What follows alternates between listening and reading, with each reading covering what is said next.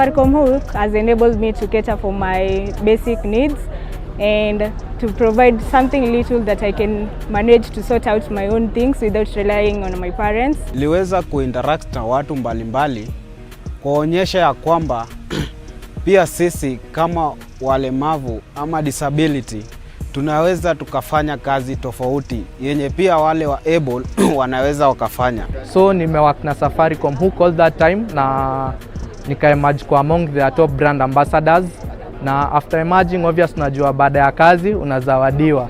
So I was able to be gifted a phone, a good phone. I've been using it for the last 1 month and it's a reliable phone. Imenisaidia kufanya vitu mingi. Kwa hiyo period nilifanya nao, I earned some money. So ilini boost.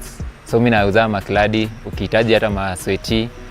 I'm best producer of sweatpants. So ukihitaji nione. Ile ni job, ukisikia kuna ka opportunity, jitume kaa chari. Mimi nimejituma, so ukipewa shughuli jitume. Mboka ni mboka, ukipewa perform.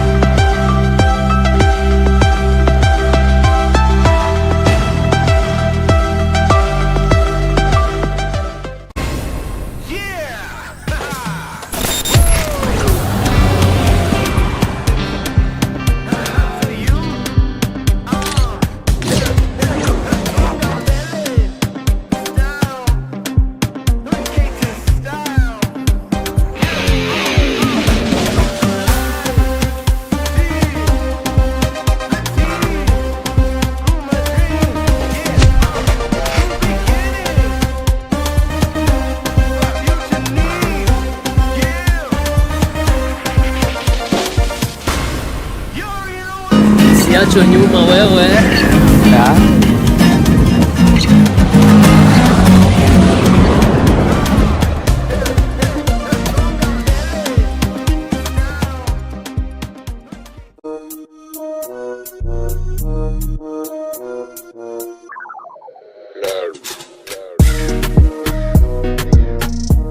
Safaricom Hook has enabled me to cater for my basic needs and to provide something little that I can manage to sort out my own things without relying on my parents. Niliweza kuinteract na watu mbalimbali kuonyesha ya kwamba pia sisi kama walemavu ama disability tunaweza tukafanya kazi tofauti yenye pia wale wa able wanaweza wakafanya. So nimework na Safaricom Hook all that time na nika-emerge kwa among the top brand ambassadors, na after emerging obvious najua baada ya kazi unazawadiwa.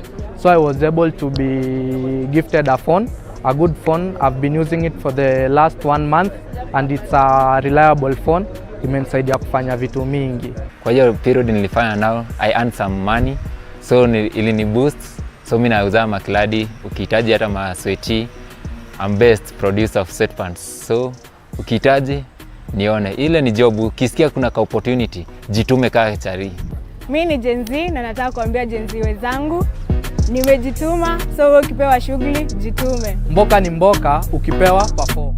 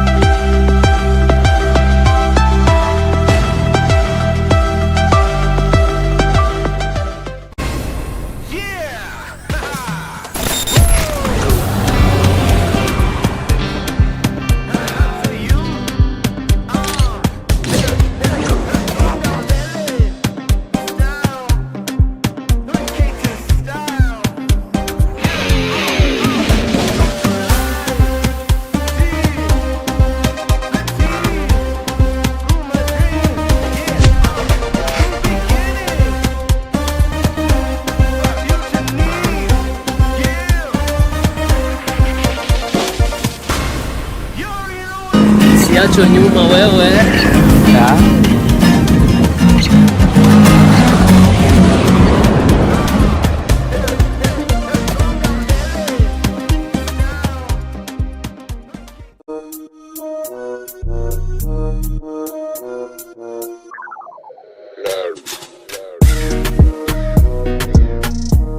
Safaricom Hook has enabled me to cater for my basic needs and to provide something little that I can manage to sort out my own things without relying on my parents. Niliweza kuinteract na watu mbalimbali kuonyesha ya kwamba pia sisi kama walemavu ama disability tunaweza tukafanya kazi tofauti yenye pia wale wa able wanaweza wakafanya. So nimework na Safaricom Hook all that time na nika-emerge kwa among the top brand ambassadors, na after emerging obvious najua baada ya kazi unazawadiwa. So I was able to be gifted a phone, a good phone. I've been using it for the last 1 month and it's a reliable phone. Imenisaidia kufanya vitu mingi. Kwa hiyo period nilifanya nao, I earned some money. So ilini boost. So mimi nauza makladi, ukihitaji hata masweti. I'm best producer of sweatpants. So ukihitaji nione, ile ni job. Ukisikia kuna ka opportunity, jitume kaa chari. Mimi ni Gen Z na nataka kuambia Gen Z wenzangu, nimejituma. So ukipewa shughuli, jitume. Mboka ni mboka, ukipewa perform.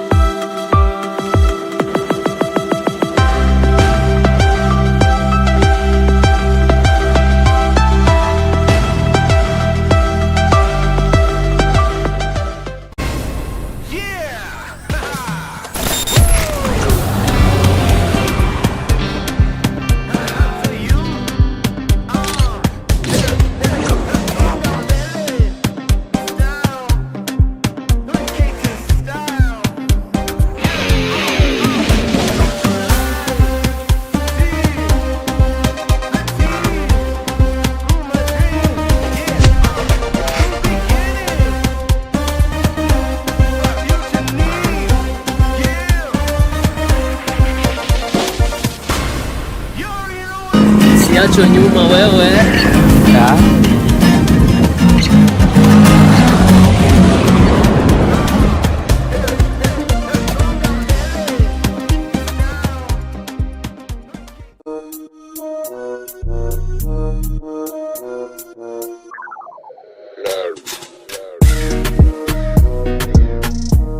Safaricom Hook has enabled me to cater for my basic needs and to provide something little that I can manage to sort out my own things without relying on my parents. Niliweza kuinteract na watu mbalimbali kuonyesha ya kwamba pia sisi kama walemavu ama disability tunaweza tukafanya kazi tofauti yenye pia wale wa able wanaweza wakafanya. So nimework na Safaricom Hook all that time na nika-emerge kwa among the top brand ambassadors, na after emerging obvious najua baada ya kazi unazawadiwa.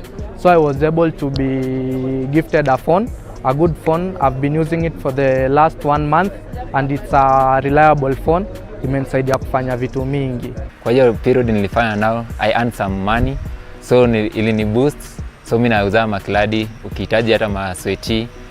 I'm best producer of sweatpants. So ukihitaji nione, ile ni job. Ukisikia kuna ka opportunity, jitume kaa chari. Mimi ni Gen Z na nataka kuambia Gen Z wenzangu nimejituma, so wewe ukipewa shughuli jitume. Mboka ni mboka, ukipewa perform.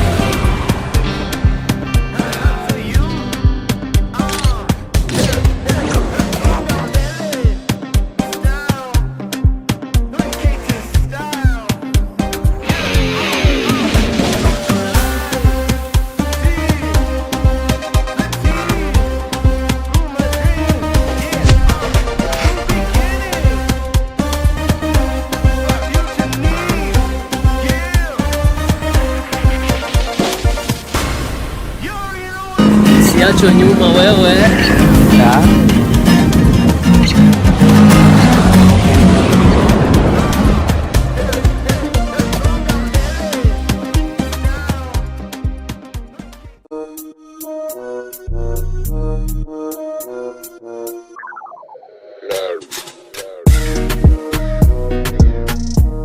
Safaricom Hook has enabled me to cater for my basic needs and to provide something little that I can manage to sort out my own things without relying on my parents. Niliweza kuinteract na watu mbalimbali kuonyesha ya kwamba pia sisi kama walemavu ama disability tunaweza tukafanya kazi tofauti yenye pia wale wa able wanaweza wakafanya. So nimework na Safaricom Hook all that time na nika-emerge kwa among the top brand ambassadors, na after emerging obvious najua baada ya kazi unazawadiwa. So I was able to be gifted a phone, a good phone. I've been using it for the last 1 month and it's a reliable phone. Imenisaidia kufanya vitu mingi. Kwa hiyo period nilifanya nao, I earned some money. So ilini boost. So mimi nauza makladi, ukihitaji hata masweti. I'm best producer of sweatpants. So ukihitaji nione, ile ni job. Ukisikia kuna ka opportunity, jitume kaa chari. Mimi ni Gen Z na nataka kuambia Gen Z wenzangu nimejituma, so ukipewa shughuli jitume. Mboka ni mboka, ukipewa perform.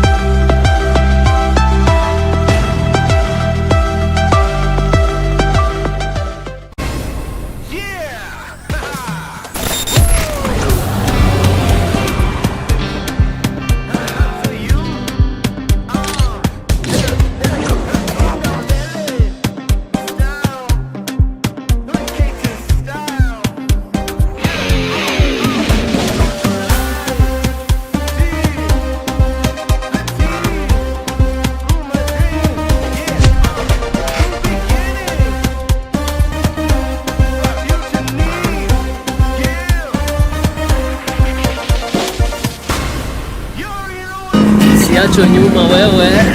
Yeah.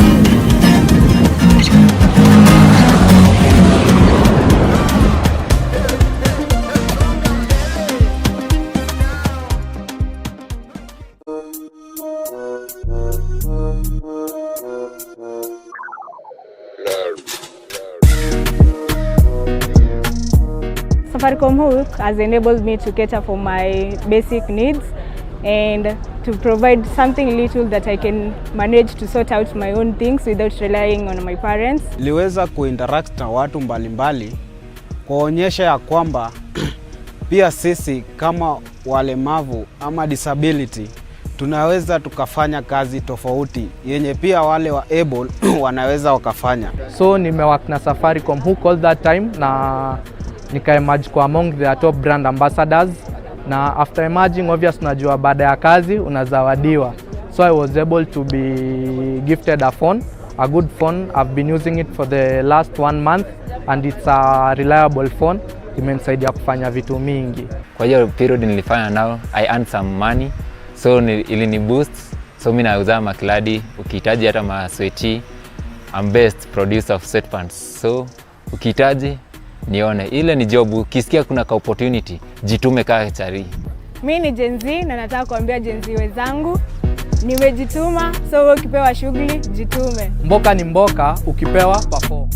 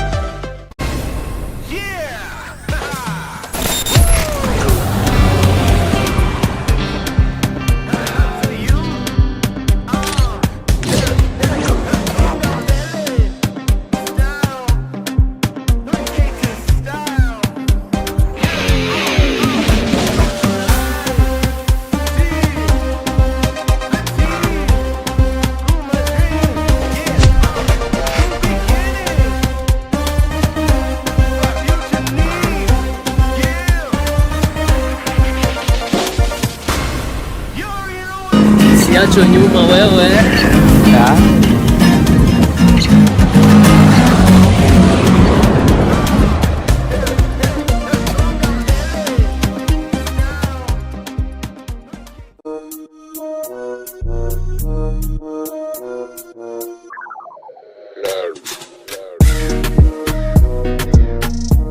Safaricom Hook has enabled me to cater for my basic needs and to provide something little that I can manage to sort out my own things without relying on my parents. Niliweza kuinteract na watu mbalimbali kuonyesha ya kwamba pia sisi kama walemavu ama disability tunaweza tukafanya kazi tofauti yenye pia wale wa able wanaweza wakafanya. So nimework na Safaricom Hook all that time na nika-emerge kwa among their top brand ambassadors, na after emerging obvious unajua baada ya kazi unazawadiwa.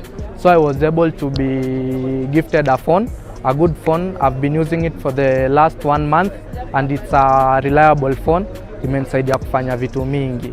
Kwa hiyo period nilifanya nao, I earned some money, so ilini boost. So mimi nauza makladi, ukihitaji hata masweti, I'm best producer of sweatpants. So ukihitaji nione, ile ni job. Ukisikia kuna ka opportunity, jitume kaa chari. Mimi ni Gen Z na nataka kuambia Gen Z wenzangu nimejituma, so ukipewa shughuli jitume. Mboka ni mboka, ukipewa perform.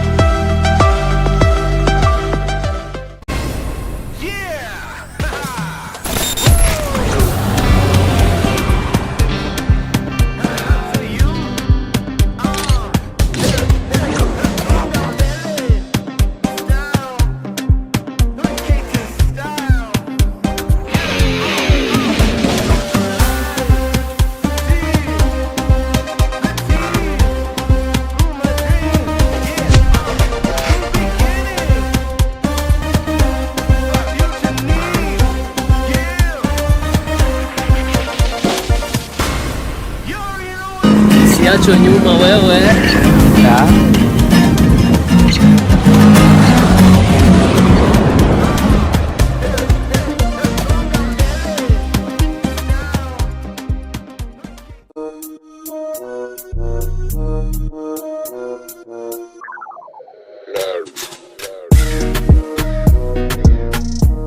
Safaricom Hook has enabled me to cater for my basic needs and to provide something little that I can manage to sort out my own things without relying on my parents. Niliweza kuinteract na watu mbalimbali kuonyesha ya kwamba pia sisi kama walemavu ama disability tunaweza tukafanya kazi tofauti yenye pia wale wa able wanaweza wakafanya. So nimework na Safaricom Hook all that time na nika-emerge kwa among their top brand ambassadors, na after emerging obvious najua baada ya kazi unazawadiwa.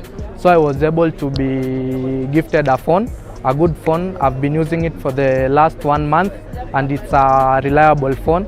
Imenisaidia kufanya vitu mingi. Kwa hiyo period nilifanya nao, I earned some money, so ilini boost. So mimi nauza makladi, ukihitaji hata masweti, I'm best producer of sweatpants. So ukihitaji nione, ile ni job, ukisikia kuna ka opportunity, jitume kaa chari. Mimi ni Gen Z na nataka kuambia Gen Z wenzangu, nimejituma, so wewe ukipewa shughuli, jitume. Mboka ni mboka, ukipewa perform.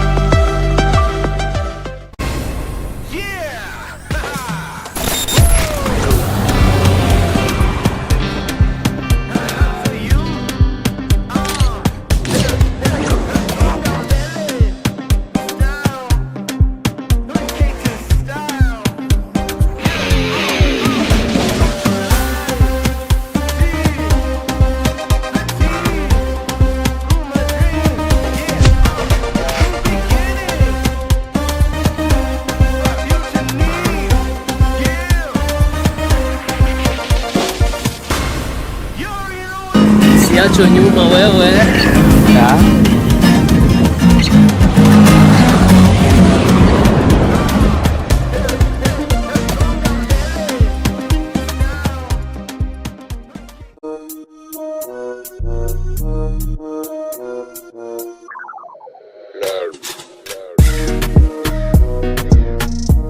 Safaricom Hook has enabled me to cater for my basic needs and to provide something little that I can manage to sort out my own things without relying on my parents. Niliweza kuinteract na watu mbalimbali kuonyesha ya kwamba pia sisi kama walemavu ama disability tunaweza tukafanya kazi tofauti yenye pia wale wa able wanaweza wakafanya. So nimework na Safaricom Hook all that time na nika-emerge kwa among the top brand ambassadors, na after emerging obvious najua baada ya kazi unazawadiwa.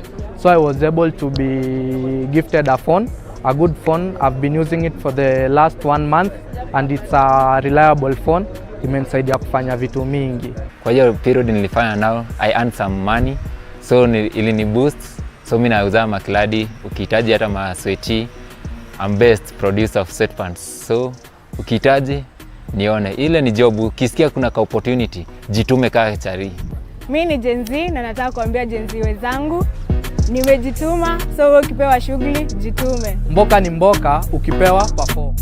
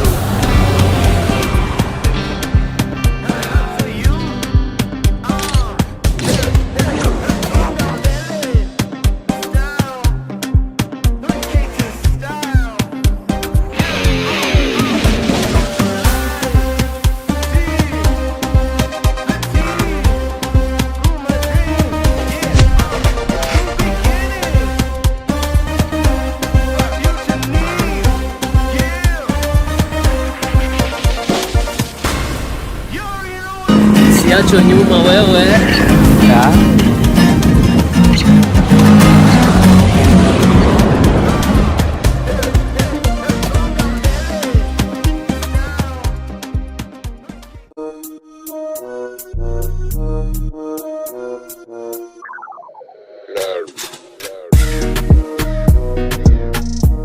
Safaricom Hook has enabled me to cater for my basic needs and to provide something little that I can manage to sort out my own things without relying on my parents. Niliweza kuinteract na watu mbalimbali kuonyesha ya kwamba pia sisi kama walemavu ama disability tunaweza tukafanya kazi tofauti yenye pia wale wa able wanaweza wakafanya. So nimework na Safaricom Hook all that time na nika-emerge kwa among the top brand ambassadors, na after emerging obvious najua baada ya kazi unazawadiwa.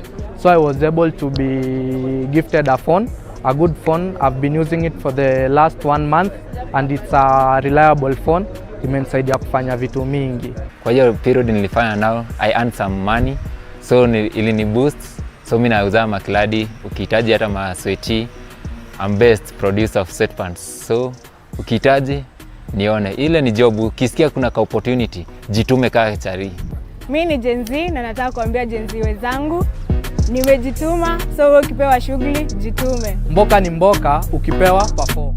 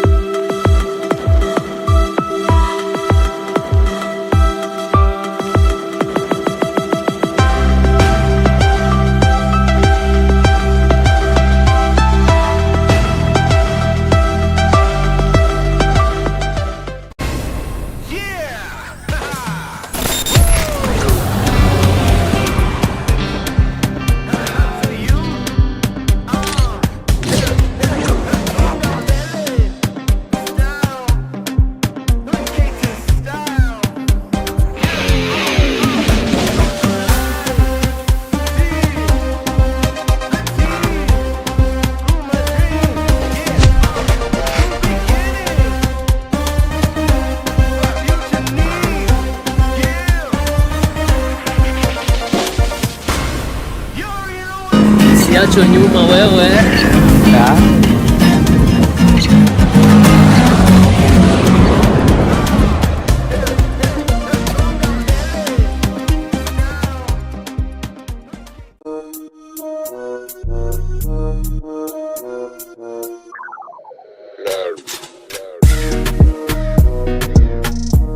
Safaricom Hook has enabled me to cater for my basic needs and to provide something little that I can manage to sort out my own things without relying on my parents. Niliweza kuinteract na watu mbalimbali kuonyesha ya kwamba pia sisi kama walemavu ama disability tunaweza tukafanya kazi tofauti yenye pia wale wa able wanaweza wakafanya. So nimework na Safaricom Hook all that time na nika-emerge kwa among their top brand ambassadors, na after emerging obvious najua baada ya kazi unazawadiwa. So I was able to be gifted a phone, a good phone. I've been using it for the last 1 month and it's a reliable phone. Imenisaidia kufanya vitu mingi. Kwa hiyo period nilifanya nao, I earned some money, so ilini boost. So mimi nauza makladi, ukihitaji hata masweti, I'm best producer of set pants. So ukihitaji nione, ile ni job, ukisikia kuna ka opportunity, jitume kaa chari. Mimi ni Gen Z na nataka kuambia Gen Z wenzangu, nimejituma, so wewe ukipewa shughuli, jitume. Mboka ni mboka, ukipewa perform.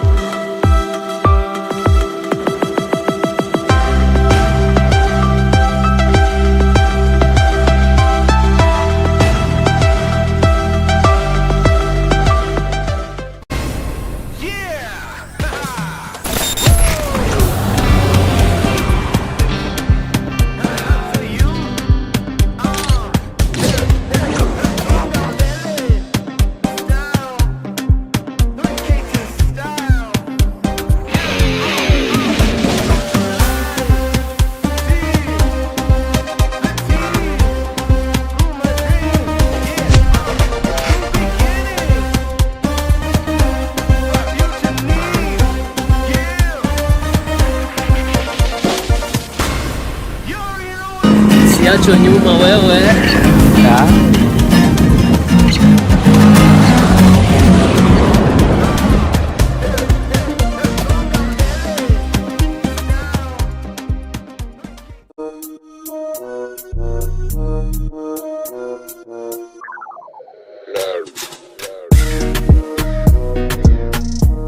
Safaricom Hook has enabled me to cater for my basic needs and to provide something little that I can manage to sort out my own things without relying on my parents. Niliweza kuinteract na watu mbalimbali kuonyesha ya kwamba pia sisi kama walemavu ama disability tunaweza tukafanya kazi tofauti yenye pia wale wa able wanaweza wakafanya. So nimework na Safaricom Hook all that time na nika-emerge kwa among the top brand ambassadors, na after emerging obvious unajua baada ya kazi unazawadiwa. So I was able to be gifted a phone, a good phone. I've been using it for the last 1 month and it's a reliable phone. Imenisaidia kufanya vitu mingi. Kwa hiyo period nilifanya nao, I earned some money. So ilini boost. So mimi nauza makladi, ukihitaji hata masweti. I'm best producer of sweatpants. So ukihitaji nione, ile ni job. Ukisikia kuna ka opportunity, jitume kaa chari. Mimi ni Gen Z na nataka kuambia Gen Z wenzangu, nimejituma, so ukipewa shughuli jitume. Mboka ni mboka, ukipewa perform.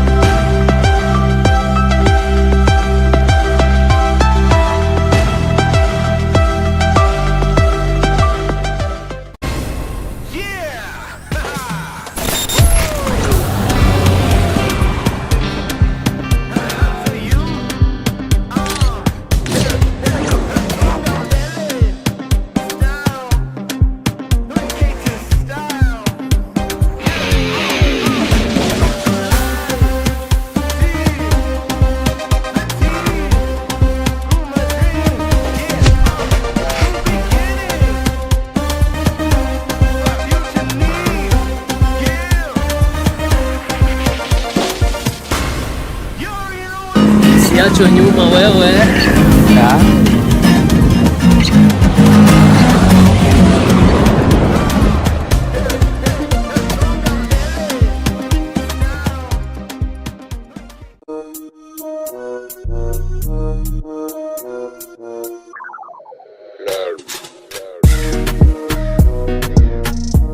Safaricom Hook has enabled me to cater for my basic needs and to provide something little that I can manage to sort out my own things without relying on my parents. Niliweza kuinteract na watu mbalimbali kuonyesha ya kwamba pia sisi kama walemavu ama disability tunaweza tukafanya kazi tofauti yenye pia wale wa able wanaweza wakafanya. So nimework na Safaricom Hook all that time na nika-emerge kwa among their top brand ambassadors, na after emerging obvious najua baada ya kazi unazawadiwa.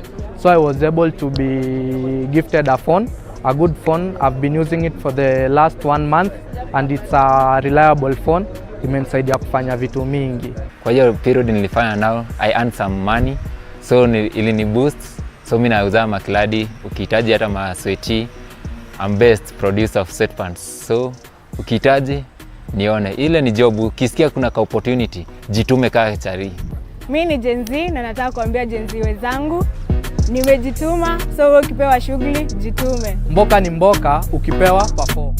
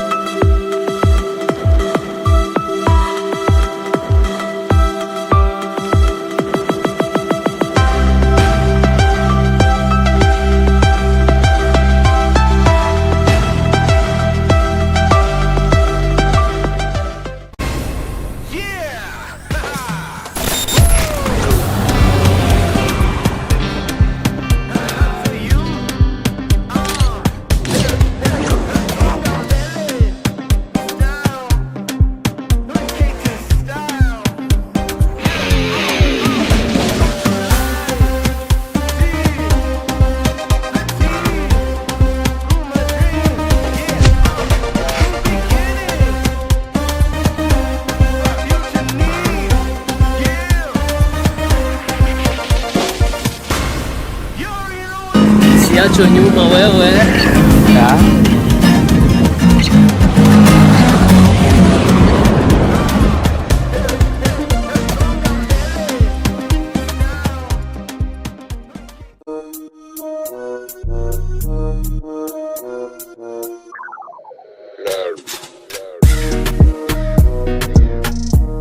Safaricom Hook has enabled me to cater for my basic needs and to provide something little that I can manage to sort out my own things without relying on my parents. Niliweza kuinteract na watu mbalimbali kuonyesha ya kwamba pia sisi kama walemavu ama disability tunaweza tukafanya kazi tofauti yenye pia wale wa able wanaweza wakafanya. So nimework na Safaricom Hook all that time na nika-emerge kwa among the top brand ambassadors, na after emerging obvious najua baada ya kazi unazawadiwa.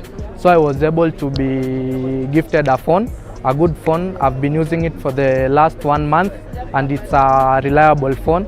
Imenisaidia kufanya vitu mingi. Kwa hiyo period nilifanya nao, I earned some money, so ilini boost. So mimi nauza makladi, ukihitaji hata masweti, I'm best producer of sweatpants. So ukihitaji nione, ile ni job. Ukisikia kuna ka opportunity, jitume kaa chari. Mimi ni Gen Z na nataka kuambia Gen Z wenzangu nimejituma, so ukipewa shughuli jitume. Mboka ni mboka, ukipewa perform.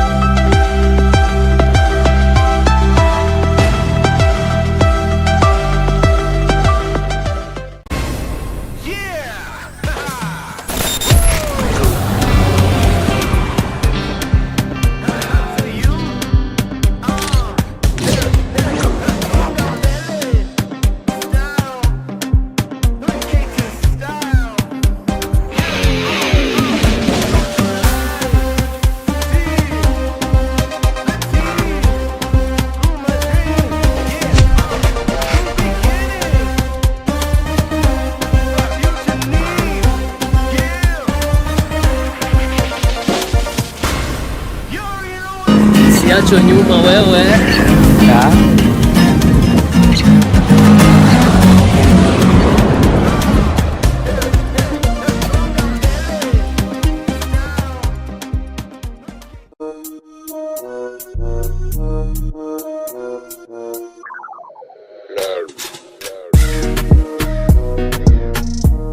Safaricom Hook has enabled me to cater for my basic needs and to provide something little that I can manage to sort out my own things without relying on my parents. Niliweza kuinteract na watu mbalimbali kuonyesha ya kwamba pia sisi kama walemavu ama disability tunaweza tukafanya kazi tofauti yenye pia wale wa able wanaweza wakafanya. So nimework na Safaricom Hook all that time na nika-emerge kwa among their top brand ambassadors, na after emerging obvious unajua baada ya kazi unazawadiwa. So I was able to be gifted a phone, a good phone. I've been using it for the last 1 month and it's a reliable phone. Imenisaidia kufanya vitu mingi. Kwa hiyo period nilifanya nao, I earned some money, so ilini boost. So mimi nauza makladi, ukihitaji hata masweti. I'm best producer of sweatpants. So ukihitaji nione, ile ni job. Ukisikia kuna ka opportunity, jitume kaa chari. Mimi ni Gen Z na nataka kuambia Gen Z wenzangu nimejituma, so wewe ukipewa shughuli jitume. Mboka ni mboka, ukipewa perform.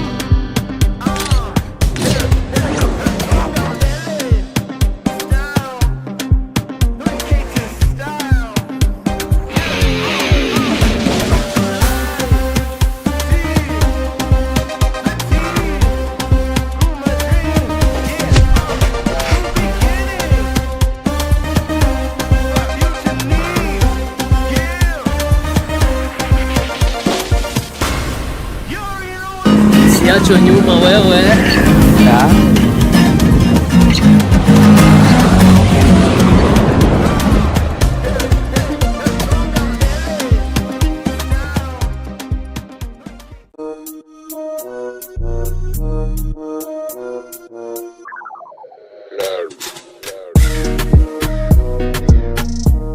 Safaricom Hook has enabled me to cater for my basic needs and to provide something little that I can manage to sort out my own things without relying on my parents. Niliweza kuinteract na watu mbalimbali kuonyesha ya kwamba pia sisi kama walemavu ama disability tunaweza tukafanya kazi tofauti yenye pia wale wa able wanaweza wakafanya. So nimework na Safaricom Hook all that time na nika-emerge kwa among the top brand ambassadors, na after emerging obvious unajua baada ya kazi unazawadiwa.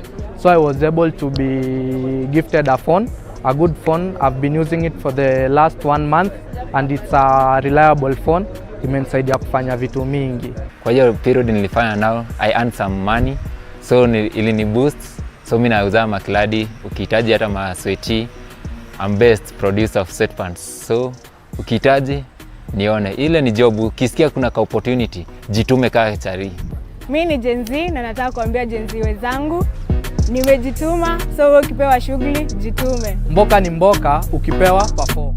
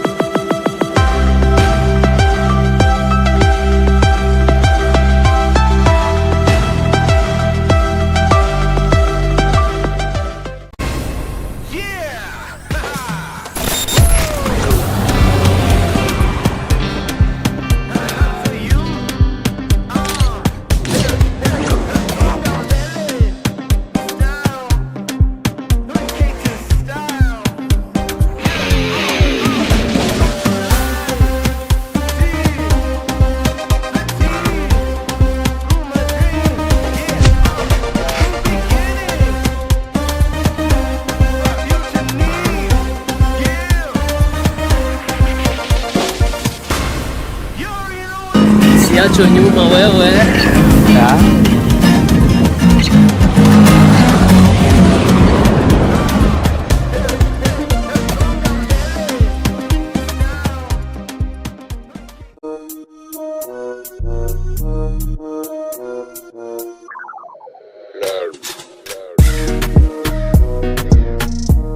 Safaricom Hook has enabled me to cater for my basic needs and to provide something little that I can manage to sort out my own things without relying on my parents. Niliweza kuinteract na watu mbalimbali kuonyesha ya kwamba pia sisi kama walemavu ama disability tunaweza tukafanya kazi tofauti yenye pia wale wa able wanaweza wakafanya. So nimework na Safaricom Hook all that time na nika-emerge kwa among the top brand ambassadors, na after emerging obvious unajua baada ya kazi unazawadiwa. So I was able to be gifted a phone, a good phone. I've been using it for the last 1 month and it's a reliable phone. Imenisaidia kufanya vitu mingi. Kwa hiyo period nilifanya nao, I earned some money. So ilini boost. So mimi nauza makladi, ukihitaji hata masweti. I'm best producer of sweatpants. So ukihitaji nione, ile ni job. Ukisikia kuna ka opportunity, jitume kaa chari. Mimi ni Gen Z na nataka kuambia Gen Z wenzangu nimejituma, so ukipewa shughuli jitume. Mboka ni mboka, ukipewa perform.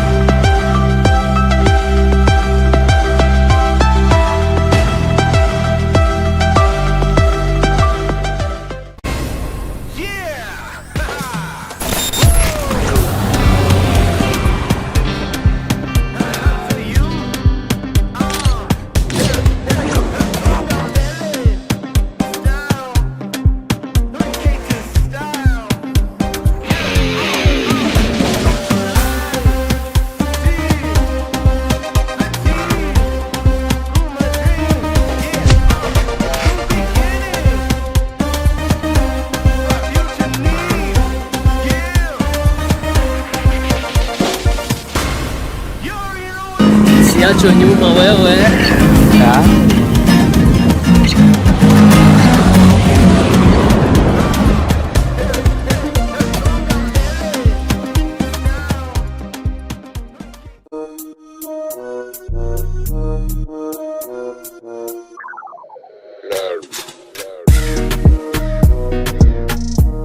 Safaricom Hook has enabled me to cater for my basic needs and to provide something little that I can manage to sort out my own things without relying on my parents. Niliweza kuinteract na watu mbalimbali kuonyesha ya kwamba pia sisi kama walemavu ama disability tunaweza tukafanya kazi tofauti yenye pia wale wa able wanaweza wakafanya. So nimework na Safaricom Hook all that time na nika-emerge kwa among the top brand ambassadors, na after emerging obvious unajua baada ya kazi unazawadiwa. So I was able to be gifted a phone, a good phone. I've been using it for the last 1 month and it's a reliable phone. Imenisaidia kufanya vitu mingi. Kwa hiyo period nilifanya nao, I earned some money. So ilini boost. So mimi nauza makladi, ukihitaji hata masweti. I'm best producer of sweatpants. So ukihitaji nione, ile ni job. Ukisikia kuna ka opportunity, jitume kaa chari. Mimi ni Gen Z na nataka kuambia Gen Z wenzangu, nimejituma, so ukipewa shughuli jitume. Mboka ni mboka, ukipewa perform.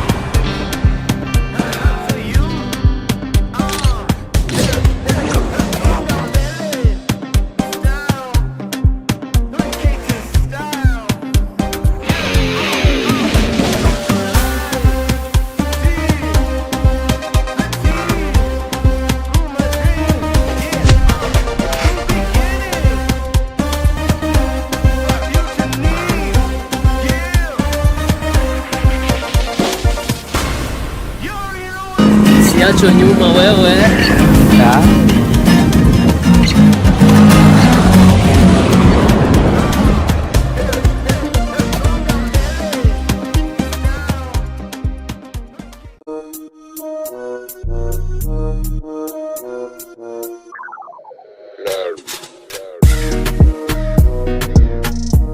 Safaricom Hook has enabled me to cater for my basic needs and to provide something little that I can manage to sort out my own things without relying on my parents. Niliweza kuinteract na watu mbalimbali kuonyesha ya kwamba pia sisi kama walemavu ama disability tunaweza tukafanya kazi tofauti yenye pia wale wa able wanaweza wakafanya. So nimework na Safaricom Hook all that time na nika-emerge kwa among the top brand ambassadors, na after emerging obvious unajua baada ya kazi unazawadiwa. So I was able to be gifted a phone, a good phone. I've been using it for the last 1 month and it's a reliable phone. Imenisaidia kufanya vitu mingi. Kwa hiyo period nilifanya nao, I earned some money. So ilini boost. So mimi nauza makladi, ukihitaji hata masweti. I'm best producer of sweatpants. So ukihitaji nione, ile ni job. Ukisikia kuna ka opportunity, jitume kaa chari. Mimi ni Gen Z na nataka kuambia Gen Z wenzangu nimejituma, so ukipewa shughuli jitume. Mboka ni mboka, ukipewa perform.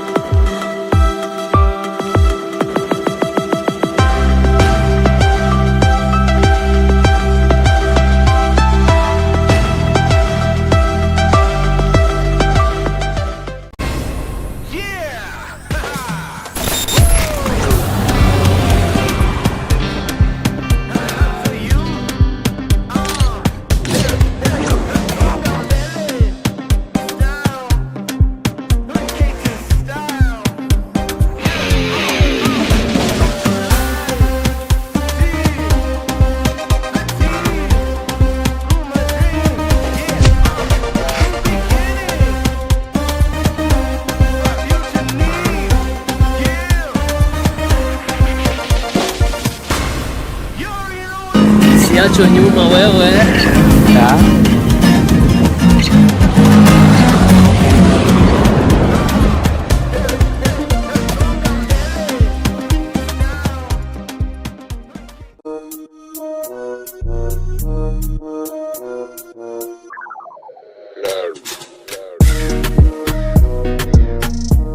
Safaricom Hook has enabled me to cater for my basic needs and to provide something little that I can manage to sort out my own things without relying on my parents. Niliweza kuinteract na watu mbalimbali kuonyesha ya kwamba pia sisi kama walemavu ama disability tunaweza tukafanya kazi tofauti yenye pia wale wa able wanaweza wakafanya. So nimework na Safaricom Hook all that time na nika-emerge kwa among the top brand ambassadors, na after emerging obvious unajua baada ya kazi unazawadiwa.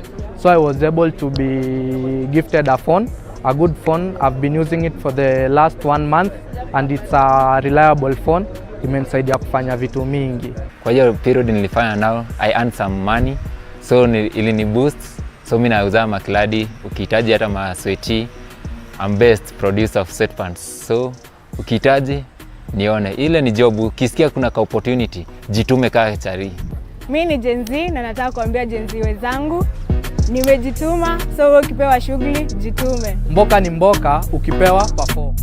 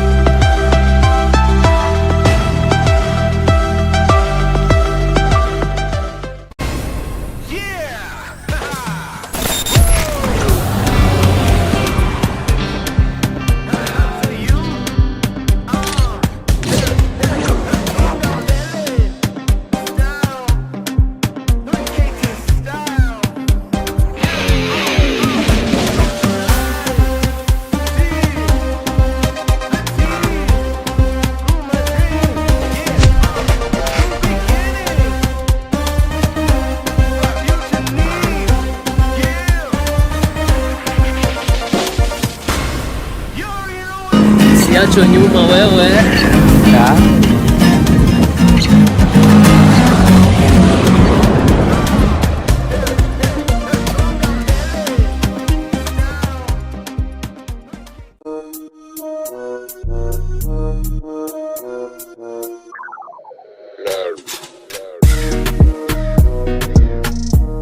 Safaricom Hook has enabled me to cater for my basic needs and to provide something little that I can manage to sort out my own things without relying on my parents. Niliweza kuinteract na watu mbalimbali kuonyesha ya kwamba pia sisi kama walemavu ama disability tunaweza tukafanya kazi tofauti yenye pia wale wa able wanaweza wakafanya. So nimework na Safaricom Hook all that time na nika-emerge kwa among the top brand ambassadors, na after emerging obvious najua baada ya kazi unazawadiwa.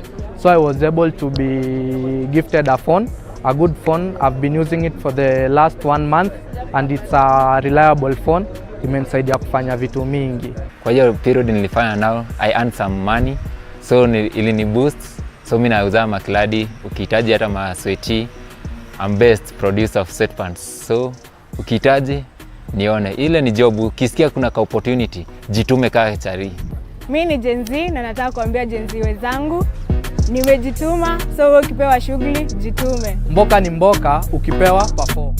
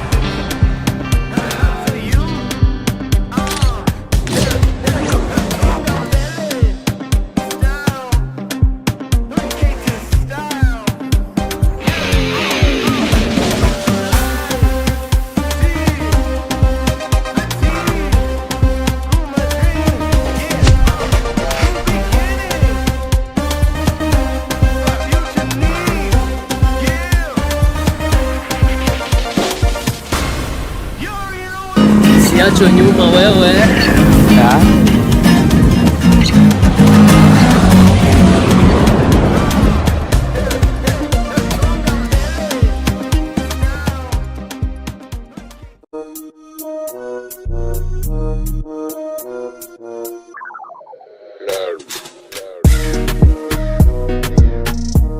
Safaricom Hook has enabled me to cater for my basic needs and to provide something little that I can manage to sort out my own things without relying on my parents. Niliweza kuinteract na watu mbalimbali kuonyesha ya kwamba pia sisi kama walemavu ama disability tunaweza tukafanya kazi tofauti yenye pia wale wa able wanaweza wakafanya. So nimework na Safaricom Hook all that time na nika-emerge kwa among the top brand ambassadors, na after emerging obvious unajua baada ya kazi unazawadiwa.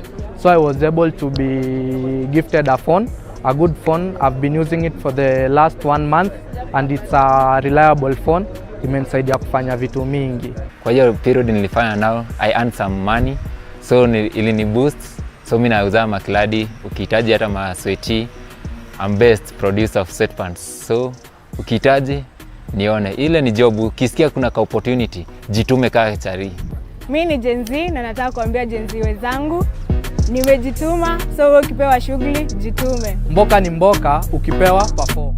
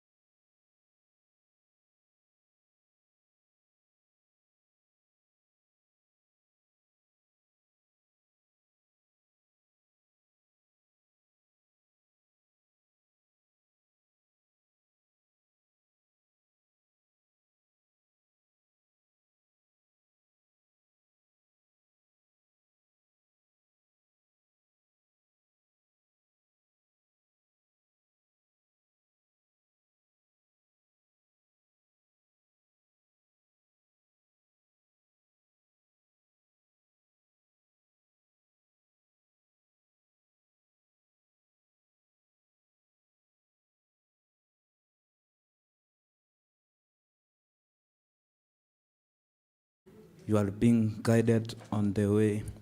You can, okay, for example, you can use a link provided and you can join as a youth by going online and registering yourself using a code *55#.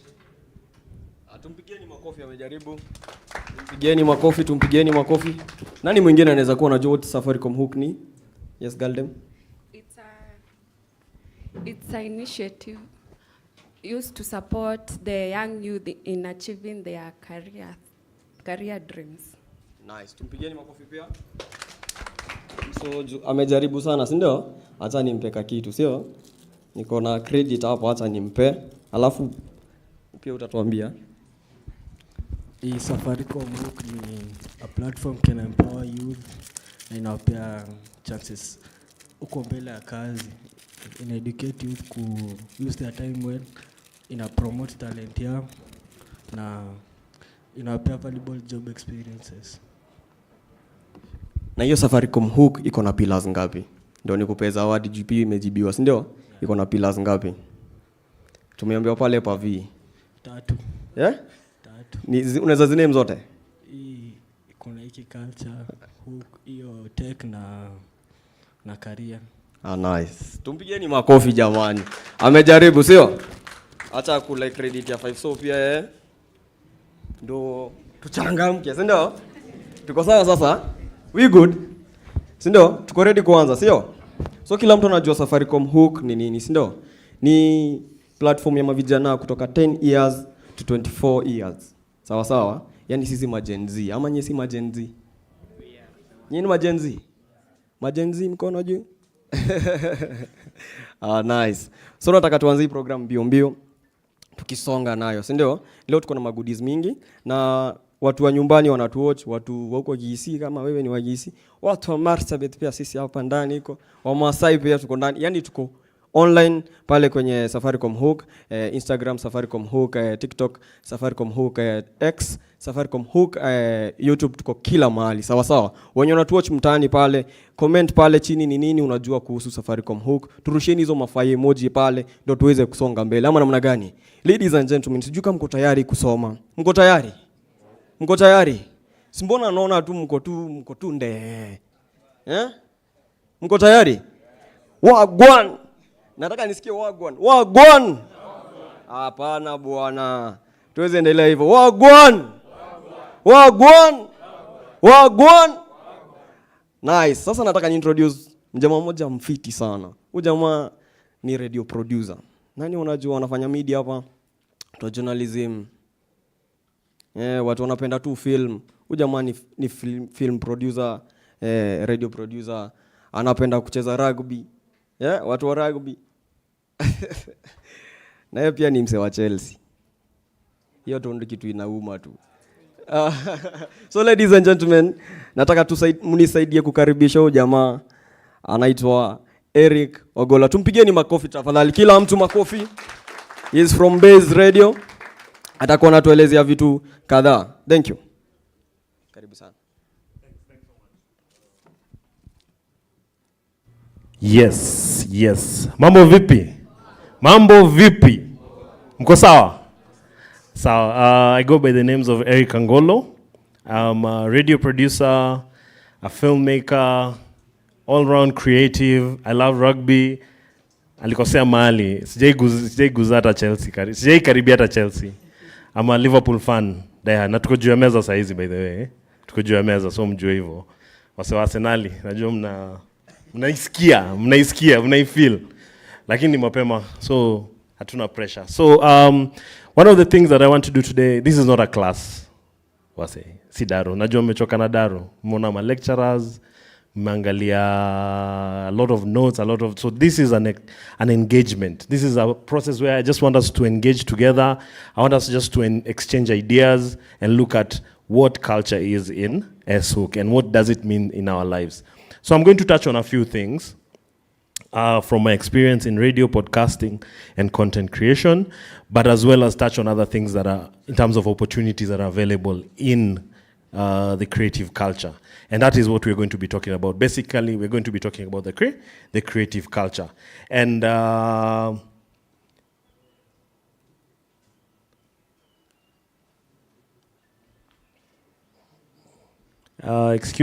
tech team.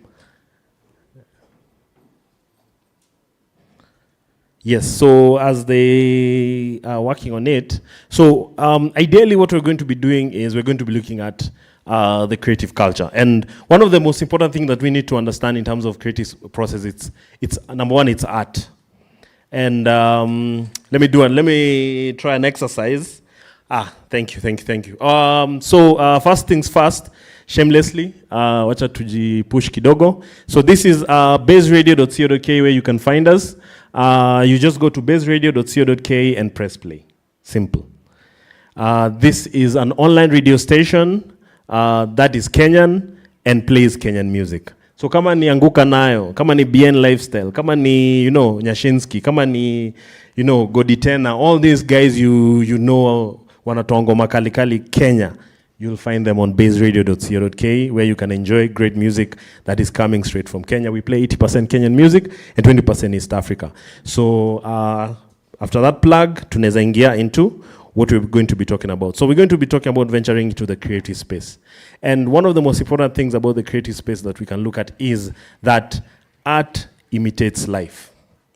And when I say art imitates life, one of the simplest explanations is looking at our artists. One of them recently sang, Maandamano, wamepandisha bei ya avocado, si ndio? Something very simple. Bei avocado ikipanda si affect wase. And that is what we mean when we say art imitates life. So when we look at venturing into the creative space, what we have in our life is actually an asset. What we are going through each and every day is an asset. So just to start off, we're going to be looking at some of the examples of what we have in culture. We have a video here that I wanted to sample.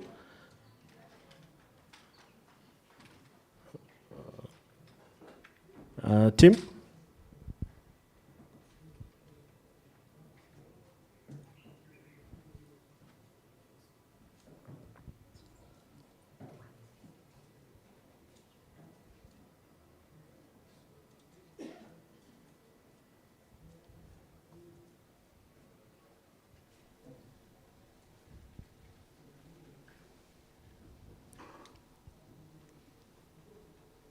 Tim, the video.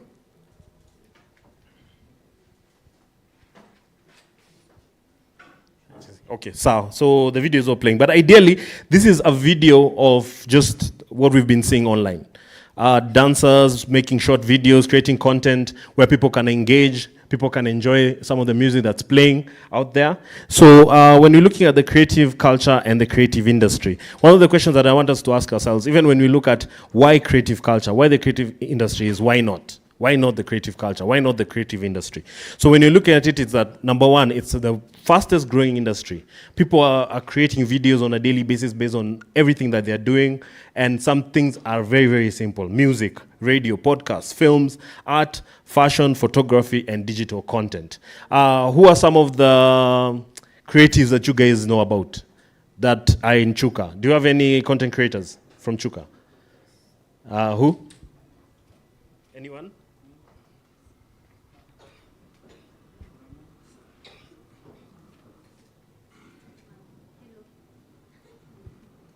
Hello. Yes?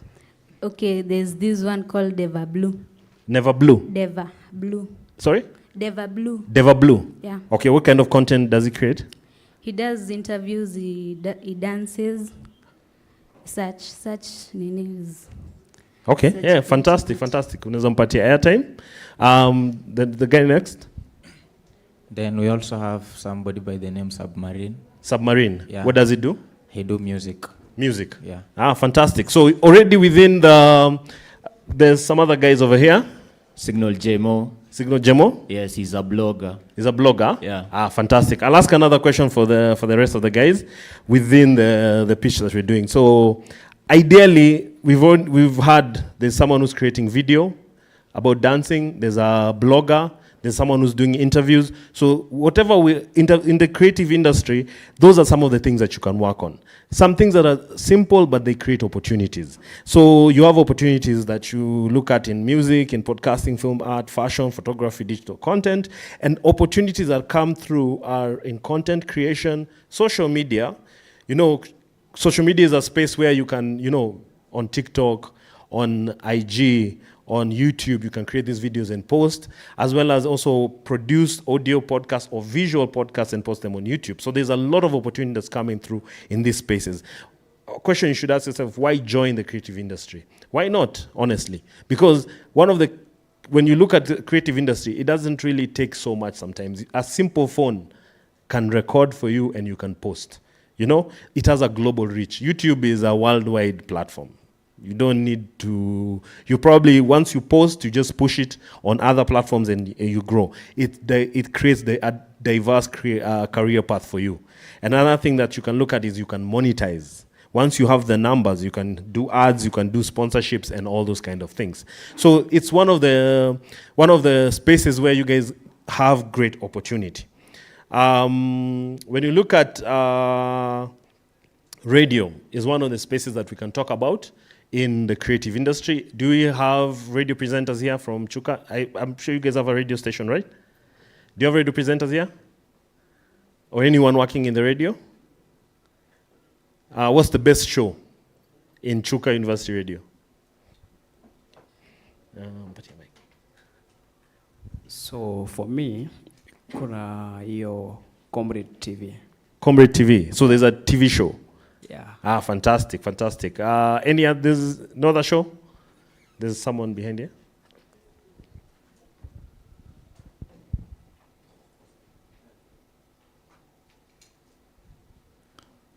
For me, pia niko na TV huko YouTube inachita kama Dante Moja TV.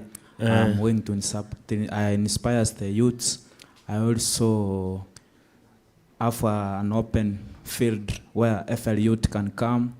They tell their story. At the end, the story can inspire someone who was at various times of need. Yeah. Okay, fantastic.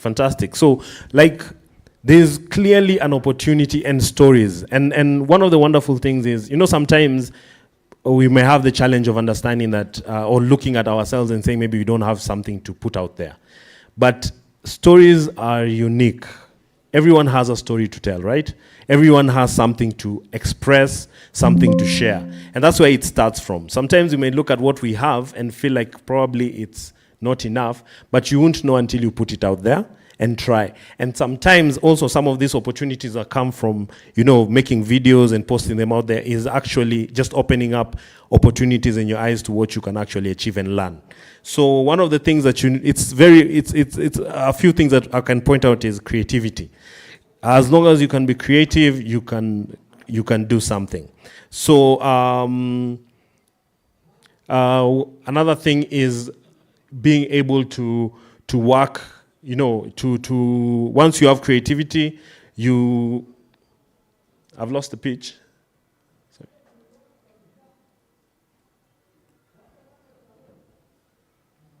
So creativity is one of the things. In radio, what you can look at is that you have opportunity not only as a radio presenter, but also as a radio producer, a content creator. You can work in so many different things. One of the things that we can look at after radio, a very, very close area to radio, is podcasting. Right now, podcasting is one of the fastest growing spaces as well. When you look at podcasting, there's so many podcasts out there. Any podcasts that you guys know about that are big? Check it.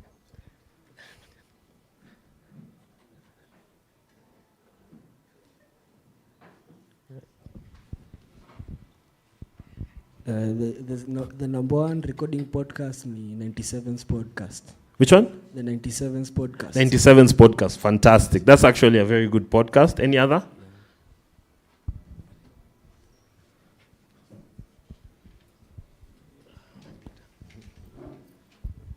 The Three Men Army. 97's. That's the one he was talking about. Mic Check podcast. Podcast, yes. There's a Real, Raw and Rare. Real, Raw and Rare. So in the podcasting space, there is so much that someone can do. There's a lot of flexibility. You have freedom. There's you can break rules. You can explore what you can achieve. You can start even a podcast, call it Chuka Uni podcast. You can, first years or whatever you want to do with it. And one of the things is that it gives you flexibility in what you want to talk about, because you can talk about from being in school to, you know, where you come from. If you come from Meru, you come from Nairobi, you come from Mombasa, Kisumu, whichever place you come from, you can literally create a podcast on that. So it's niche content, on demand, diverse formats. You can do it in so many different ways. So whatever you have in radio, which has like a fixed format of presentation, in podcast, it opens up more. Now it becomes more flexible. It becomes, the opportunities also grow with it. So one of the things that you can look at in terms of some of the podcasts that you've just mentioned, that is they are more of commentary and banter podcasts. But the podcast can be in so many different fields. You can do podcasts in history. You can do podcasts in comedy. You can do podcasts in sports. You can do podcasts, you know, in so many different, true crime. Anything that you want to look at and explore, you can actually do a podcast on. So you don't have any limitation in terms of just fitting into one thing that you've already seen someone do. If once you explore and research, you can actually achieve so much in podcasting. And one of the key things about podcasts is that there are people who are doing individual podcasts where they're doing what are called solo pods, where they are alone and they record using their phones. Some of them are audio, some of them are visual. There are people who are doing simple setups for maybe 2 people or 3 people. When you look at 97s, it's 3 people. Very simple podcast, and it really does well. But one of the key things about podcasting is that you have to plan your content, understand who is listening to you so that you can reach them very well. So podcasting is a very it's a growing market, but one of the key things that I can tell you guys, there's so much opportunity in podcasts because people are literally just scratching the surface in podcasting, because a lot of podcasts that are out there right now are conversational, are, you know, banter, but there's no true crime, there's no history, there's no, like we have I think 2 or 3 on sports. So there's so much space. We don't have anything in the business space. Like we have I think 1 that's looking at financial conversations. So there is so much that can be done in podcasting that, so people are literally just scratching on the surface. What we can look at is one of the most, I think you guys know that face. Yeah, so one of the interesting spaces that has been growing very fast is also content creation. And content creation is a fantastic space for guys to actually express themselves. And some of these things that you can look at, for example, someone like Crazy Kena, he's a university graduate. He studied, I believe, engineering, if I'm not wrong. So this is someone who studied engineering and finished and decided to go the route of content creation, and it has worked wonders for him. And when you look at his creativity, he's producing skits. Right now he's actually creating online series, web series, where he's doing, instead of just doing skits, he's literally creating a story, that he's telling a story through a film that he's creating. So there's actually so much opportunity when you look at also content creation, because it encompasses, as in content creation revolves around all these things that you can work with in terms of radio. You can couple radio with content creation. You can couple podcasting with content creation. You can couple anything that you guys are doing in the space with content creation. And there's so much opportunity. What is some of the content that you guys love watching on TikTok or IG, or what kind of content do you guys like watching?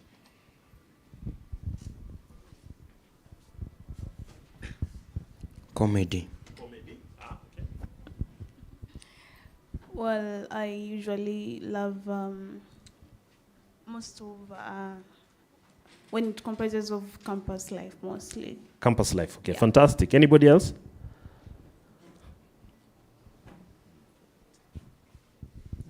Okay, I like following about music and or football. Okay. Reels, yeah. Yes. So you can see someone's talking about music, campus life. So there's so much diverse content out there right now. And people are literally there are people who record like almost about their life. There's people who are recording about food. There's Boina, Markways. People are recording, they're just going into restaurants and just record themselves eating. And that's how diverse content can be. There's so much opportunity in terms of content that has not even been explored. There's you can do content on autobiographies, or you can follow people and understand their lives. There's documentary sports teams. We have so many sports teams that people have not even documented. Gor Mahia and the likes of AFC Leopards. People can create content on that. There's so much content that can be created. So in terms of the space of the creative culture, what we're just actually doing today is actually just one thing, and one thing simple. We're asking you guys, why not? Why not try content creation, because at the end of the day, it's an opportunity. It creates an opportunity, and actually when you look at how to start, it's very, very, very simple. So what I'm going to do right now is just open up the floor. I'm going to call in Castro, who's going to also touch a little bit on the space on creativity, focusing on music, him being someone who's in that space very, very big, and then we can ask a few questions.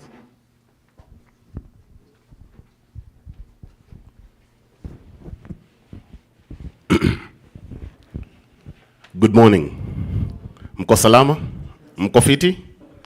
Okay. Have you guys learned a lot from this gentleman based on culture and on the radio media side?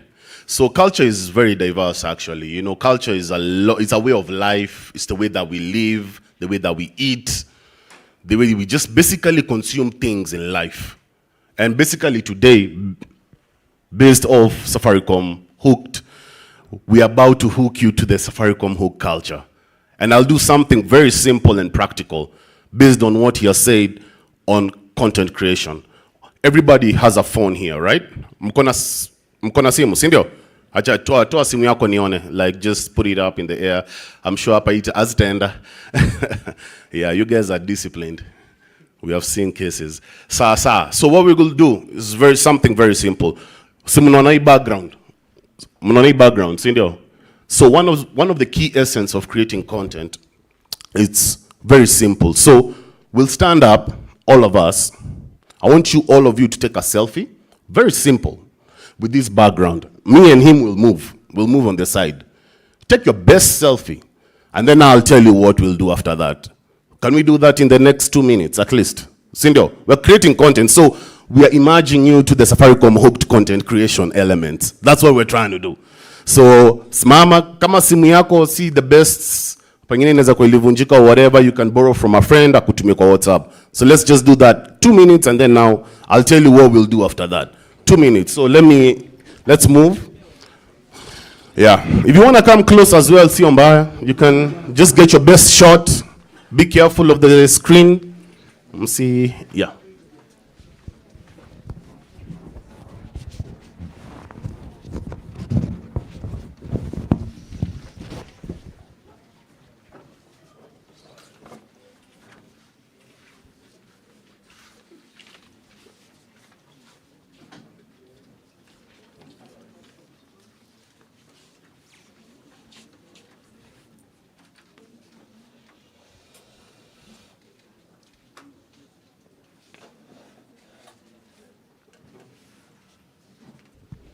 As well, if you want to do a reel as well, sio picha peke yake. If you feel like your reels work better for you, you can do a reel, you know.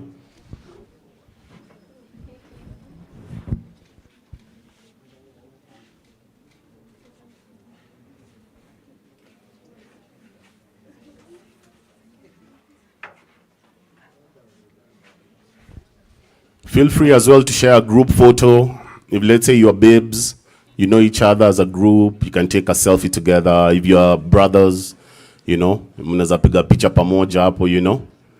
If you're here with your girlfriend as well, you can create something together, a reel or whatever.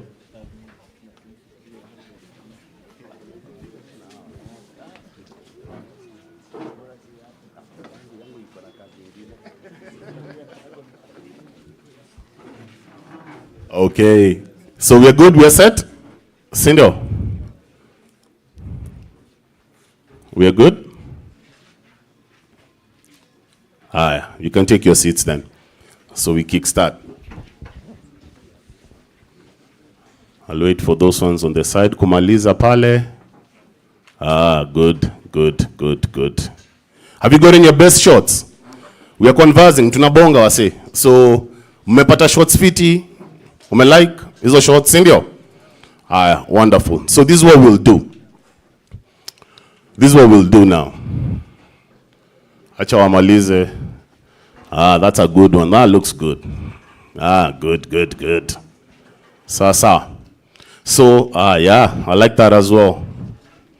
Okay. So everybody has taken a selfie, videos and stuff like that. Sindio? So this is what we'll do. Are we all on Instagram? Tuko IGs. Yeah, I hope you guys have Instagram accounts. Sindio? Tuko na TikTok pia. Sindio? for those who have taken good reels and they like them. Sindio? So this is what we'll do. I want you to go to your social site right now.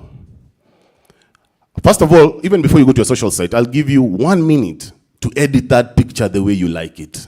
Najua, you guys use the best filters, you guys use the best grading. So I'll give you a minute, first of all, to edit it. Put the best filter you want. Consult your friend who's come and wake up or your, you know, make a funny. Make sure you post your friends also as they are looking good, you know. So edit. Let's edit. We give ourselves at least a minute or two to edit those content, and then I'll tell you what we'll do after that. I can see Absa is here as well. Habari zenyu? Mtatupatia loan? Tununue masimu? Sawa.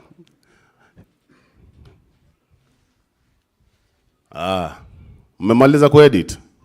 Are we good? I know ladies will take more time. Hey, ladies, they edit even the hair. You know, mtu anaweza kwa nywele meka, you know. It takes time for women to edit. For men, I think it's just filter. Sindio?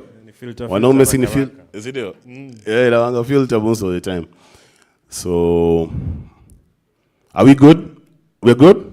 So what we'll do now, I want you guys to go to your best social site. Best performing between Instagram and TikTok. That's what we're focusing on now. Yes. So go to that page. First thing you'll do is follow Safaricom Hooked page. Let's do that first. Follow the page. Follow the page. So we are going to our Instagram and our best TikTok. And then now we follow. Msha follow. Kama uliko me follow before, it's also good. But right now, are we all good? Oh, I wait. Una edit. Hey, sawa basi. Sinaona? Nakwambia nini?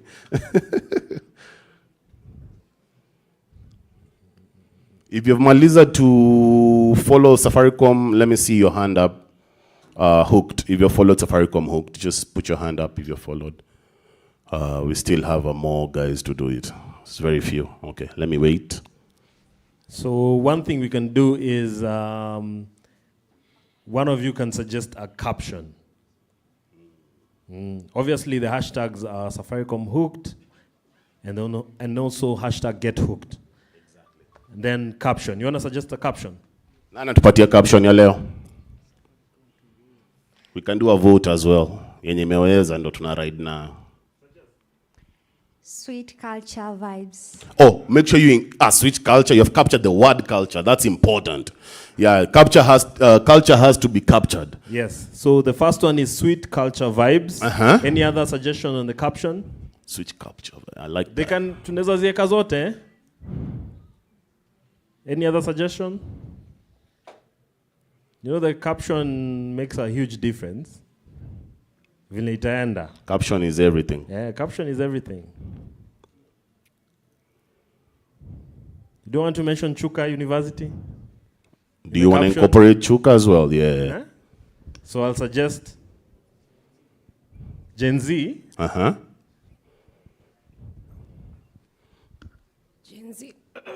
Gen Z culture circle. Gen Z culture circle. Gen Z culture circle. Okay. I like that. Do anybody wants to incorporate the word Chuka in it? Ama mnataka ikuwe tu organic hivyo? Haina noma, tunaweza add Chuka kama hashtag. Yeah, we'll add Chuka University. We'll just put hashtag Chuka edition. Yeah. Sindo? S-hooked Chuka edition. Sindo? Yep. So are we good? Can I see by the hands if you've malized everything that we have talking about right now? Can I see by the hand if you're finished editing your content, you have followed S-hooked page? Can I see by show of hands? 1, 2, okay, 3, 4. Hey, kwenye hawa wengine wana simu, what's popping? Ama ni internet ndio shida? Ni internet ndio shida? Yuko wapi UMC? Yeye ndio ako na internet hapa. Bana. Ako wapi? There's a password. There's a password as well. There's a Wi-Fi actually. There's Wi-Fi. Sim login. Have you guys logged in? Haifanyi? MC ametoroka mazi. Nenda kwa na nini zote. When uko na all the bundles. Zimeenda wapi? So what? Okay, no problem. So for the few who we have, wala kona bundles for now, what we'll do is we'll follow that page for Safaricom Hooked. I want you guys to post an Insta story or a post. Based on what you have created today here. Hizo selfie tumechukua zote, si ndio? After you create, you tag Safaricom page. Yeah. You put the hashtag for? You put the hashtag for sweet culture vibes. You put sweet culture vibes. Just note that down. Sweet culture vibes. So you'll put that one, and then? There was Gen Z. Yeah, Culture Circle, Gen Z Culture Circle, and then Safaricom Hooked and Get Hooked. Okay, Safaricom Hooked and Get Hooked. So once you put those hashtags, tag them, alafu repost. Before this session ends, this MC will have to handpick a couple of individuals. Because, you see, let me tell you the beauty of why we are here as a culture. We are here to immerse you in the S-hooked culture. If you look at the right of where you're seated, that side, there's gonna be Outfit. Outfit is one of the car partners. You can see them there. So we said culture is a way of living and way of life. So the outfits that you'll be dressing, Outfit over there, they have very good outfits. So we'll do something in collaboration with them, with you. That's what's gonna happen after that. On top of that, because this is the culture, si tumesema tuna synchronize culture kabisa, si tunaenda kuenda, si ndio? On top of that, on the other side, we have Elevate. Elevate, it's a platform that me, Motive, created. How many of you know Motive the Don? People who listen to music, si ndio? He's the spearhead of Urbanton. He's the reason why we have Urbanton actually in Kenya. So, come on, any musician, or you want to venture into the music industry in some sort of way, or you just want to probably meet an artist you like and take a selfie, because it's content creation at the end of the day. Motive over there will make it happen for you. But based on if you have meet all those requirements, and the MC is the one who's going to handpick that. So he's going to handpick that, put your name, and then now we'll merge you with those guys. And then now you guys will be able to be a testimony and say, yeah, culture hook ilinijenga. Sindio? Sio formation imeweza. So when we come here, give you a speech, our agenda is not just to come here and talk to you and sell you a dream. No. As we sell you a reality, you know, we make it happen on real time. So even if we're moving as culture hook. So that's what we're going to do.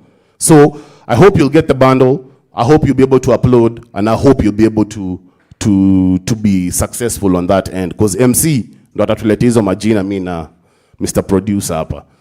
Otherwise, that's why I came here, first and foremost. I came here to make sure that you guys have a place whereby you will create content, and as well, you'll start initiating your content creation career. Sindio? Otherwise, I wish you all the best. Thank you for sharing this podium with me. I appreciate it. So my name is African Castro. If you want to follow me, you can follow me. As well as tomorrow, now, after creating the content, I come from a background of big data and AI. So, ukikuja tech kesho, utanipata hapo. I'll teach you something based on what content you created that I'll show you how to maneuver and manipulate algorithms to work to your favor. Thank you very much. Thanks, Castro, man. So, I want to just throw it to the floor for questions. And then even after the session, feel very free to approach us, talk to us, engage us, because we're here for you guys. We're here to hear or answer any questions that you guys have. So any questions from the floor? So, good morning, everyone. Morning. So, my question was, for me, nakuanga yan video editor. So, I had a channel. So, for my fellows, hapo naweza head utafute Monene Kumachuka. That is my channel name. So, I remember very well, nilienda kumonetize, but So walisema ni after going all through creating AdSense account, wakasema reused content. Reused content? Yeah. Okay. So nilikuwa nauliza shida ilikuanga nini? Okay, so when they say reused content, the material that you were posting, that was it originally that you had shot, ama it was content that you had picked from somewhere? Nile tu mimi nilikuwa nafanya collection ya vitu mengi. Okay. Yeah. Unfortunately, you know, with videos, especially, that was YouTube, right? Yeah. Yes. So once content has been generated and it's on the platform, whoever has generated the content, if it's content that has been posted by somebody else, chances are very high that it's going to be flagged, and that's what they did. So when they flag off content that you had posted that was coming from another different channel, because this is now it's what is known as, it's not original material from you. You get? So that's why they'll flag it and say that this is not your original content. So what I would encourage you is to start producing original content where you can use your phone. Just start off using the phone shooting and editing. Use which softwares? CapCut? No, I'm using Premiere Pro. Ah, fantastic. That's actually even a better software, fantastic software. So like you're using a very good software. So now what you can do is now start creating content as well, shooting your own original content. Because when you start using other people's videos, the challenge now becomes that you don't own the material. That's why it's going to be flagged. Yes. Any other question?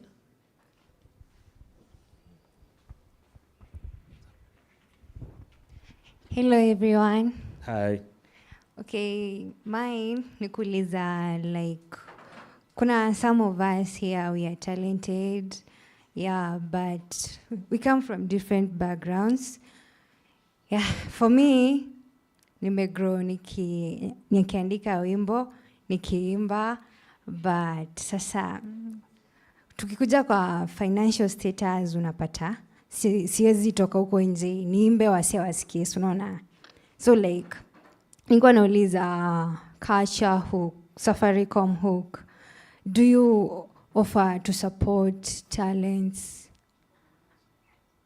Yes, I think Castro, this is the perfect, opportunity because Motif is over here, a producer, fantastic producer who's right now who's moving people, as in making moves with incredible artists, and Castro, who works with him under Elevate, is right here. So they'll be able to have a discussion with you and see how they can work with you and help you, and any other person who's an artist. So Culture Hook and S-Hook is actually creating opportunities for artists, because you can come over here and showcase your music, your art, and actually gain also knowledge on how to move from one level to the next. Because one of the key things is, as an artist, you have a passion for singing, you have a passion for creating art or any other aspect, but you have to understand also how to grow as an artist and all those kind of things. So I think you'll talk to Castro, and there's a lot that you're going to gain out of that as well. Yeah. There was someone behind there.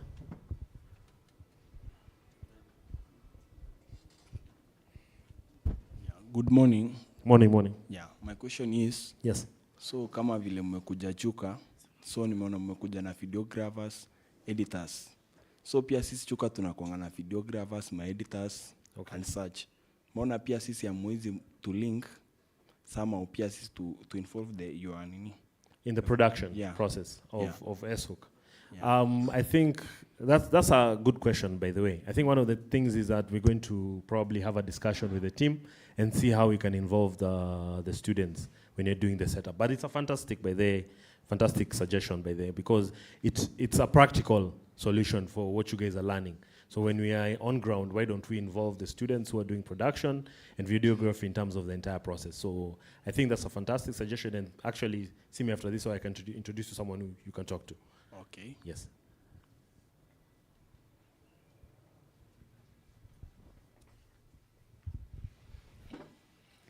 Morning. Morning. My name is Jimmy Waweru. I'm not passionate about now creating the content, your content, your visual, but I'm more passionate about writing. So I do inspirational writing, that is. So I was asking if there's a platform or how you can assist me to be able to maybe grow in writing, because I'm not that kind of a camera person. So I mostly express myself with writing. That's very okay. I think one of the things is the notion people, there's a notion that people have that it's only music, dance, visual that is art. But writing is a very, very big part of it, because films are written, right? There's a script that is written, and this script is what ends up being on screen. And someone recently actually said that if it is not good on paper, it's not worth being on screen. So what you're talking about is a very, very powerful tool, by the way. And it's something that is used even in Hollywood. Writing is a very, very important thing. So writing, there's blogs where you can write your stories on blogs.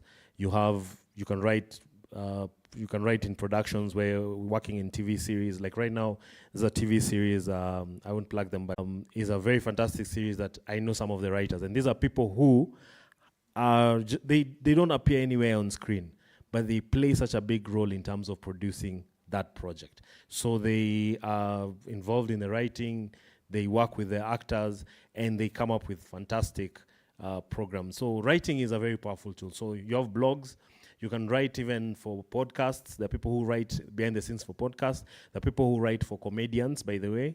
There are people who are behind the scenes who write for comedians. Even the biggest comedians in the world, they have writers who are behind them. So writing is a very powerful tool. So ideally, it's just understanding the opportunities that are available in writing, that you can identify and say, okay, what do I write? Do I need to write a book? Do I need to write poetry? What is your passion? Which line do you fall in terms of writing? Once you identify where you fall in, if it is poetry, if it is a book, if it is what is known as screenwriting for film and TV series, you can now identify how do you approach and understanding the techniques that you require in that field. I can expand further after the session.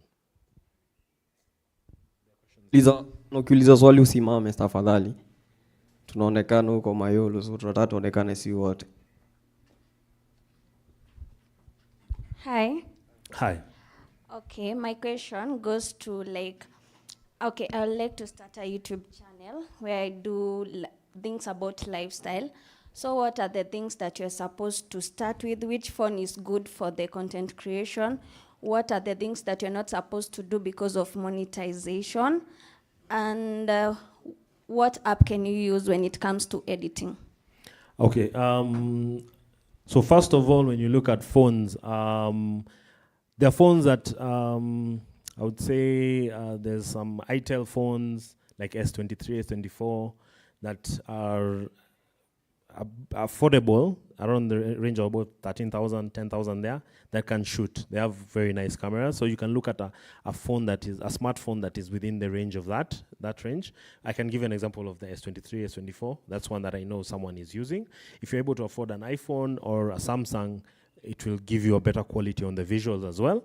One thing that you can look at when you're editing is CapCut. It's a free software that you can start editing with, and it's used even in productions of films, actually. But it's a fantastic software. I use it myself. A lot of teams use it, actually. So a lot of content creators actually mostly use CapCut. It's a fantastic software. When you're talking about things that you shouldn't do on the platform like YouTube, number one, avoid anything that is, anything that is lewd, stuff that is very political, stuff that is, so there are things that you can avoid. But lifestyle is a very, very space that you can actually do so much with, because I've seen, I think, we have a couple of lifestyle vloggers who are in Kenya, but there's still so much that people can do in lifestyle, because everybody has a unique style out there, right? Somebody likes wearing, sundresses. There are people who like wearing jeans and different kind of things. So there's so much that you can do in the content creation in terms of the video. So YouTube is a good platform. Just go ahead and create, actually. That's what I can tell you. Open that channel first. Once you open the channel, look at the terms that they usually set out, and they tell you like how many videos, how many views do you need for you to monetize, how many subscribers you need. So there's an option of going by how many views first. So if you get the views, then you can monetize, or you can go by 500 subscribers and then it get monetized. You get. So that is the way. So don't just start it basically, because that's the easiest way. You open it and then start strategizing how you can approach, and then identify if it's lifestyle, because there's so much. Yesterday, I had a meeting this week with a lady who's doing plus size fashion, and she's an ambassador for plus size fashion. So she's currently starting content on plus size fashion, because there's nobody who's doing vlogging on plus size. So that's what she's doing. So she's identified a niche, and she wants to approach it, and she's identified designers who are doing clothes, shops who are selling that, and she's already identified all that, so that it's a strategy. So you don't just go in and start creating. Identify how do you approach it, what is a strategy that you can use that can actually yield results. Once you just identify, okay, I want to do this kind of fashion, see the audience that is available for that market, and actually just start doing it. And then another thing that is very important is consistency. Don't start today, do videos every day, and then after a month, start doing videos after 2 weeks. Because once you build a certain momentum or a frequency of releasing videos, and then you shift, even your audience is affected. You may find you have 5 or 10 people who are watching, right? And they're consuming your content. So they develop habits where they're like, okay, anatwanga video every 2 days, ama every week, right? So once they consume that content that way, every week, you have to maintain that consistently. And when you do that, what you do is that you build a community, because they get to know, oh, every single week, ama every fortnight, there's a video out. You get. So once they're able to see that, it helps you grow. So that once you build that consistency and you go and you do it for a long time, your community just keeps on growing and growing. Yes.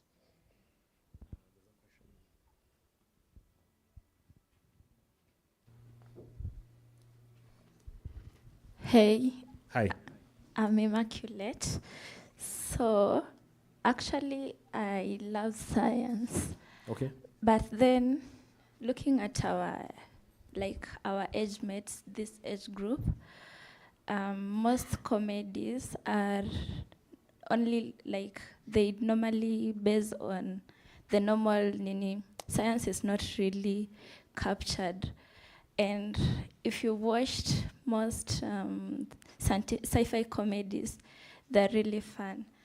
Personally, I'm not a social media person. I'm an active social media person, but I love acting behind the scenes, though I'm kind of shy. So if I could get someone who could mentor me, I'd really love to do comedies or whatever that people are doing currently, but now basing on the scientific part. Okay, I think that's a good question, by the way, because you remember what I said earlier. There's this notion in the content space that people gravitate to familiar spaces like comedy, sports, but there's so much that can be done in the content space. And I feel like we're just scratching the surface. Podcasting is one of the things that we're scratching the surface. When you look at podcasting, we have banter, we have sports, but there's so much that is within. One of the things that I'd want you guys to do is when you find time, go to BBC Sounds. BBC has a platform and it has a lot of breakdown of podcasts and everything, and then they're broken down in genres. So there's comedy, there's science, there's history, there's true crime, so everything that is generated in terms of content is actually put in a category.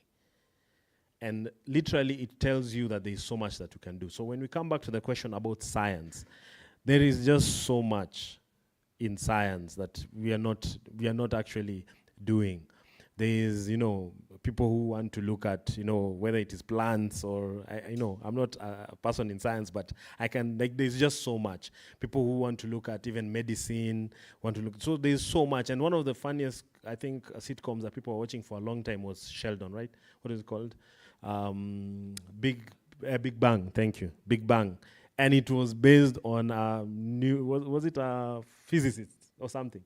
So you can imagine this was an entire comedy that people watched for years about a group of scientists. So there is no limitation, literally. As long as we are able to find the answers to our questions in terms of how do we approach this content or this particular area of what we want to explore, there is no limitation. So yes, you can do comedy in science, you can do film in science, you can do anything you want in science. There is no limitation, actually. You can even do music in science. You can rap about science, basically, yeah. As long as you find the audience, you can rap about science. So we can have the discussion after the session. I see how I can assist you in terms of finding the direction in terms of science and creating science content, basically. Yeah, Wowzy as well, yeah. Yeah, yeah. We can introduce you to Wowzy as well, yeah. There's a question. Yes. My name is Marion from University of Embol. I am a model. Okay. And I was asking, does Safaricom have like any foundation that can link up for the models? Because I'm seeing like in your posters, kuna mayouth kama sisi. So I was asking, what do you have to do to be part of Safaricom advertising team, like as a model or as a content creator, or kupatikana kwa hizi stickers? I'll introduce you to someone after the session who can assist you with that. There's definitely opportunity. So make sure that at least you talk to the MC, alafu we will sort that out. I go by the name Festo. Okay. With me, I'm multi-talented. But here come a problems that neza imba, neza dance. Yani, you can't identify me. But ikifika kuandika ngoma yangu, inakuwa noma, but I can rap. So, sijui hapo kutakuwa napata usaidizi. Yes, same thing that I mentioned to the lady who sings. I think you have a sit down with Castro. You have Motif over here, who's one of the best producers in Kenya currently, top producer. I mean, there's no better way to get answers about music than having the top producer over here. You know, so you'll have a sit down with him. And what you've mentioned about you dance, you sing. I mean, some of the biggest artists in the world, like Chris Brown, is a fantastic dancer, and he sings as well. So you can marry, and you can combine all those things that you do into your career. So you can be a rapper who dances, and in your videos you're dancing. I mean, most of the music videos that you're watching, Diamond and all these other people, dancing is involved. So some of these things, they meet at some point when you look at culture and music and dance.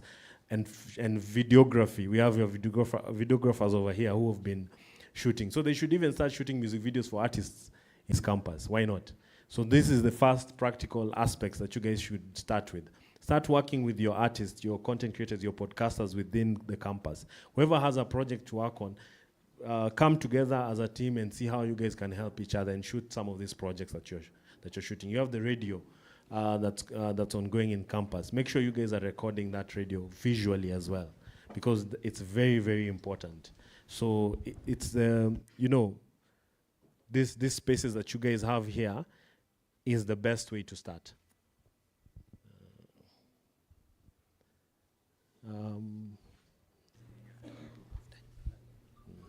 So we'll have the last two questions. I'll have to. Sawa, ni ajeni. Mi nilikuwa tu curious. Kuna time nimechill na mabeshte zangu, tumebonga a lot of stuff. Tutabonga for hours and tufike pale like, but then tunaweza anzisha podcast. So nilikuwa na swali. I mean, kuanzisha podcast tunajua tu, okay, si tumewatch podcast. Hatujui se wanakuanga na nini. Si tunajua tu niko na simu, niko na naweza hitaji. Okay. So you're talking about equipment that you may need for podcasting. So podcasting, first of all, uko na mabeshte wako mko wangapi? So that will inform the equipment that you need. But there are some podcasts that actually start with phones. Watu wanatumia simu. There are microphones that you can purchase, lapel mics that are cheap at around 1,000 shillings for a pair. You can start with that.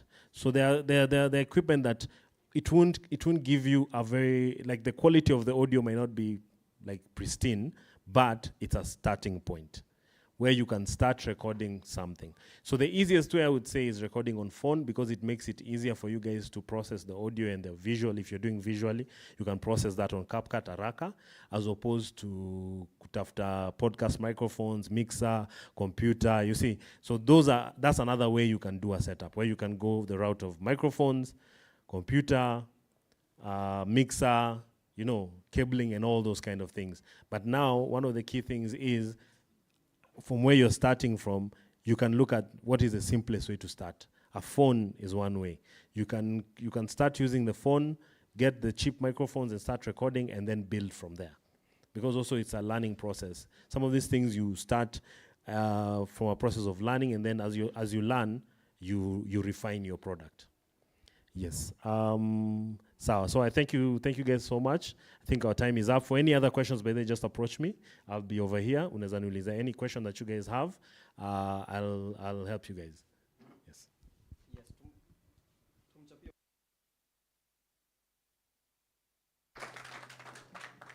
Hope tuna learn, si ndio? Wangapi tuna learn hapa? Tuna learn, si ndio? Tunajua kutengeneza hizo podcast na vitu mingi sana, si ndio? So ukishatengeneza podcast na umeingia YouTube pale, utapata pesa, si ndio? Ama ni aje? Si utapata pesa? Sana nataka tulete watu wengine hapa, watu old mucho, watueleze venye tunaweza manage hizi pesa zetu, si ndio? So ladies and gentlemen, let's welcome old mucho tafadhali. Makofi. Hi. How are you? Oh, it's great to be here. How many remember us from last year? We had a forum out there and a lot of you guys came and it was fantastic. It's great to be here. My name is Margaret. I work for Old Mutual Group. Old Mutual ni financial institution. So the idea with ESUK ni when you teach you how to make money, we teach you how to invest it and to make it grow. Sindio? Si pesa yakangu kwa room. Yeah, so that's why we are here, and we are here with two speakers. I'd like my two speakers to come and sit here in front. As I start with an analogy, first of all, munaona ni kama mta make how much from that content creation that mmeambiwa? Anyone? How much do you think your first hustle of content creation is going to make you? With ESUK. Yes, nimeona umeniambia. Mimi nakuanga bully. Nice. 10,000. Nani mwingine? Anaona ata make how much? Kwanza I liked that girl who talked about science. Na atakuwa anafanya content creation ya science. Ameenda wapi? I saw her. She was over there. Oh, nice. I liked your content, bana. Me, I don't like science, but how much do you think utakuwa una make na your content creation ya science? Honestly, I can't estimate apparently now, but then as we go ahead, as it picks up, I hope for the best. We hope for the best. How much can you ideally make from content creation? How much?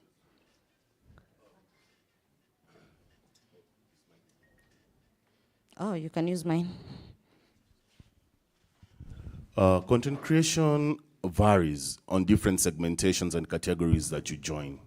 I can speak on the music side. So there's an artist that we acquired under the Elevate platform. He was a dancer on TikTok, literally. He's called Sean MMG. So what happened is Motive picked Sean MMG from TikTok, and then he brought him to the studio. And then he did his first song, and his first song he did for it a TikTok dance, and then it just became a trend. So from the TikTok platform itself, Sean MMG started making, he started in different funny algorithms. So the first week he made like 5,000. The other week he moved to like 7 or 8, and then it went up, and then in a month he had made about 60-something thousand. So just from TikTok alone, we haven't even spoken about the streaming services that are coming from Apple Music, Spotify, Boomplay, and all these other platforms. So that's one song alone. So one song alone can make you, if you look at a hit song, one song alone can make you $1 million in a month if it's well positioned. I'm just talking about music. I haven't even spoken about the other categories that are there. So there's so much money to make. Actually, the Gen Z don't need to do the jobs we are doing, literally. They can just be here in campus and they're making more money than us. So yeah, that's why we're here. Hey, utafanya ni quit job bana. Na niko sahi niko job. All right, so for this session of financial education, we are going to have an ideal situation, okay? And I'm so glad that our team is coming after that session. We are going to assume that you've made 50K, okay? Umefanya content yako, you've made 50K, sindio? But uko shule, uko kampo, you have needs, uko na wazazi, uko everywhere, sindio? What do you do with that 50K? Okay? So last week, Old Mutual, us, we were at another campus, and someone told us walipo pocket money of a lot of money, and in 2 weeks ya kuingia kampo, alikuwa amebakisha 2K. Yote imeisha. Sako broke. But you know the funny thing is, it's not just you who is in campus. Us who tunalipwa end month, us we don't make money weekly and from TikTok, we tunalipwa 24th bana. And then on 2nd, do imeisha. Unaona? Na hiyo ndio inafanya stress. Nimeona watu wa Chiromo wako hapa. Mental health bana. Unakuwa depressed. Utaki kuongea na watu kwa ofisi. Sasa umejam. So what do you do when that 50K? So everybody, I want you to visualize in your head, in your mind, get your first 50,000. Can you visualize? Can you visualize? Visualize. Umeona umeshika your 50K. SOQ receive do, ama inaingia tu kwa M-Pesa. 50K, titit, imeingia. Unaona your message? Can you see it? See it. See the 50K ili ingie. Unaona your 50K? Imeingia, si ndio? Sasa anza kuipangia in your head.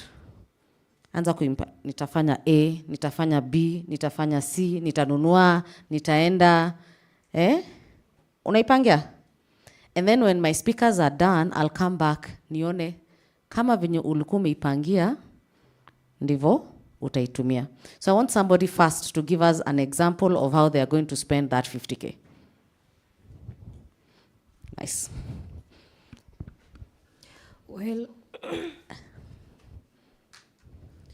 Well, for me, first introduce yourself. My name is Margaret. I work for Old Mutual.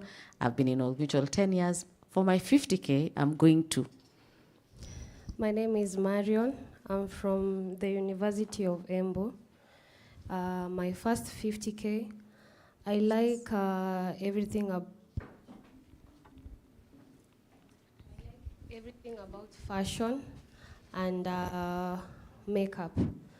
So I'd first buy my small makeup kits and some small things zenye neza tumia kutengeneza nails. So just simple things for a starter. And then as my business grows, because najua itanirudishia the profit that I want, I'll know where to invest more. Please clap for her. MC mwenye anapeana airtime bana. Hey, please. Please, please, please. Her, she's made 50K from content creation. Then that 50K, she's not going to kula. She said she's going to buy a makeup kit, start a makeup. She's a makeup artist. Start a small biz, grow, make more money. Mwalim, that's the first thing she's going to do. One more person, man. One more. Sasa nitachoose nani? Huyu amevaa kala yangu bana, wacha nimchoose. Nitakuchoose pia. Ni ajeni. My name is Perry. So on my first 50K, so 17,000 inaweza chukua bail. I do business. I can save 10K. Niko na good savings program na my bank. Hiyo pesa ingine inaweza piga sherehe. Thanks. Nice. Clap for him. Mso wangu ya time bana. Mpe pesa ya sherehe. Amenibeg, wacha tu nichukue hii. Alafu nitakuja nitachukua ingine. Hello everyone. Mi naitwa Fellow. From Chuka University. So mi napenda kuchora tat. Kitu ya kwanza mi nitanunua hiyo tat machine ya 25k. Na hizo dies za like 15k, hiyo ni 40k. Then 10k ni ya kutafuta room, place yenye naweza anza hiyo business. That is. Please clap for them. Utakuwa na sherehe. Hey bana. mi lazima nipangie sherehe. All right, so to start us off with our 50k, I'm going to invite Clarice, and then we are going to discuss how do we spend our money. And then Clarice is going to invite Jacob from ABSA, who's going to teach us how do we plan for that money. And Clarice will come back again and tell us how do we make that money grow. Poa. Then nitarudi nitawauliza kama venye hawa sio wamesema venye watatumia 50k was the right way or the bad way. Please clap for Clarice. Good afternoon. Nimesikia wakisema ni ajeni. Ni ajeni? Jamani, simu nijibu poa. Ni ajeni? My name is Clarice Wananyanga. I'm an educationist and I work for All Mutual Group as lead trainer. I'm so delighted to be here today. And by the way, me mama ya Gen Z. So anytime I'm in an environment where you have 24-year-olds and below, I feel so enthusiastic because I'm speaking to my very own. So the first thing I want us to do before I talk about anything is if you have a pen and paper, if you have a phone where you can type, just write, my future is shaped today. My future is shaped today. And the key word in that statement is actually my. And the reason I'm saying my is because the subject of financial literacy is personal. We've talked about what if I get my 50k, what will I do? We didn't ask you what if you got the 50k as a group or the 20k as a group. It was you as a person. So I will shape my future today. And if you're deliberate about shaping that future today, as the wise men say, that time and chance is given to all of us. And what makes the difference between those who will thrive 20 years from now and those who will struggle is the actions they take. The key word is my. So financial literacy, like any other goals of our lives, is personal. And financial literacy is more personal because most of the other goals that we intend to achieve in life are pegged on money. And where are we going to start? For me to be able to shape my financial future today, I need to first understand my personality and how I relate with money. How do I feel, think, and behave when money hits my pocket? And generally, we have 4 money personalities or 4 money behaviors. The first money behavior is usually the personality of a spender. This person naturally is a warm person, a giving person, quite an empath. When money comes in, they want to spend it. Do we have any people who belong to that category? You who cannot sleep with that money in your bank account, it's not a sin, it's a personality. But can you do something about it and make it better for you? Because we have agreed, we are shaping our future today. So a spender on many occasions would want to show off. They will live beyond their means. If there's a party, they're not redoing the outfit they did the previous day. They have to show up in a new outfit. They'll always tend to borrow to fit in bandwagons. They have to prove a point. So if you have to join that bandwagon, you better have the muscles. So we are not saying it's a bad thing, but you can still thrive as a spender by ensuring that when that money comes in, you don't spend it immediately. try delay that gratification. If it's not medicinal and is meant to cure or heal, you can always postpone. When you start saving, lock that money away so you don't have access to it each and every day. So if you are a spender, whether you're working or you are a student, there is the likelihood of eating into your future because you don't have the culture of saving. And then we have the next personality, the people we call the savers. And in a layman's language, tunawaitanga the misers. Huyo pesake hayonangi jua, that one. Don't count on them. Yeah? They are not sinners. It is inherent. It is how they are wired psychologically. So for these people, this comrade can actually inama akiwa na do. Because ni wantao hajaivunja na haintend kuivunja. They always want to see their money. Now, they are also very risk averse. These people, ukimwambia stories of investment, I have had people talk about starting a business. For a saver, start a business, lose my money. Apana, I just want to see my money in the bank account. They are comfortable with their money attracting dust rather than attracting interest. So if you're the kind of person whom, when you get money from your parents, your sponsors, your guardians, you just want to see it. You don't want to break it. In fact, you'd want to depend on someone else. Even tag along someone, go for that lunch. You're not participating in it. You are a natural saver. They just want to see their surface cash. So if you're a saver, you're also advised to adopt to allowing your money to grow. Learn how to start a business, learn how to start saving, learn how to start investing. And then we have the investors. And I'm so delighted that in this room, majority of the comrades who responded to the question of 50,000 shillings, they talked about starting a business. And that is so delightful because our Gen Zs are not into work, into 8 to 5. They are thinking starting a business, innovation, mboka ni mboka, right? We are not waiting for the blue chip companies and white collar jobs. Mboka ni mboka as long as it is legal. So now the investors are always very quick to jump into businesses, jump into investments. The challenge is if you don't have a financial advisor that can guide you into the right portfolios, you're also likely to lose your capital investment. So what advice do we give you if you are the investor personality? Do your due diligence. You want to start a business? Is there a need for that business? Do you have the client portfolio around you? Are you going to meet a gap in the immediate environment? And always start small so that you learn the ropes and don't lose their investment capital. And then finally, we have the dreamers, the guys who don't like to get tired.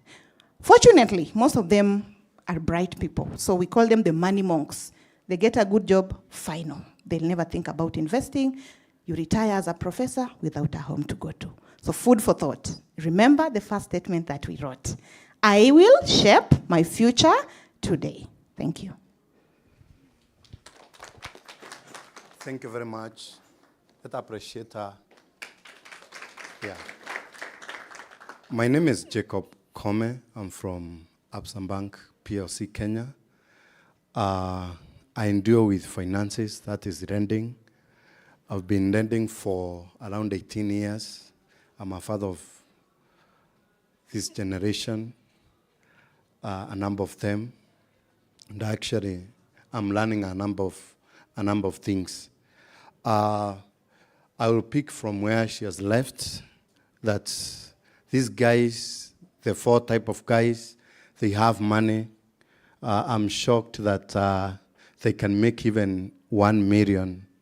Is it per month or weekly or is per one day? I want to tell you that is fantastic. And for us who are paid on monthly basis, on 24th as you hand, and on 2nd or 25th, 26th, maybe some guys, they have nothing in their pockets because they have not managed their finances well. Now, I'll move fast about the sources of income. You know, as a student, maybe you are receiving money from family. I don't know. There are some students, when we were students, who are employed during the night and then go to class during the day. That means they get salary. So you couldn't be having one source of the income as salary. also returns on investment. Maybe before you went to campus, you decided to farm here and there or put some money somewhere, and now you are getting returns, and also maybe interest and the rest. So I want to move fast, and I want to ask ourselves few questions on how do we want to do some exercise here. You can see that very well, and I want us to participate and engage each other, because the problem with money is not, you can be getting a lot like a million, 10,000 per day, 2,000 per day, 500, but how do you spend that money? Do you put it in, all of it in spending? When your income is here and your spending is here, you will have a problem, whether you're employed or not. So you have seen those questions where what can you do to save? Actually, which type of work can you do personally to make sure that you are saving the little you are having from your sources? Then decide between want and needs. Actually, this is one of the main problem with the generation we have, whereby in all generations, whether you are old, young, you are earning, you are a business person, what is a must? What is those things you must get? What can you do without? How do you balance? You know what to get and what... I would like to ask a question. Allow me, as a student, and you have some few income channels, do I pick randomly or shown by hand? What do you think you have to spend in is a must? Yes?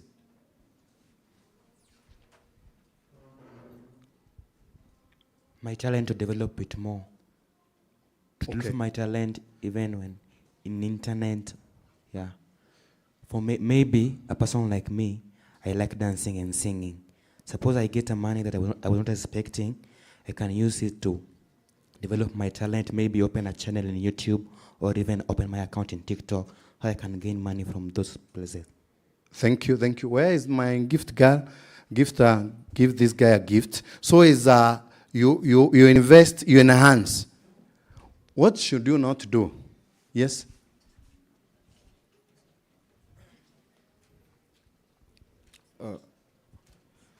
Okay, good morning. Okay, my name is Arnold Omondi. Please, maybe, pardon your question. I'm asking, yeah. This guy have said if he receive money, he will use that money to enhance his talent, because that's where he's getting money from. You, if you got that, you are him in his space, you get money. What are things in the list you will not do?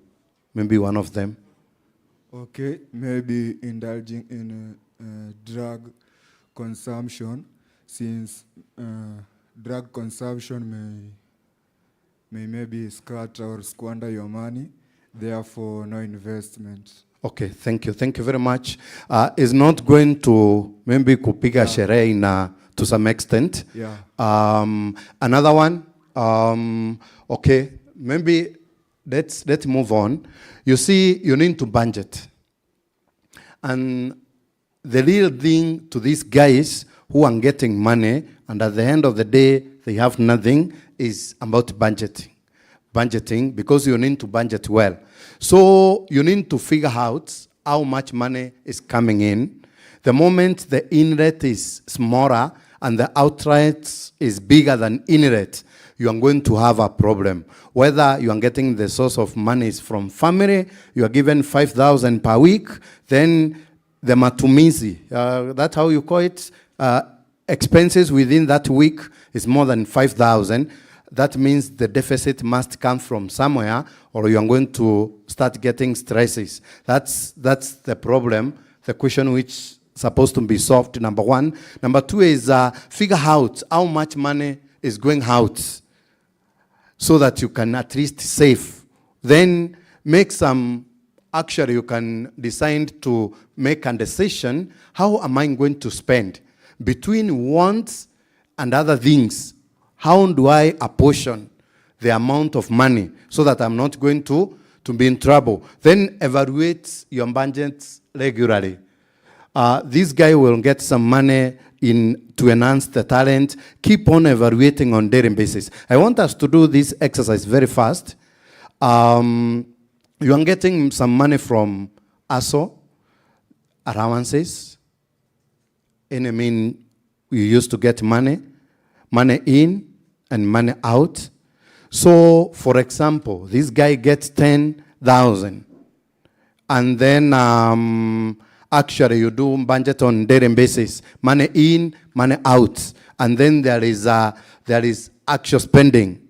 Remember, for every person, for the 18 years I've been dealing with money only. I've not worked to any other department.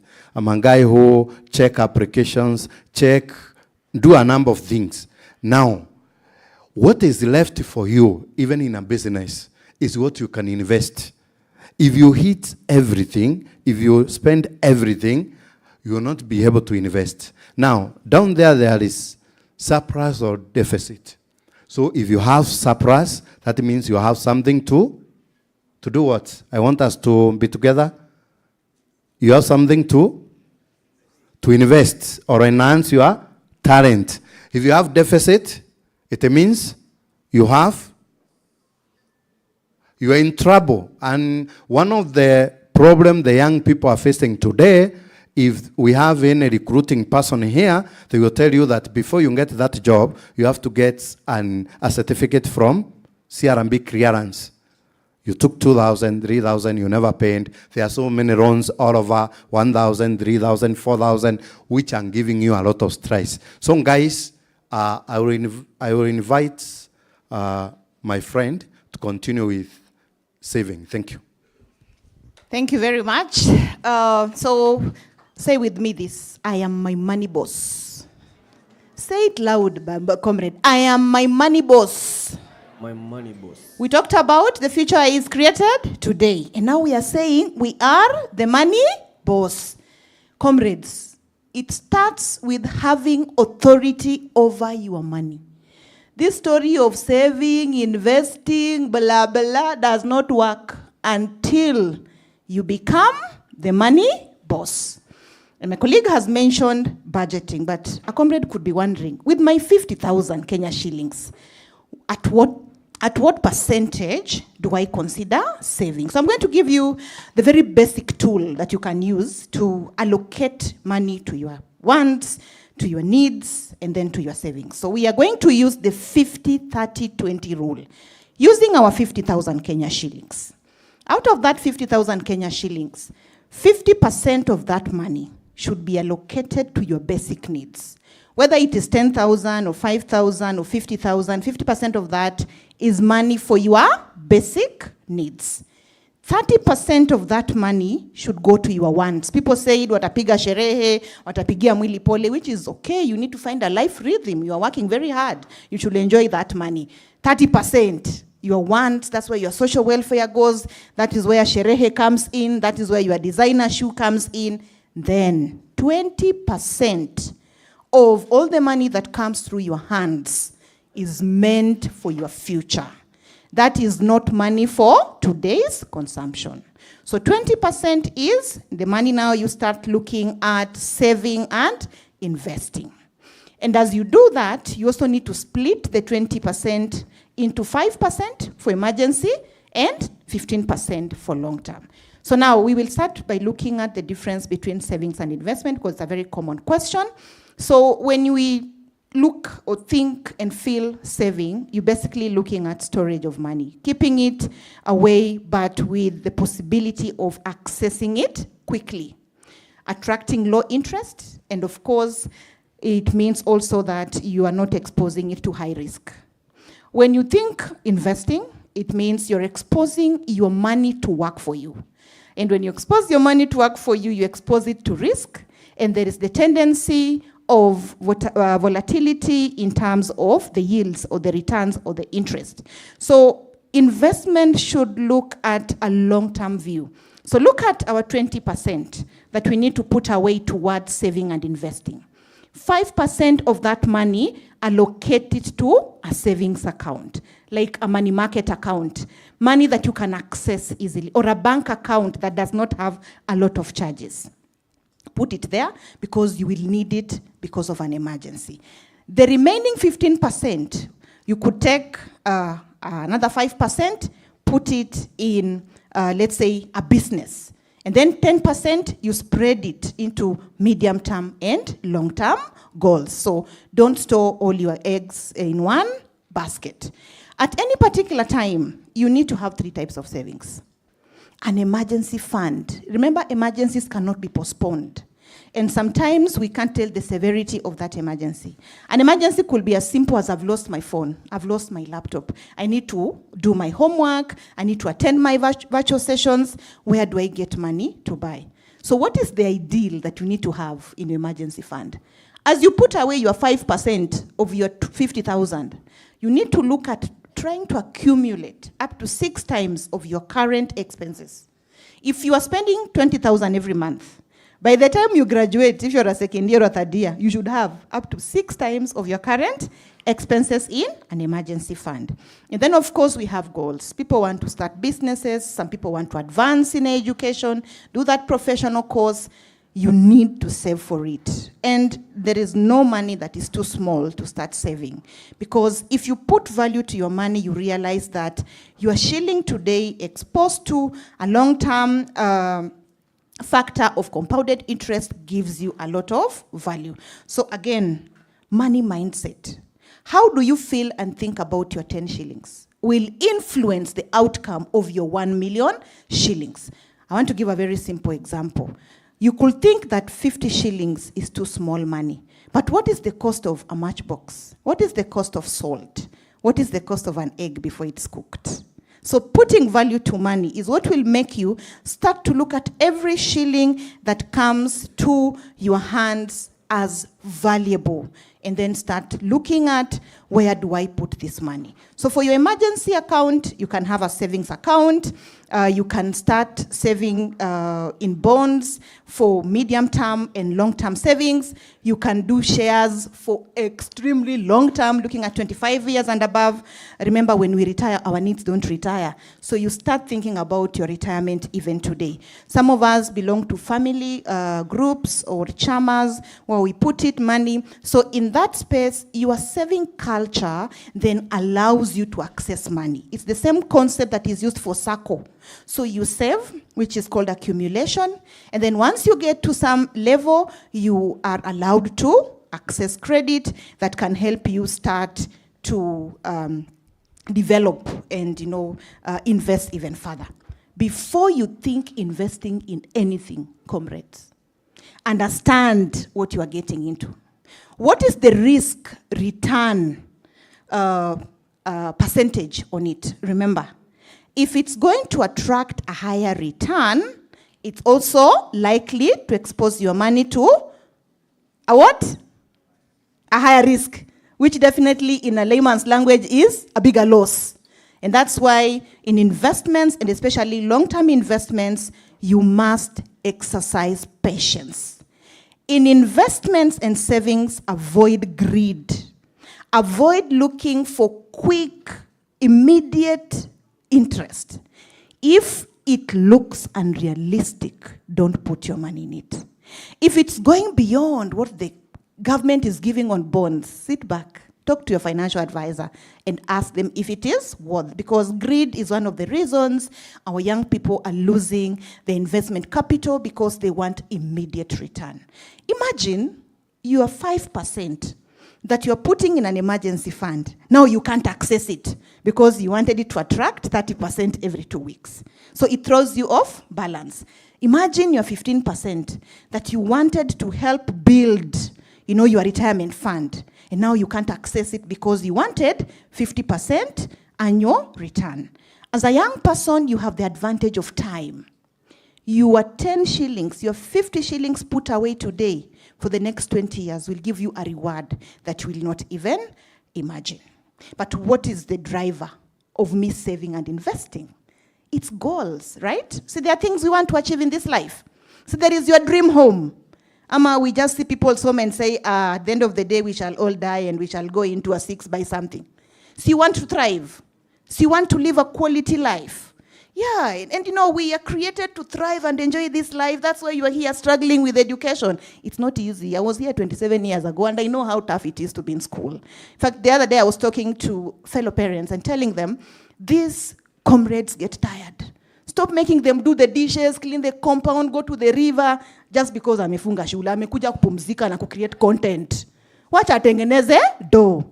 So you are saving, you are investing because you have goals you want to achieve. And comrades, if there's one thing I want you to be deliberate about, is to own your goals. You have already been given an opportunity, which is you are in school, you are in university. So you use your brain properly. You use your emotions and feelings properly. So do some goals. What do you want to achieve in the next 12 months? And what is the monetary attachment to it? What do you want to achieve in the next 3 years? If I was a comrade, I will be writing down something. Or if I leave this forum, I'll go down and be deliberate about it. Because as people say, knowledge is power, I challenge it. It's potential power. Unless you use it, there's no power that is attached to it. So if you are not going back to sit and draft that goal setting with you and get an accountability partner, this financial wellness session is another tick box. So I want you to be intentional and create goals. And then those goals will motivate you to make a sacrifice. Can I tell you something, comrades? Savings is not easy. Investment is not easy. And it's not easy because you have to deny yourself something. You have to make a sacrifice. You have to miss out on something other comrades are doing. You must delay acquiring something a comrade has or a family member has. So you have to make some sacrifice. So let's look at the 5 golden rules of investing. Make sure that you are conscious of your risk appetite. What can you take? So how will I make you understand the concept of risk and return? Today, if you lost your 100 shillings and you couldn't sleep, and you called everyone to tell them, oh yeah, imagine nilikuwa na 100 bob na hata sijui ilienda wapi, you are frustrated, you are a low risk taker. You want your money with you. You should not go for high risk investment opportunities. But if you lost your phone and you said, that is life. You know, things come and things go. You can manage risk. And so you can expose your money to a high risk investment channel. However, remember to be oriented by your goals. If I'm putting this money in a high risk portfolio, when do I want it? If you want it later in life, you can expose it. Then again, do not store all your eggs in one basket. So, comrade, the 50,000 shillings, tushafanya 50-30-20 rule. Do not take all the 20% and put it in one investment. Spread it. Look at the long-term horizon. They said compound interest is the 8th wonder of the world. That your 10,000 today will be 100,000 in the next 20 years. Imagine if it was 1,000. Imagine if it was 100,000.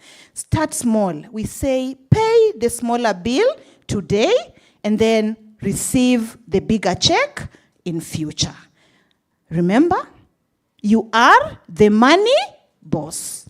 And there is no small money to start saving and investing. And we are shaping the future today. So when are we starting to save and invest? When are we starting to save and invest? Okay, thank you. Thank you very much. Appreciate her, please. Yeah. I'm a fan of Series Opendo.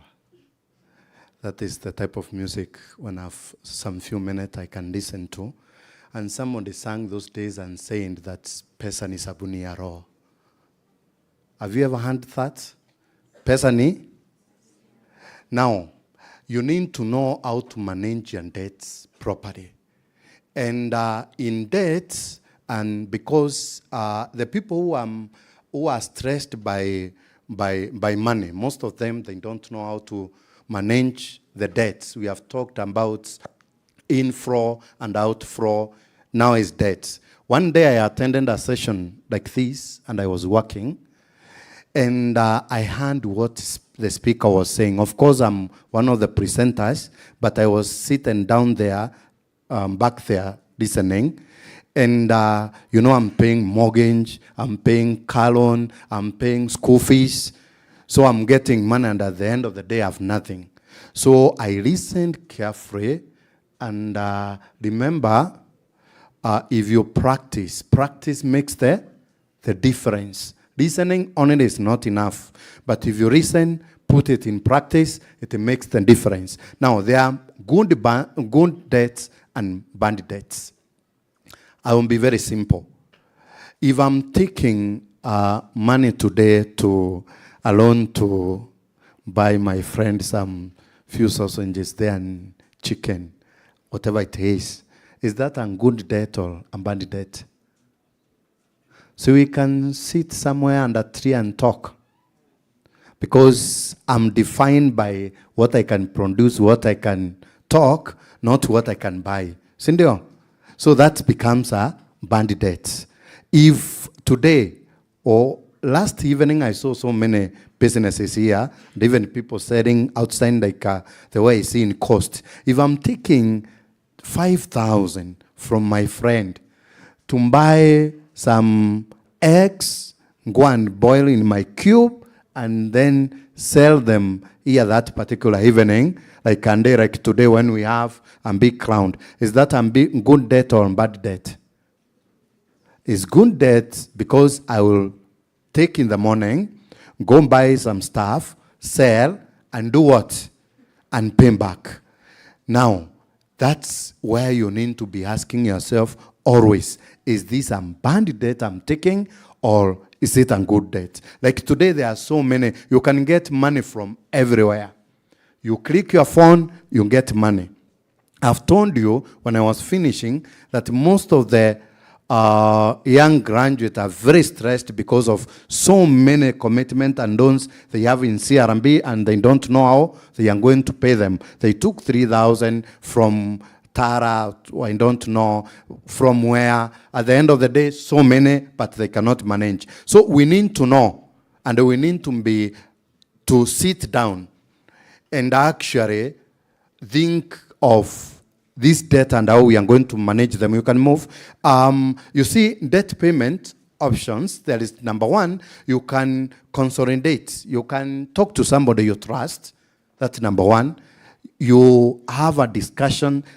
Then that somebody can guide you. You have earned, there are those people who get money on 23rd. They are paid on 23rd. They put off their phones on 24th, 25th, up to the end of the month because of the debts.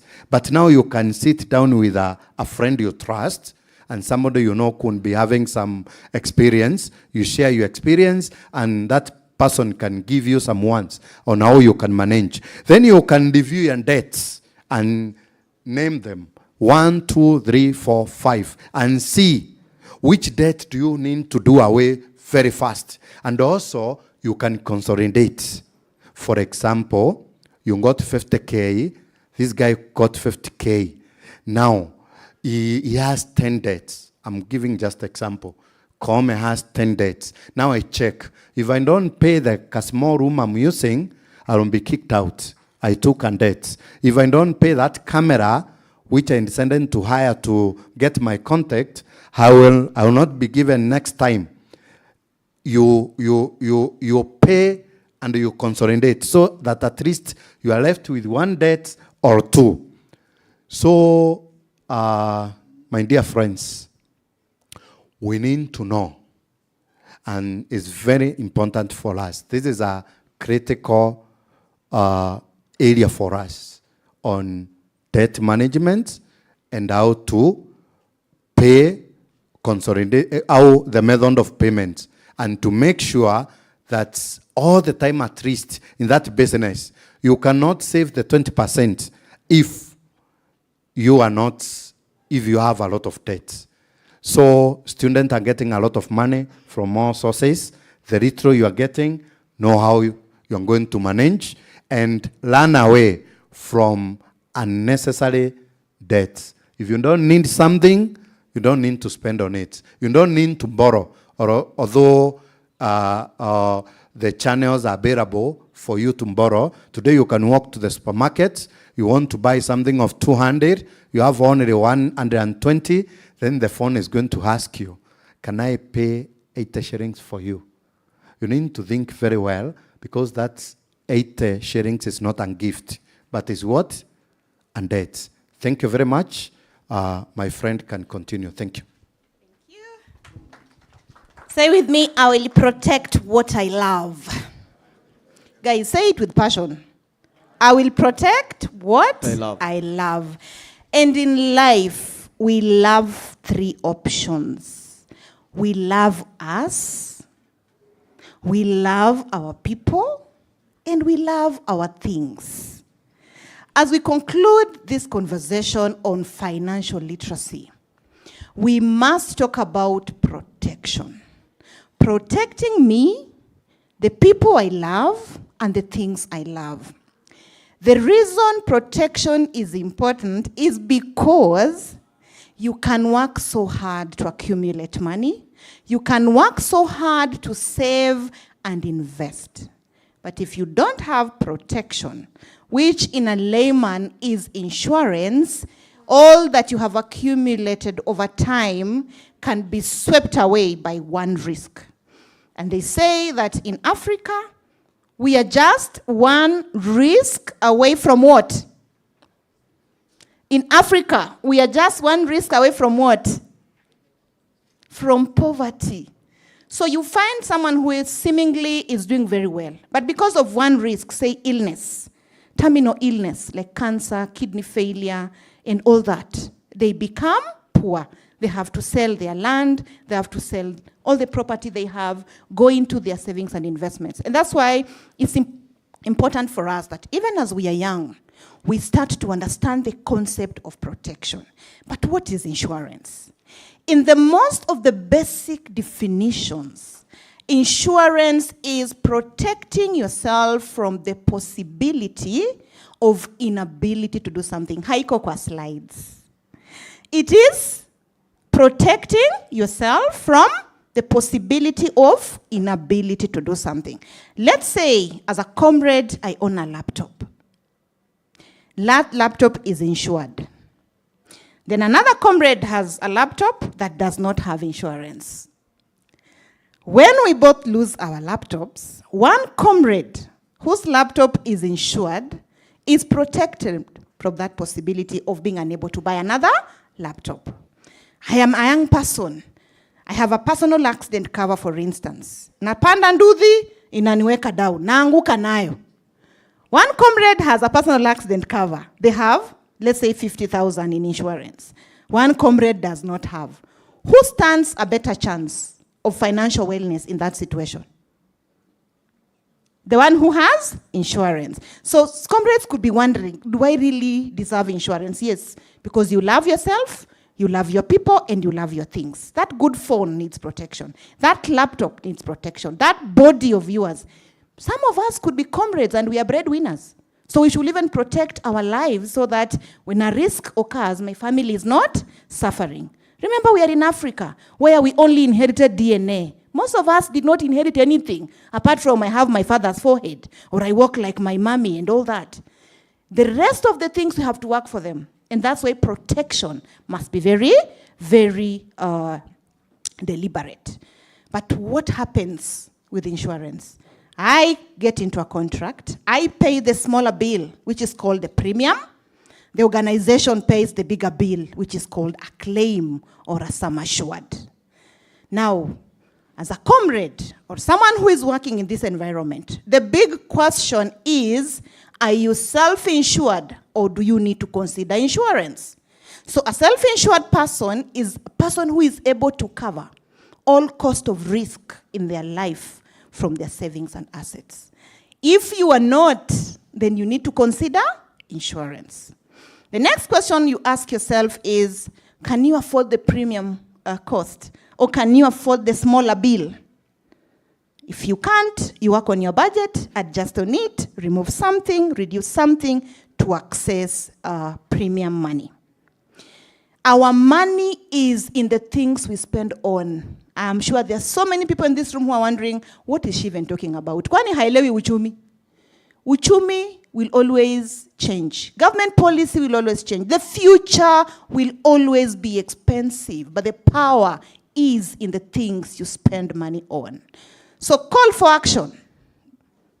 Before I think investing and saving, I need to look at where my money is going. What can I reduce from my current expenses? What can I totally remove from my current expenses? If you are honest with yourself, there's always something you can remove. There's always something you can reduce. Be honest. Go down and write your expense tracker. Remove that 50 shillings you are spending just anyhow. Remove that 10 shillings you are spending just anyhow.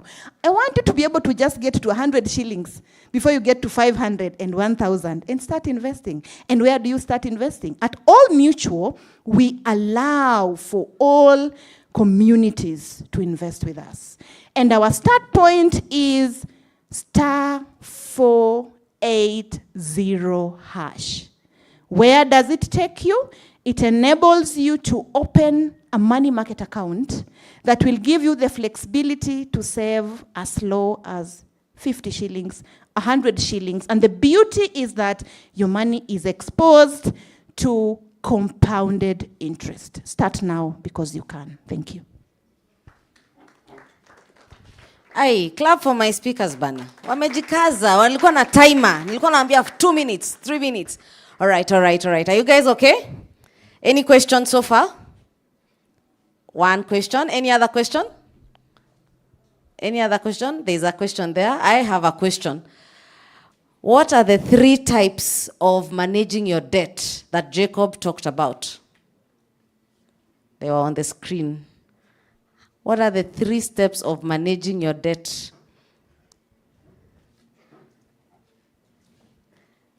Oh, ika 50 kanaenda hivyo. Oh, ndio ule. Wait. Please introduce yourself. Hi. Hi. I'm Stacy. So debt counseling, debt review, and debt consolidation. Hey, clap for that, comrade. Beautiful. Eish. Okay. What did Clarice say? How do you plan your 50K? How do you split your 50K when you're creating a budget? Hey, Hansa guy. Hey, munaniangalia vizuri bana. Nikuchoose. Please, nakuja hapa. Good afternoon. I'm Olivia. Yes. Amesema you use by 50, 30, 20 to budget yourself. So 50 is basic use. 30 kupika sherehe. Na 20 use in your business. Yes. Please clap for her. Hey, goody kuja hapa. Please. Unatufuata na ya time mama unaangalia tu. Aya. Swali lingine? Okay. Walisema when you're setting your goals, there are 3 ways. There are 3 savings that you should have. Okay? When you have 50K na umefanya 50, 30, 20% rule. But kwa ile 20 ya kusave, there are 3 types of savings you should have. You save for 1, 2, 3. What are the 3?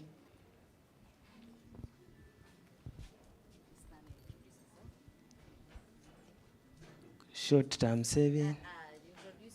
I'm Tony Kimanzi. Short-term, medium-term, and long-term. Whereby short-term ni up to 1 year. Medium-term ni let's say 2 years to 3 years. And long-term ni 5 years and above. Good stuff. Makofi, please. All right, so now I'm going to take the questions. I saw a question on this side. There was a question on this side. And I'll only take 3 questions. There's a question on that side. So, nani nimefungia?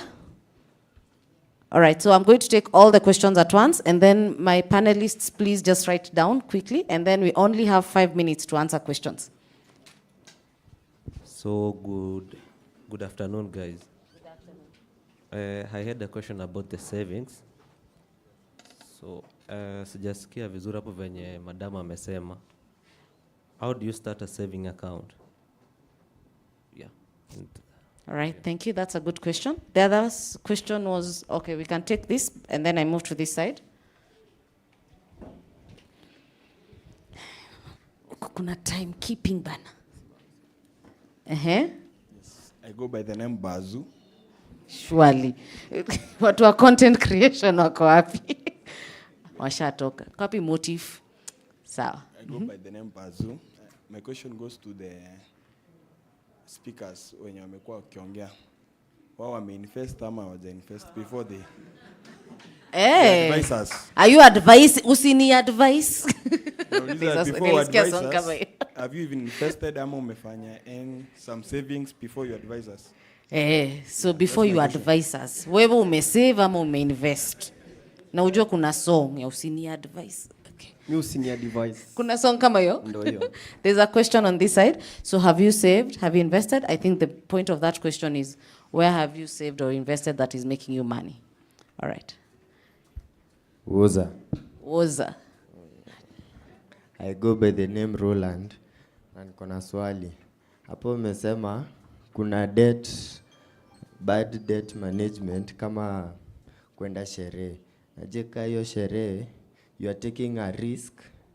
Enye utenda hiyo sherehe, upate investors, but ni 50-50. Bana, huku ni wapi tulikuja? Clap for him, please. Umesema tusiende sherehe na pesa ya kuomba. What if nimechukua hiyo loan, niende sherehe, ni meet investors, but ni 50-50, so me ni risk person? Nice question. There's one more. So far you only have summary of 2 questions. And there's, it's okay. I go by the name Festo. Festo. Mimi niko nataka hapa donapo mali, amesema sijui tuna dial stars sijui nini sijasikia fit. Alafu unaweza pata mimi niko na chwani, so niko na deni yanze, maybe ni save. Chwani is 50. Hiyo hata ni mob. Hiyo ni mob. Okay, hero ule ndio wa mwisho. Unaona naongezewa time bana. Alafu hapa. Okay, habari zenu. Majina ni Gershon Onjada. Swali nilikuwa tunataka clarification hapo kwa emergency savings na insurance. Mtu atadifferentiate aje hapo? Sawa. Thanks. There's a lady who lifted her hand like a lot here. No? Okay. I thought I saw someone here. All right, so tutaanza na ile question ya debt. Yani nimeomba do, naenda. Sherehe ni 50-50, ni risk. Is that a good debt or a bad debt? But naenda kumit investors ni kwa sherehe. Then you close with your savings na investment. Tuweke wapi do, na wewe mwenyewe umesave ama umeinvest. Na umesave wapi ni yenye nakumikia do. Poa?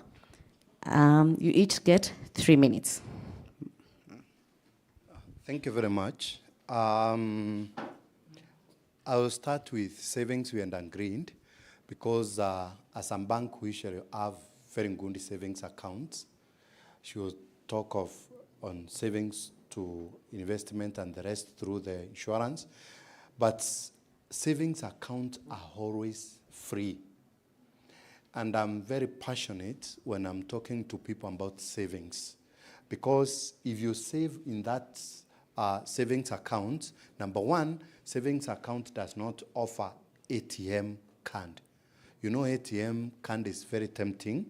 And my co-presenter said that when you have an ATM card and you are passing through somewhere, you know money somewhere, you will be somehow.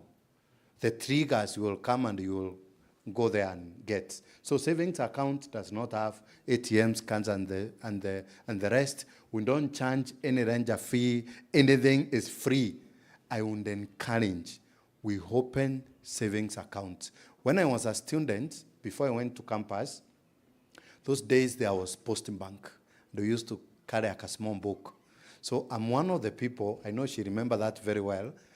I hand my savings account with a booklet, which was looking like a driving license by then. So when I was in campus, I still hand it. So I go back to Meru. I come from Meru. I cultivate a lot of cabbages. If they get mature when I'm in school, I instruct and I pay somebody so that he can sell for me and deposit in my account. Are you getting? So I encourage each and every one of us to have a savings account, and you can consult us there on the 10th. Then the second one is kupiga sherehe na pesa ya loan. When I'm giving loans, I know I look different because I've been doing that for a long time. I will ask clinical questions. Money is meant for what? What investment? The repayment time, serviceability, how are you going to pay? You understand those questions?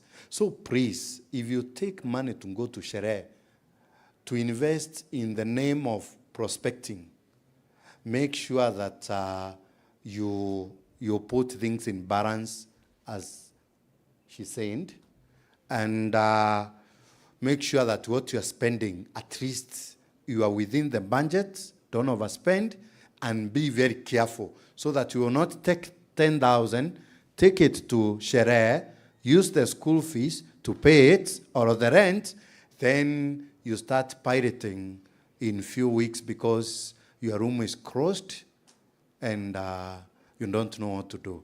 So you be very careful, and you can see me individually, personally.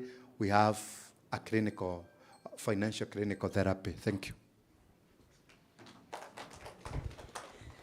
Thank you very much. Have I invested? Oh, yes. Those who know me very well in the office call me quality of life. I don't compromise on what I want, but I'm also very patient in waiting for what I want. I started saving early because I was never intentional on getting employed. I went to school to get my degree, to do my own things. So my job found me running my business. Where did I start saving? I started in chamas. You know, zile za mama. And then we take loans, go buy stuff in Turkey and China, and bring and sell. So I have been saving in chamas, in circles. Even currently, we have a family group where we just give 300 shillings. And we have over 1 million in that chama. So when one of us has an emergency, we help them. So I am always saving. I have been telling my team that I lived in an estate that was not very palatable to most of my family members until I had 2 homes in Nairobi. You know, that is discipline towards saving and investing until you acquire what you want. So we don't pour from empty vessels. But even if I didn't save and I never invested, but I'm here to speak to you on your 20th, 21st, 23rd birthday. The beauty of knowledge is that it gives you an opportunity to make informed decisions. So you don't need to make a decision because Clarice saved or they didn't. It is what goals do you want to achieve. But I also started small, you know. And then I had a bank account that was once closed because I did not meet minimum threshold during that time. I was actually called and told, you cannot sustain this account because you do not have minimum balance of XYZ. And today, even if you beat me, I cannot go back to that bank. Today, they are willing to come to my door, but I cannot go back. So be willing to start small.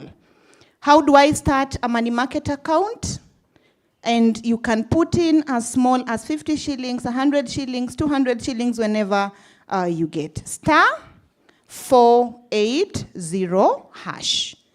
Star 480 hash or star 480 hash.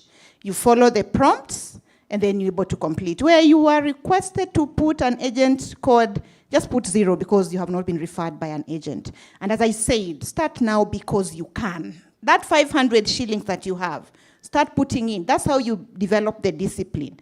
Difference between saving and insurance is that savings gives you flexible money whenever, wherever. Insurance pays you a lump sum or a claim when a risk has occurred. Let's say you have an accident, your property has been stolen, you are sick. Now the premium you are paying, your 1,000 or your 500, enables you to access a claim, which now helps you to be able to sustain or maintain your life. Thank you very much, comrades. All right, thank you guys. That has been Old Mutual and ABSA. If you have further questions or you want to talk to us, we are at the field, and then these guys are here. We'll hang back and you can come ask us questions. All right? Thank you for hosting us. It was lovely. And thank you, Safaricom. We loved this space. Bye. Yes, tuwapigie makofi kila mtu. Asanteni sana All Mutual na ABSA. Imekuwa safi, tumejua kupiga sherehe pia si mbaya, si ndio?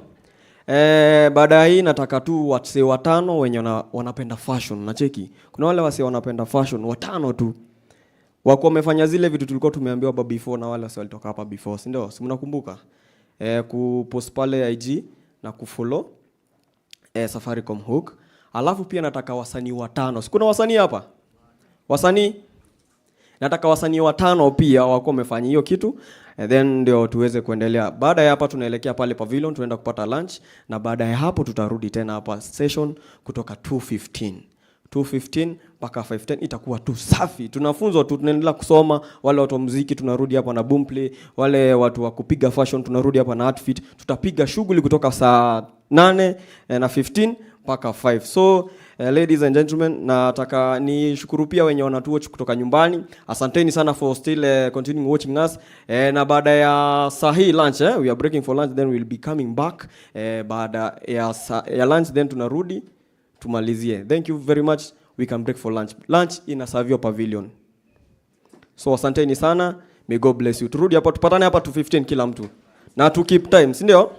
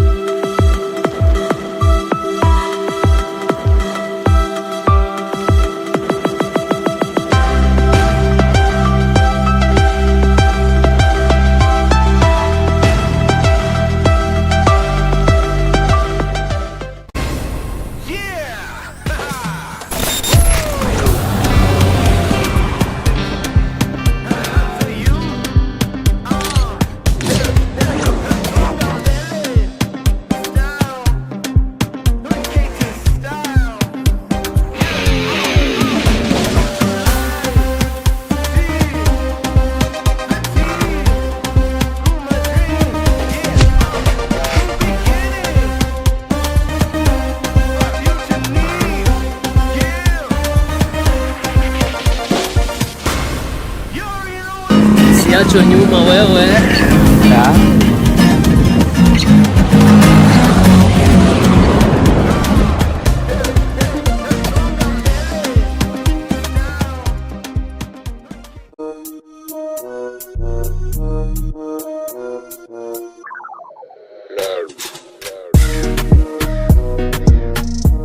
Safaricom Hook has enabled me to cater for my basic needs and to provide something little that I can manage to sort out my own things without relying on my parents. Niliweza kuinteract na watu mbalimbali kuonyesha ya kwamba pia sisi kama walemavu ama disability tunaweza tukafanya kazi tofauti yenye pia wale wa able wanaweza wakafanya. So nimework na Safaricom Hook all that time na nika emerge kwa among their top brand ambassadors Na after emerging, obviously unajua baada ya kazi unazawadiwa. So I was able to be gifted a phone, a good phone. I've been using it for the last 1 month and it's a reliable phone. Imenisaidia kufanya vitu mingi. Kwa hiyo period nilifanya nao, I earned some money. So ilini boost. So mimi nauza makladi, ukihitaji hata masweaty. I'm best producer of sweatpants. So ukihitaji nione. Ile ni job, ukisikia kuna ka opportunity, jitume kaa chari. Mimi ni Gen Z na nataka kuambia Gen Z wenzangu nimejituma, so wewe ukipewa shughuli jitume. Mboka ni mboka, ukipewa perform.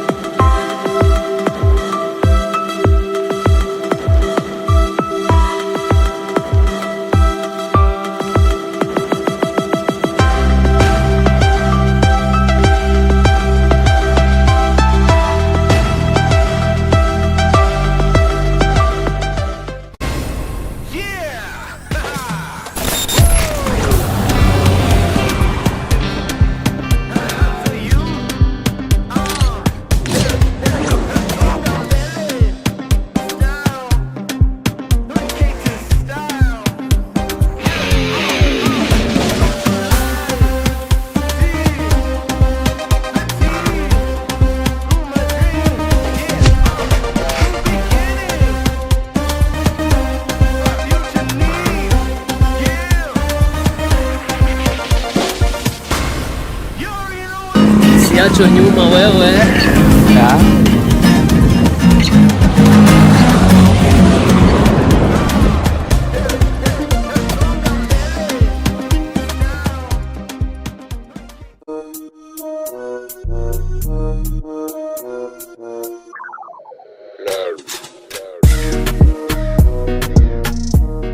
Safaricom hook has enabled me to cater for my basic needs and to provide something little that I can manage to sort out my own things without relying on my parents. Niliweza kuinteract na watu mbalimbali kuonyesha ya kwamba pia sisi kama walemavu ama disability tunaweza tukafanya kazi tofauti yenye pia wale wa able wanaweza wakafanya. So nimework na Safaricom hook all that time na nika-emerge kwa among their top brand ambassadors, na after emerging obvious najua baada ya kazi unazawadiwa. So I was able to be gifted a phone, a good phone. I've been using it for the last 1 month and it's a reliable phone. Imenisaidia kufanya vitu mingi. Kwa hiyo period nilifanya nao, I earned some money. So ilini boost. So mimi nauza makladi, ukihitaji hata masweti. I'm best producer of sweatpants. So ukihitaji nione, ile ni job. Ukisikia kuna ka opportunity, jitume kaa chari. Mimi ni Gen Z na nataka kuambia Gen Z wenzangu nimejituma, so ukipewa shughuli jitume. Mboka ni mboka, ukipewa perform.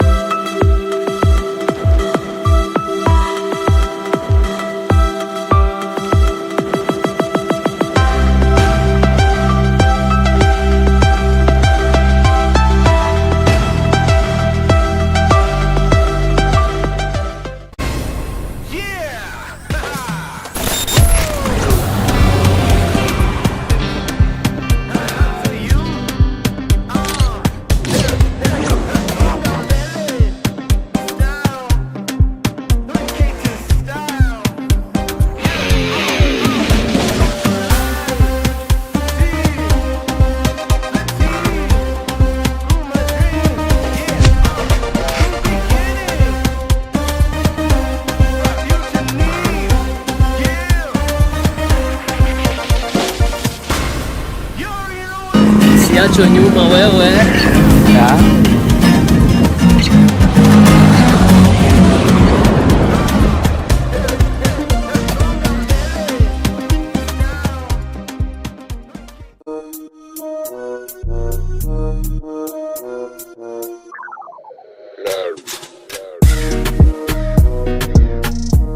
Safaricom Hook has enabled me to cater for my basic needs and to provide something little that I can manage to sort out my own things without relying on my parents. Niliweza kuinteract na watu mbalimbali kuonyesha ya kwamba pia sisi kama walemavu ama disability tunaweza tukafanya kazi tofauti yenye pia wale wa able wanaweza wakafanya. So nimework na Safaricom Hook all that time na nika-emerge kwa among their top brand ambassadors, na after emerging obvious najua baada ya kazi unazawadiwa. So I was able to be gifted a phone, a good phone. I've been using it for the last 1 month and it's a reliable phone. Imenisaidia kufanya vitu mingi. Kwa hiyo period nilifanya nao, I earned some money. So ilini boost. So mimi nauza makladi, ukihitaji hata masweti. I'm best producer of sweatpants. So ukihitaji nione, ile ni job. Ukisikia kuna ka opportunity, jitume kaa chari.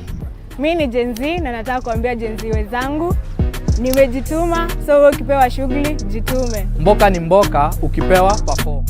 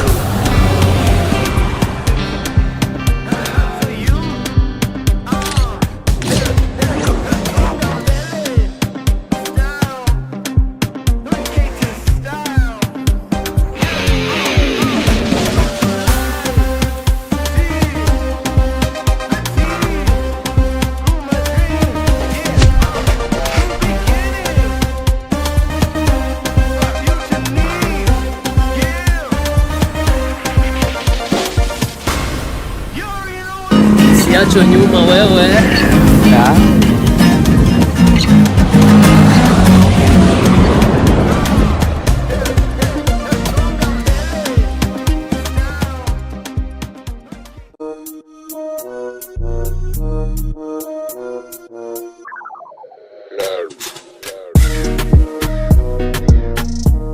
Safaricom Hook has enabled me to cater for my basic needs and to provide something little that I can manage to sort out my own things without relying on my parents. Niliweza kuinteract na watu mbalimbali kuonyesha ya kwamba pia sisi kama walemavu ama disability tunaweza tukafanya kazi tofauti yenye pia wale wa able wanaweza wakafanya. So nimework na Safaricom Hook all that time na nika-emerge kwa among their top brand ambassadors, na after emerging obvious unajua baada ya kazi unazawadiwa. So I was able to be gifted a phone, a good phone. I've been using it for the last 1 month and it's a reliable phone. Imenisaidia kufanya vitu mingi. Kwa hiyo period nilifanya nao, I earned some money. So ilini boost. So mimi nauza makladi, ukihitaji hata masweti. I'm best producer of sweatpants. So ukihitaji nione, ile ni job. Ukisikia kuna ka opportunity, jitume kaa chari. Mimi ni Gen Z na nataka kuambia Gen Z wenzangu, nimejituma, so ukipewa shughuli jitume. Mboka ni mboka, ukipewa perform.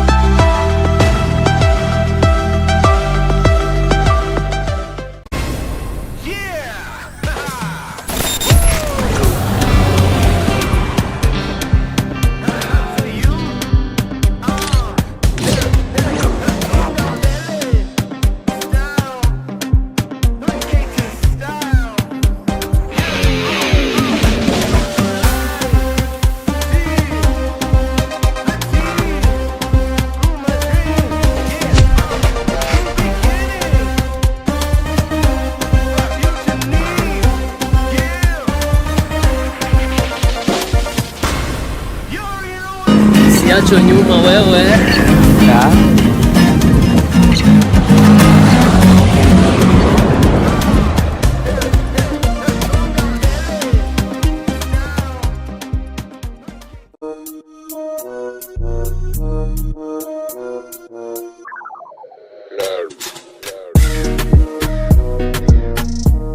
Safaricom Hook has enabled me to cater for my basic needs and to provide something little that I can manage to sort out my own things without relying on my parents. Niliweza kuinteract na watu mbalimbali kuonyesha ya kwamba pia sisi kama walemavu ama disability tunaweza tukafanya kazi tofauti yenye pia wale wa able wanaweza wakafanya. So nimework na Safaricom Hook all that time na nika-emerge kwa among their top brand ambassadors, na after emerging obvious unajua baada ya kazi unazawadiwa.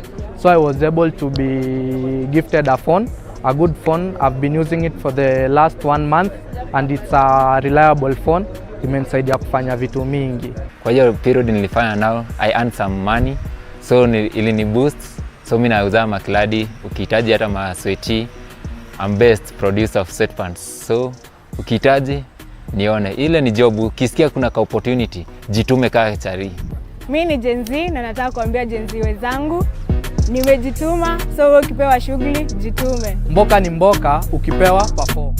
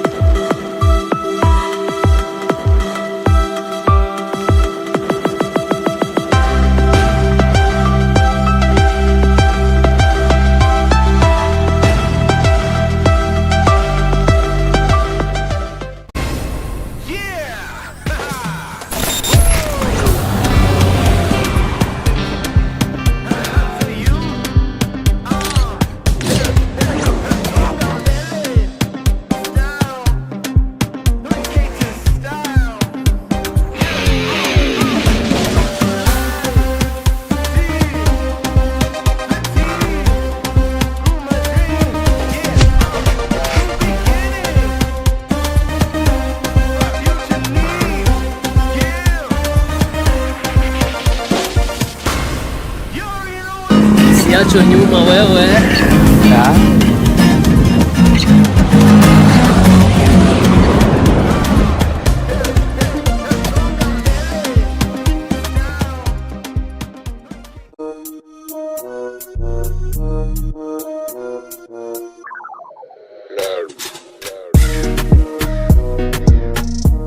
Safaricom Hook has enabled me to cater for my basic needs and to provide something little that I can manage to sort out my own things without relying on my parents. Niliweza kuinteract na watu mbalimbali kuonyesha ya kwamba pia sisi kama walemavu ama disability tunaweza tukafanya kazi tofauti yenye pia wale wa able wanaweza wakafanya. So nimework na Safaricom Hook all that time na nika-emerge kwa among their top brand ambassadors, na after emerging obvious najua baada ya kazi unazawadiwa. So I was able to be gifted a phone, a good phone. I've been using it for the last 1 month and it's a reliable phone. Imenisaidia kufanya vitu mingi. Kwa hiyo period nilifanya nao, I earned some money. So ilini boost. So mimi nauza makladi, ukihitaji hata masweaty. I'm best producer of sweatpants. So ukihitaji nione, ile ni job. Ukisikia kuna ka opportunity, jitume kaa chari. Mimi ni Gen Z na nataka kuambia Gen Z wenzangu nimejituma, so wewe ukipewa shughuli jitume. Mboka ni mboka, ukipewa perform.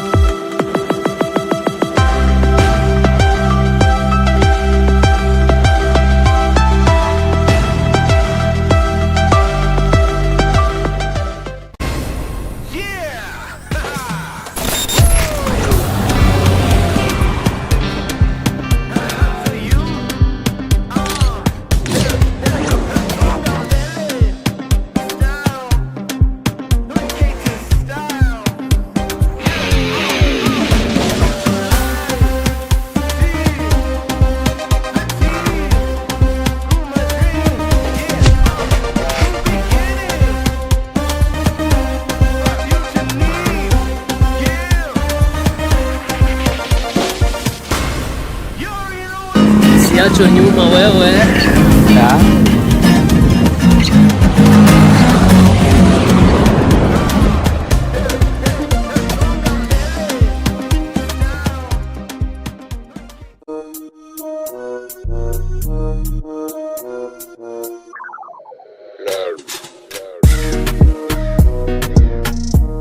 Safaricom Hook has enabled me to cater for my basic needs and to provide something little that I can manage to sort out my own things without relying on my parents. Liweza kuinteract na watu mbalimbali kuonyesha ya kwamba pia sisi kama walemavu ama disability tunaweza tukafanya kazi tofauti yenye pia wale wa able wanaweza wakafanya. So nimework na Safaricom Hook all that time na nika-emerge kwa among their top brand ambassadors, na after emerging obvious unajua baada ya kazi unazawadiwa. So I was able to be gifted a phone, a good phone. I've been using it for the last 1 month and it's a reliable phone. Imenisaidia kufanya vitu mingi. Kwa hiyo period nilifanya nao, I earned some money. So ilini boost. So mimi nauza makladi, ukihitaji hata masweaty. I'm best producer of sweatpants. So ukihitaji nione, ile ni job. Ukisikia kuna ka opportunity, jitume kaa chari. Mimi ni Gen Z na nataka kuambia Gen Z wenzangu nimejituma, so wewe ukipewa shughuli jitume. Mboka ni mboka, ukipewa perform.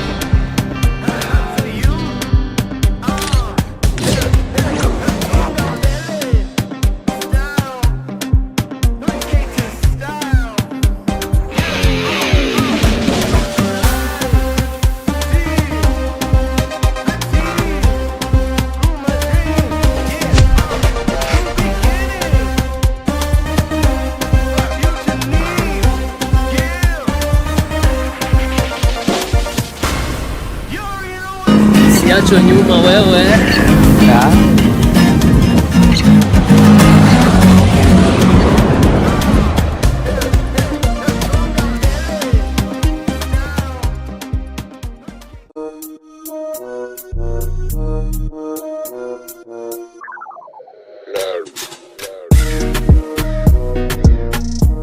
Safaricom Hook has enabled me to cater for my basic needs and to provide something little that I can manage to sort out my own things without relying on my parents. Niliweza kuinteract na watu mbalimbali kuonyesha ya kwamba pia sisi kama walemavu ama disability tunaweza tukafanya kazi tofauti yenye pia wale wa able wanaweza wakafanya. So nimework na Safaricom Hook all that time na nika-emerge kwa among their top brand ambassadors, na after emerging obvious najua baada ya kazi unazawadiwa.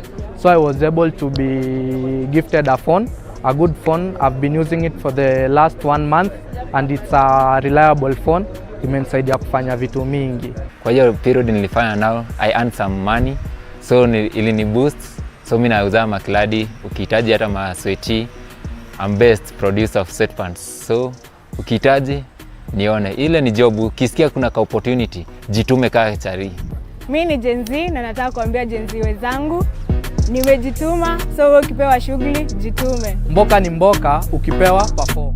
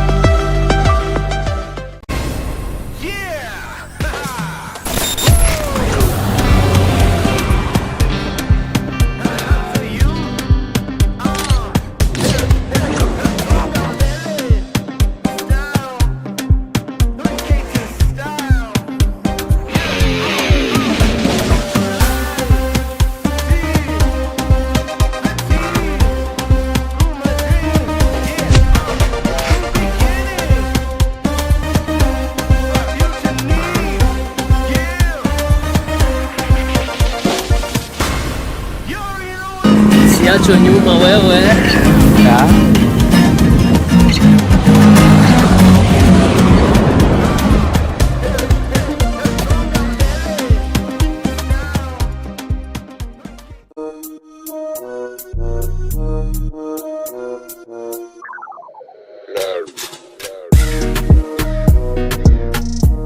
Safaricom Hook has enabled me to cater for my basic needs and to provide something little that I can manage to sort out my own things without relying on my parents. Niliweza kuinteract na watu mbalimbali kuonyesha ya kwamba pia sisi kama walemavu ama disability tunaweza tukafanya kazi tofauti yenye pia wale wa able wanaweza wakafanya. So nimework na Safaricom Hook all that time na nika-emerge kwa among their top brand ambassadors, na after emerging obvious najua baada ya kazi unazawadiwa. So I was able to be gifted a phone, a good phone. I've been using it for the last 1 month and it's a reliable phone. Imenisaidia kufanya vitu mingi. Kwa hiyo period nilifanya nao, I earned some money. So ilini boost. So mimi nauza makladi, ukihitaji hata masweaty. I'm best producer of sweatpants. So ukihitaji nione, ile ni job. Ukisikia kuna ka opportunity, jitume kaa chari. Mimi ni Gen Z na nataka kuambia Gen Z wenzangu, nimejituma, so ukipewa shughuli jitume. Mboka ni mboka, ukipewa perform.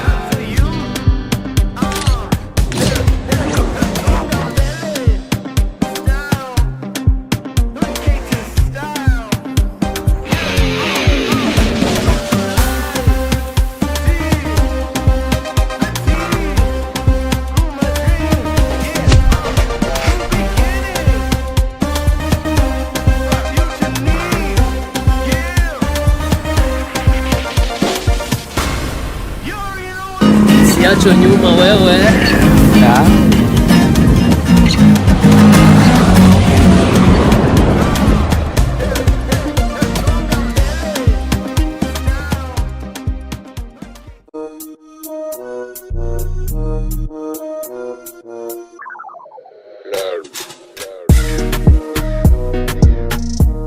Safaricom Hook has enabled me to cater for my basic needs and to provide something little that I can manage to sort out my own things without relying on my parents. Niliweza kuinteract na watu mbalimbali kuonyesha ya kwamba pia sisi kama walemavu ama disability tunaweza tukafanya kazi tofauti yenye pia wale wa able wanaweza wakafanya. So nimework na Safaricom Hook all that time na nika-emerge kwa among their top brand ambassadors, na after emerging obvious najua baada ya kazi unazawadiwa.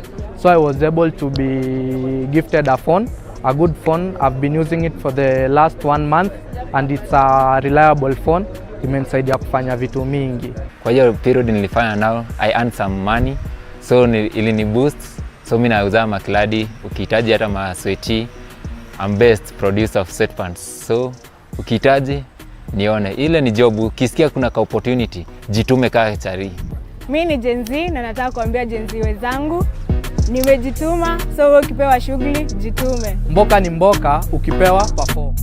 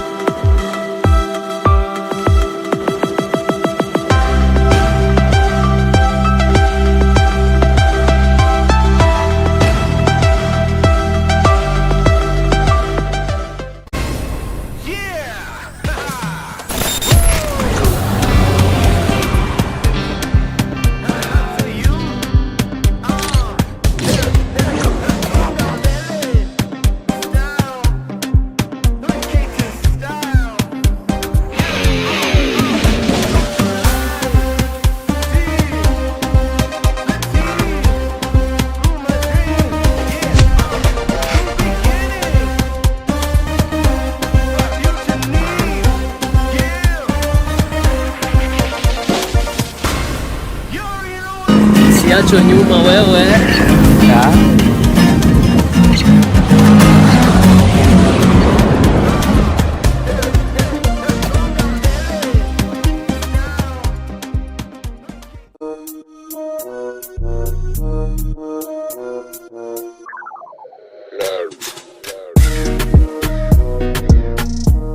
Safaricom Hook has enabled me to cater for my basic needs and to provide something little that I can manage to sort out my own things without relying on my parents. Niliweza kuinteract na watu mbalimbali kuonyesha ya kwamba pia sisi kama walemavu ama disability tunaweza tukafanya kazi tofauti yenye pia wale wa able wanaweza wakafanya. So nimework na Safaricom Hook all that time na nika-emerge kwa among their top brand ambassadors, na after emerging obvious najua baada ya kazi unazawadiwa.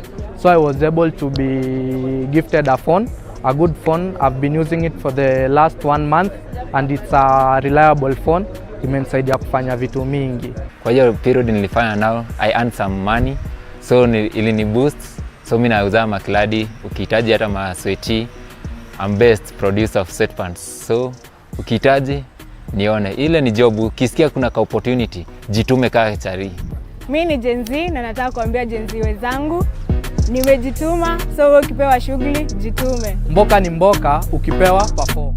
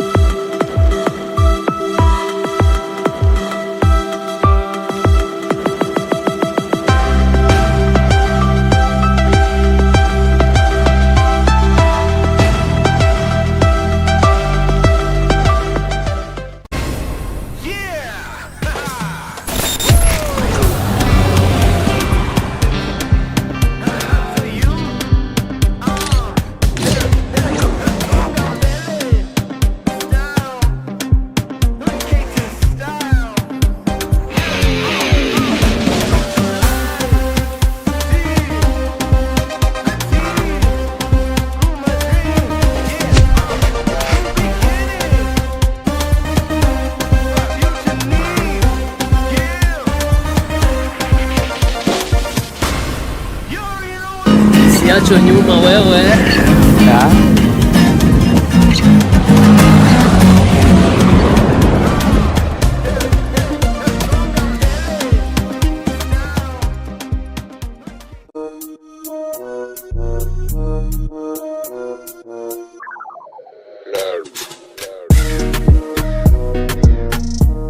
Safaricom Hook has enabled me to cater for my basic needs and to provide something little that I can manage to sort out my own things without relying on my parents. Liweza kuinteract na watu mbalimbali kuonyesha ya kwamba pia sisi kama walemavu ama disability tunaweza tukafanya kazi tofauti yenye pia wale wa able wanaweza wakafanya. So nimework na Safaricom Hook all that time na nika-emerge kwa among their top brand ambassadors, na after emerging obvious najua baada ya kazi unazawadiwa. So I was able to be gifted a phone, a good phone. I've been using it for the last 1 month and it's a reliable phone. Imenisaidia kufanya vitu mingi. Kwa hiyo period nilifanya nao, I earned some money. So ilini boost. So mimi nauza makladi, ukihitaji hata masweaty. I'm best producer of sweatpants. So ukihitaji nione, ile ni job. Ukisikia kuna ka opportunity, jitume kaa chari. Mimi ni Gen Z na nataka kuambia Gen Z wenzangu nimejituma, so ukipewa shughuli jitume. Mboka ni mboka, ukipewa perform.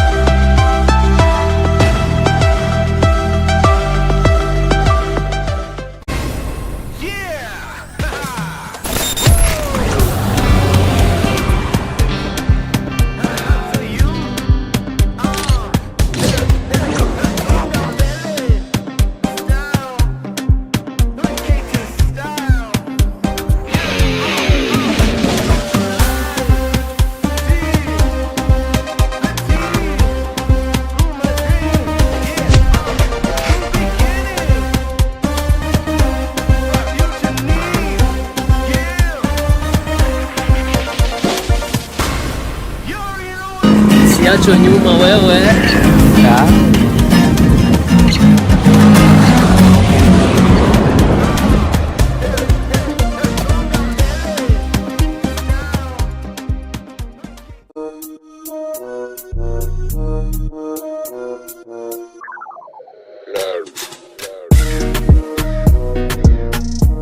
Safaricom Hook has enabled me to cater for my basic needs and to provide something little that I can manage to sort out my own things without relying on my parents. Niliweza kuinteract na watu mbalimbali kuonyesha ya kwamba pia sisi kama walemavu ama disability tunaweza tukafanya kazi tofauti yenye pia wale wa able wanaweza wakafanya. So nimework na Safaricom Hook all that time na nika-emerge kwa among their top brand ambassadors, na after emerging obvious unajua baada ya kazi unazawadiwa. So I was able to be gifted a phone, a good phone. I've been using it for the last 1 month and it's a reliable phone. Imenisaidia kufanya vitu mingi. Kwa hiyo period nilifanya nao, I earned some money. So ilini boost. So mimi nauza makladi, ukihitaji hata masweaty. I'm best producer of sweatpants. So ukihitaji nione, ile ni job. Ukisikia kuna ka opportunity, jitume kaa chari. Mimi ni Gen Z na nataka kuambia Gen Z wenzangu, nimejituma, so ukipewa shughuli jitume. Mboka ni mboka, ukipewa perform.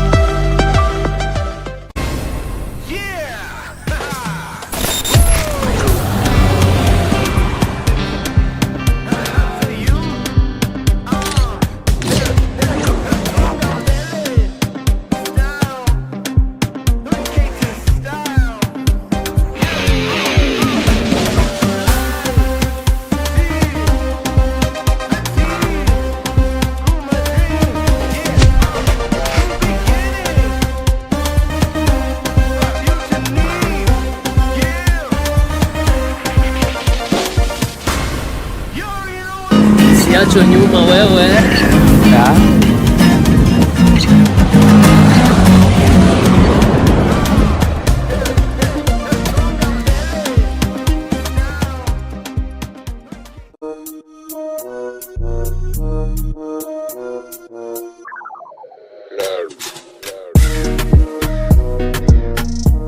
Safaricom Hook has enabled me to cater for my basic needs and to provide something little that I can manage to sort out my own things without relying on my parents. Niliweza kuinteract na watu mbalimbali kuonyesha ya kwamba pia sisi kama walemavu ama disability tunaweza tukafanya kazi tofauti yenye pia wale wa able wanaweza wakafanya. So nimework na Safaricom Hook all that time na nika-emerge kwa among their top brand ambassadors, na after emerging obvious najua baada ya kazi unazawadiwa.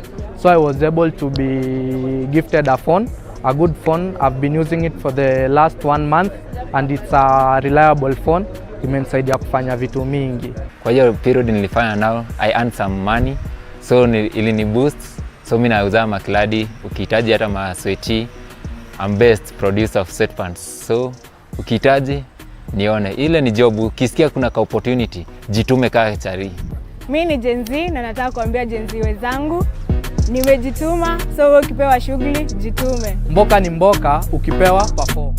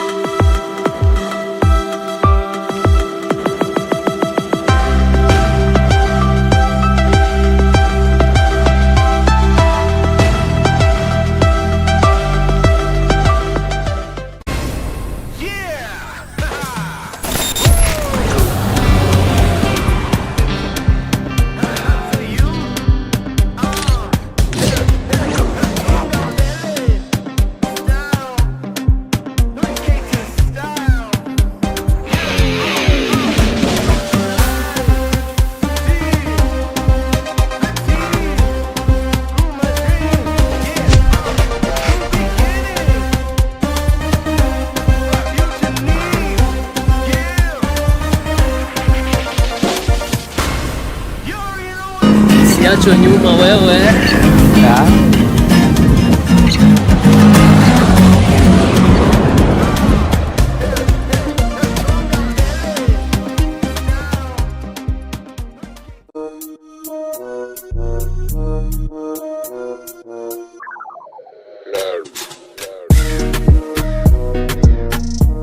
Safaricom Hook has enabled me to cater for my basic needs and to provide something little that I can manage to sort out my own things without relying on my parents. Niliweza kuinteract na watu mbalimbali kuonyesha ya kwamba pia sisi kama walemavu ama disability tunaweza tukafanya kazi tofauti yenye pia wale wa able wanaweza wakafanya. So nimework na Safaricom Hook all that time na nika-emerge kwa among their top brand ambassadors, na after emerging obvious najua baada ya kazi unazawadiwa.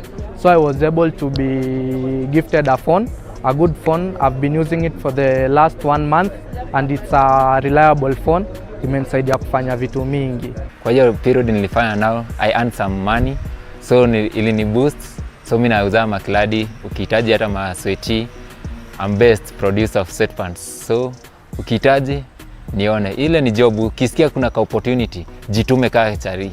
Mimi ni Gen Z na nataka kuambia Gen Z wenzangu nimejituma, so ukipewa shughuli jitume. Mboka ni mboka, ukipewa perform.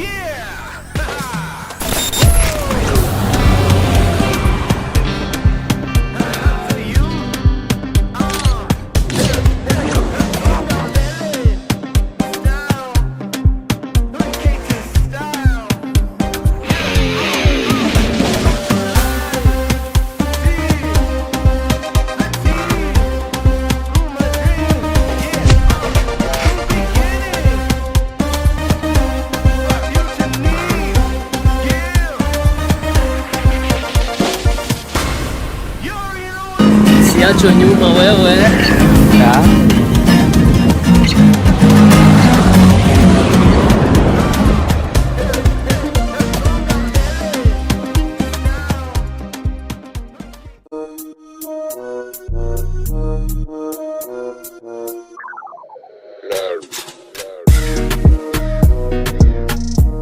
Safaricom Hook has enabled me to cater for my basic needs and to provide something little that I can manage to sort out my own things without relying on my parents. Niliweza kuinteract na watu mbalimbali kuonyesha ya kwamba pia sisi kama walemavu ama disability tunaweza tukafanya kazi tofauti yenye pia wale wa able wanaweza wakafanya. So nimework na Safaricom Hook all that time na nika-emerge kwa among their top brand ambassadors, na after emerging obvious najua baada ya kazi unazawadiwa.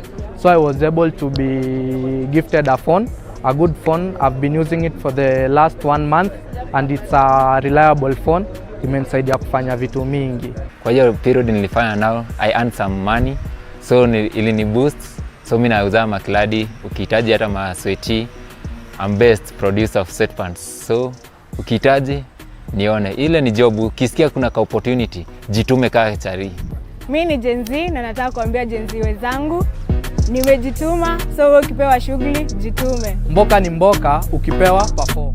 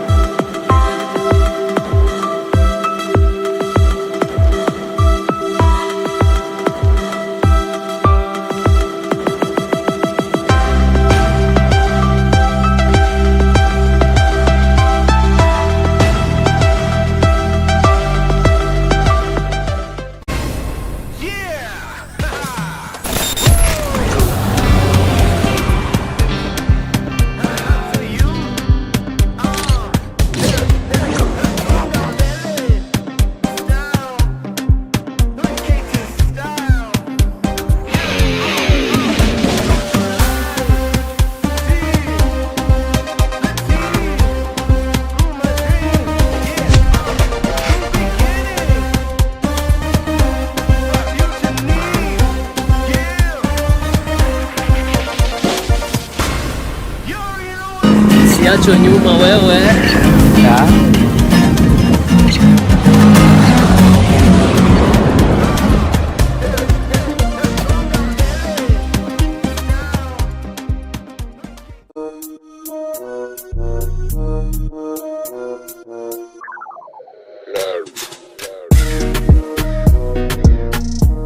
Safaricom Hook has enabled me to cater for my basic needs and to provide something little that I can manage to sort out my own things without relying on my parents. Niliweza kuinteract na watu mbalimbali kuonyesha ya kwamba pia sisi kama walemavu ama disability tunaweza tukafanya kazi tofauti yenye pia wale wa able wanaweza wakafanya. So nimework na Safaricom Hook all that time na nika-emerge kwa among their top brand ambassadors, na after emerging obvious unajua baada ya kazi unazawadiwa. So I was able to be gifted a phone, a good phone. I've been using it for the last 1 month and it's a reliable phone. Imenisaidia kufanya vitu mingi. Kwa hiyo period nilifanya nao, I earned some money. So ilini boost. So mimi nauza makladi, ukihitaji hata masweaty. I'm best producer of sweatpants. So ukihitaji nione, ile ni job. Ukisikia kuna ka opportunity, jitume kaa chari. Mimi ni Gen Z na nataka kuambia Gen Z wenzangu nimejituma, so wewe ukipewa shughuli jitume. Mboka ni mboka, ukipewa perform.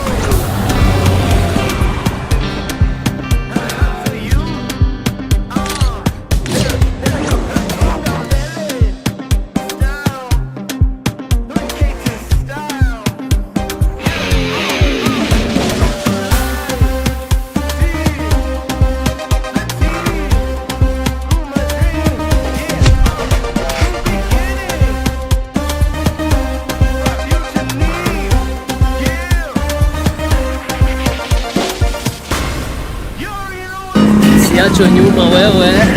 Yeah.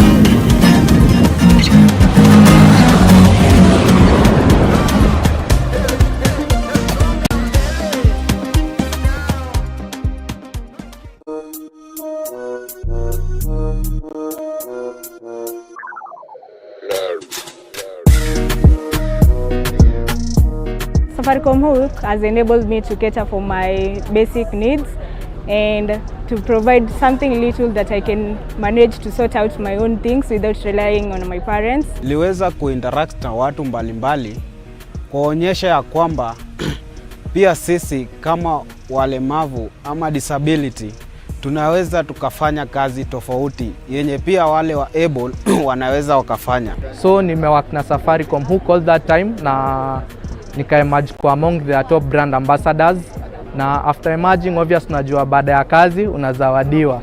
So I was able to be gifted a phone, a good phone. I've been using it for the last 1 month and it's a reliable phone. Imenisaidia kufanya vitu mingi. Kwa hiyo period nilifanya nao, I earned some money. So ilini boost. So mimi nauza makladi, ukihitaji hata masweti. I'm best producer of set pants. So ukihitaji nione, ile ni job. Ukisikia kuna ka opportunity, jitume kaa chari. Mimi ni Gen Z na nataka kuambia Gen Z wenzangu nimejituma, so ukipewa shughuli jitume. Mboka ni mboka, ukipewa perform.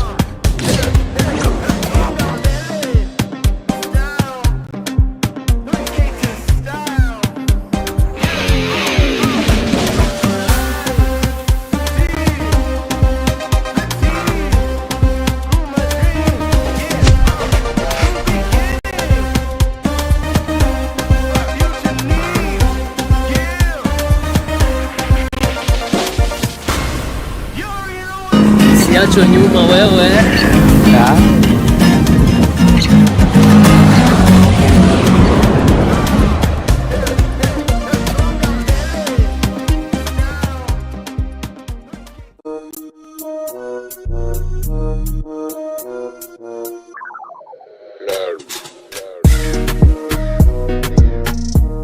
Safaricom Hook has enabled me to cater for my basic needs and to provide something little that I can manage to sort out my own things without relying on my parents. Niliweza kuinteract na watu mbalimbali kuonyesha ya kwamba pia sisi kama walemavu ama disability tunaweza tukafanya kazi tofauti yenye pia wale wa able wanaweza wakafanya. So nimework na Safaricom Hook all that time na nika-emerge kwa among their top brand ambassadors, na after emerging obvious najua baada ya kazi unazawadiwa.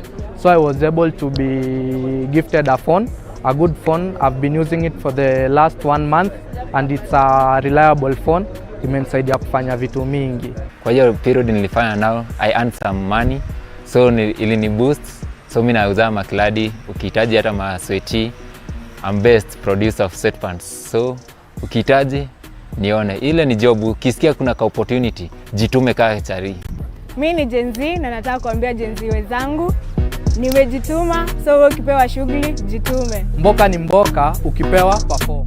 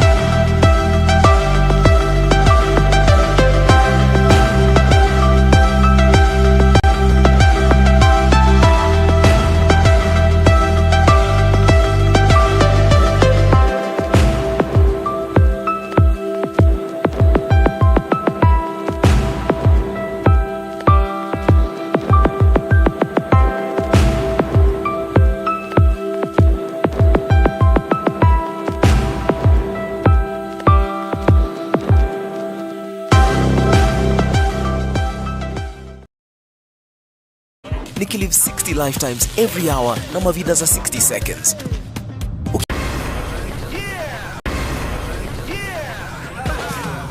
In my hands niko na power ya kuscroll new worlds into life. Nikilive 60 lifetimes every hour na mavida za 60 seconds. Ukiuliza what I'm doing on my phone, nitakushow possibilities in their billions. Jusiko hooked to my phone, niko hooked vile raia imepiga luku. Niko hooked to securing the bag from my sweat. Niko hooked to the coolest music hooks. Unachiki my smartphone, hii ni digiverse, a multiverse. Hapa ndipo you create. With every tap, na tap into a new world. Kila space inani reel in na baki na stories. So usiulize what I'm hooked to, ask what I can hook you up with. Hapa ndipo form inaanza. Wanna make the right connection? This is the place to be. Tap into vision yako. Welcome to a platform that empowers you to make the right moves. Come over. Get hooked to Safaricom Hook. In my hands, niko na power ya kuscroll new worlds into life. Nikilive 60 lifetimes every hour na mavida za 60 seconds. Ukiuliza what I'm doing on my phone, nitakushow possibilities in their billions. Jusiko hooked to my phone, niko hooked vile raia imepiga luku. Niko hooked to securing the bag from my sweat. Niko hooked to the coolest music hooks.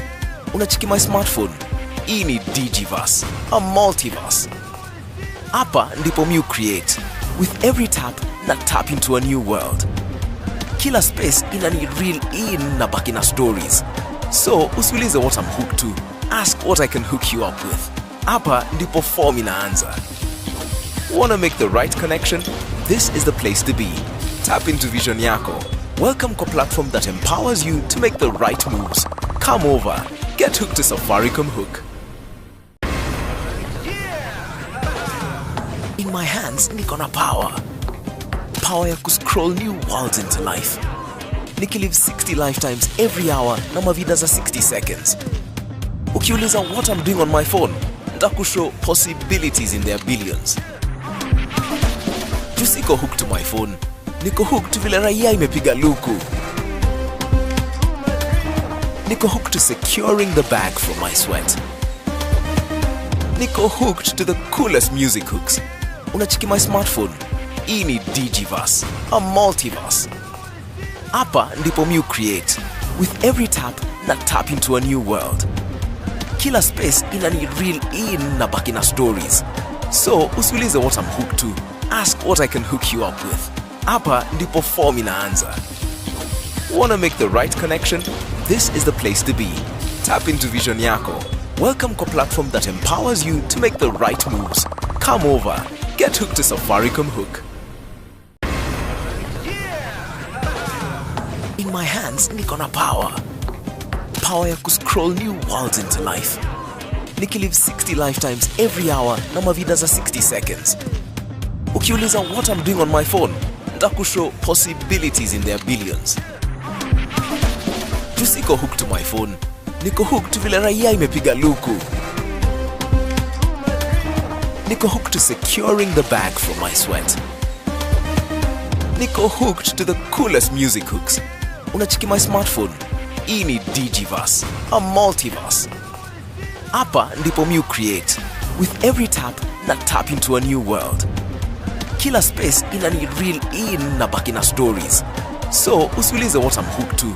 Ask what I can hook you up with. Hapa ndipo form inaanza. Wanna make the right connection? This is the place to be. Tap into vision yako. Welcome to a platform that empowers you to make the right moves. Come over. Get hooked to Safaricom Hook. In my hands, niko na power. Power ya kuscroll new worlds into life. Nikilive 60 lifetimes every hour na mavida za 60 seconds. Ukiuliza what I'm doing on my phone, nitakushow possibilities in their billions.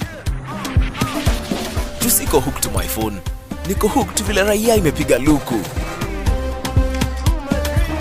Niko hooked to securing the bag from my sweat. Niko hooked to the coolest music hooks. Unachiki my smartphone, hii ni DigiVerse, a multiverse. Hapa ndipo you create. With every tap, na tap into a new world. Kila space ina need real in na baki na stories. So, usiulize what I'm hooked to. Ask what I can hook you up with. Hapa ndipo form inaanza. Wanna make the right connection? This is the place to be. Tap into vision yako. Welcome to a platform that empowers you to make the right moves. Come over. Get hooked to Safaricom Hook. In my hands, niko na power. Power ya kuscroll new worlds into life. Nikilive 60 lifetimes every hour na mavida za 60 seconds. Ukiuliza what I'm doing on my phone, nitakushow possibilities in their billions. Unaweza tu simama alafu uweke kando kidogo. Nataka tuchangamke kidogo, hiyo chakula ishuke, tusilale, si ndio? Tusilale. Na watu wenye wanatu watch home, karibuni sana. Welcome back again. This is Safaricom Hook Sako, courtesy of Safaricom Hook. I go by the name MC Bantam. I'll be your host for this session. Si ndio? Nataka tucheze game kidogo. Watu wananijua, wanajua hii game. Watu wananijua, wanajua hii game. Nikisema ba shika kichwa, nikisema badu unashika kiuno, nikisema badu tunaenda chini, sawa? Nimesema ba badu badu. Sawa sawa? Ba badu. Songesha hata kiti mbele yako, isikupige chain, isikupige chin, inaitwa chain ama ni chin. Isikupige. Sawa sawa? Na tunaenda haraka. Na mwenye atashinda si Boomplay mko na goodies for them. Yeah. So tunaanza Ba. Shika na mkono mbili. Mimi niko na mic siwezi shika na mkono mbili. Ba. Badu. Haya. Mumeshika Everyone on point. Hakuna mwenye anacho nyuma sio? Haya ba. Badu. Ba. Badu. Ba. Muna get, si ndio? Haya tunaenda mbio sasa, mimi sifanyi. Mimi nakupeleka tu mbio. Ba. Badu. Badu badu. Badu badu. Badu badu. Ba. Ba. Ba. Badu. Badu. Badu badu. Badu badu. Ba. Badu. Badu badu. Nataka muniangalilie champion from this side. Nataka kila row iko na mtu mmoja, si ndio? Mwenye atashinda, si ndio? So mtu tu akikosea na keti. Wengine wanaacha wamesimama. Sawa sawa? Mwenye atakosea na keti. Sawa? Tuko sawa mpaka hapo. Wenye wanaingia karibuni sana to settle down. To settle down kila mtu.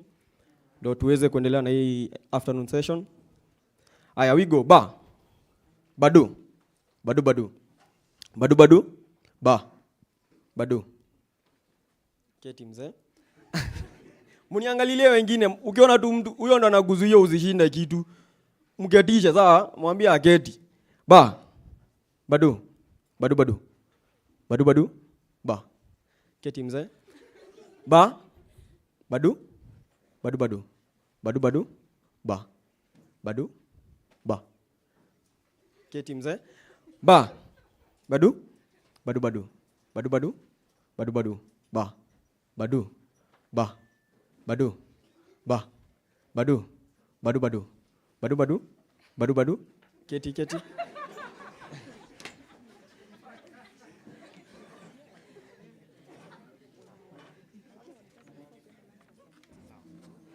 Aya, ba. Badu. Badu badu. Ba. Badu. Badu badu. Badu. Badu. Keti. Kama hujashika kiuno tu keti tu. Rosavi. Badu. Badu. Keti mzee. Keti. Keti mama. Badu. Ba. Ba. Badu badu.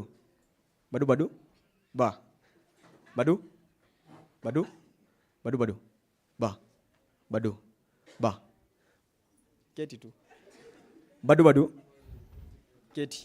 Keti. Badu badu. Badu badu. Badu. Ba.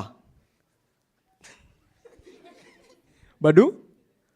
Badu badu. Badu. Badu badu. Badu. Badu badu. Badu. Badu badu. Ba. Badu. Badu badu. Ba. Badu. Badu badu. Ba. Badu. Badu. Keti tu keti, keti mzee. Keti. Muniangalilie juu ndo mnapeana zawadi. Badu. Badu. Badu. Badu badu. Badu badu. Badu badu. Ba. Badu. Ba. Badu. Ba. Badu. Ba. Badu. Badu badu. Badu badu. Ba. Ba. Badu. Badu badu. Ba. Badu. Badu badu. Ba. Ba. Ba. Badu. Badu badu. Ba. Badu badu.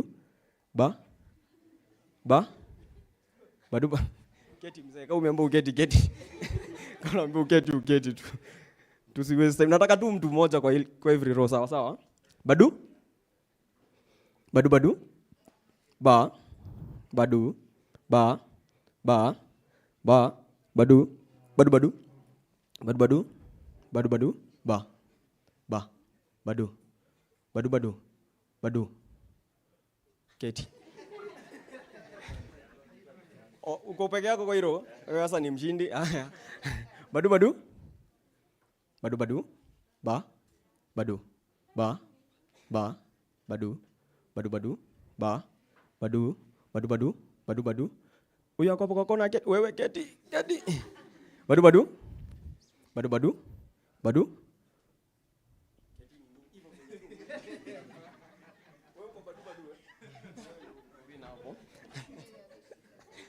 Aya, badu. Badu badu. Badu badu. Badu badu. Ba. Badu. Ba. Badu. Ba. Badu. Badu. Keti. Badu badu. Badu. Badu. Badu. Badu. Ba. Badu. Ba. Badu. Badu badu. Badu badu ba. Ketini tu juu mnashika uko shua keti. ubaki peke yako. Tumebaki na wawili sio? Tuwape wote ama imebaki na 1 5. Tutoe moja. Kati ya wote wawili nitoe moja kati ya wawili Badu. Bro, keti tu rosa, umesare story. Thank you, very important. Munapewa credit. Kila credit ni ya 250 shillings unapata. Sema thank you bwana. Karibuni sana kwenye Safaricom uksako. Session ya pili.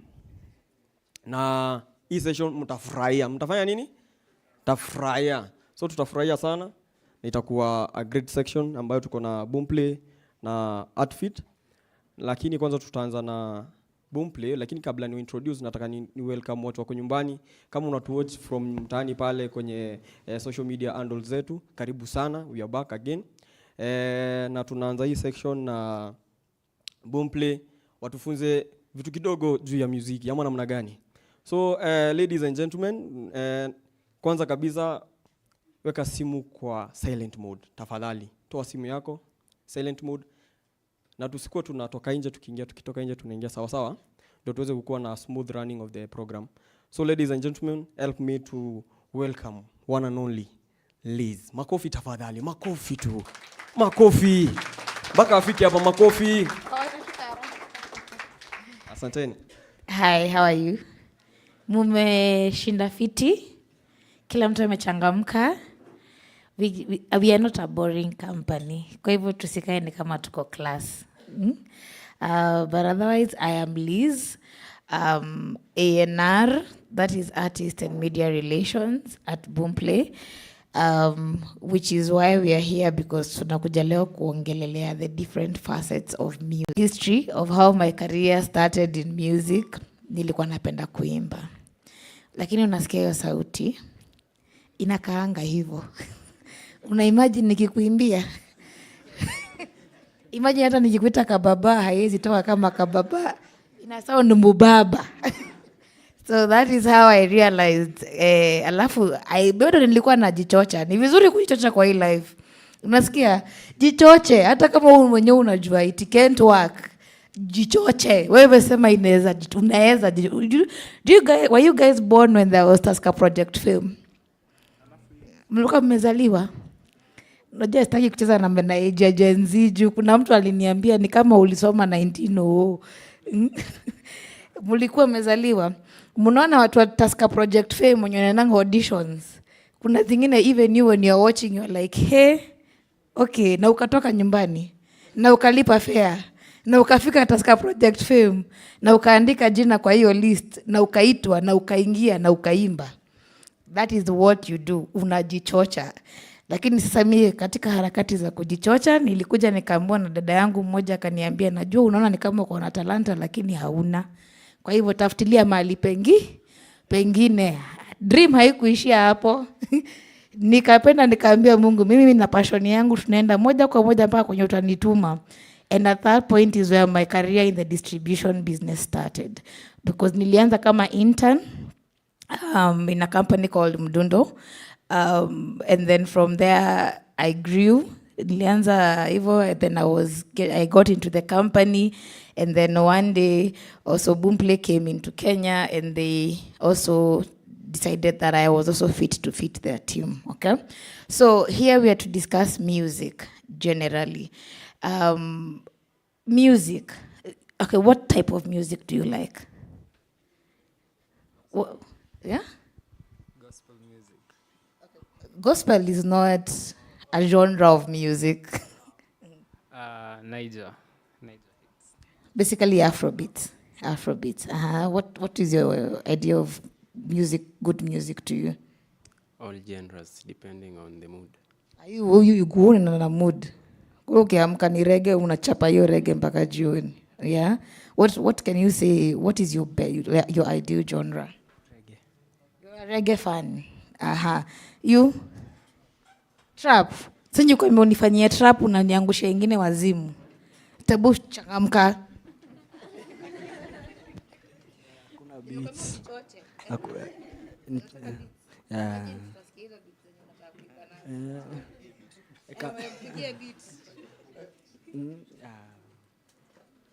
Yeah. Ya Linas ile ito Panini. I'm Old Town Road. I'm gonna take my horse to the Old Town Road. I'm gonna ride till I can no more. I'm gonna take... We, mama yako anajua unasemanga vitu kama hizo. So I'll just jump right through and we will have a clip where we're going to play. Actually, just give him a t-shirt. At least ametuangushia strategy. Ametuangushia... I'm a nice person. I'm your Santa Claus for the next hour. So make use of me. Okay. So we will start with this clip. Volume.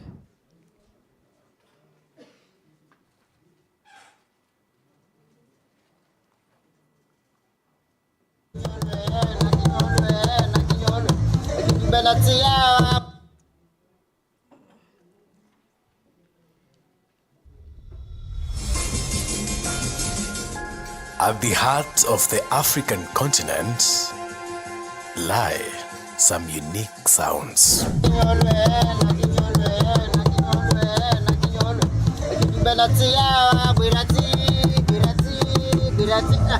Sounds of music.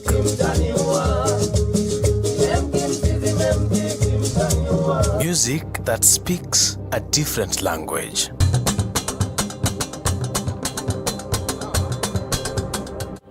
Literally and figuratively.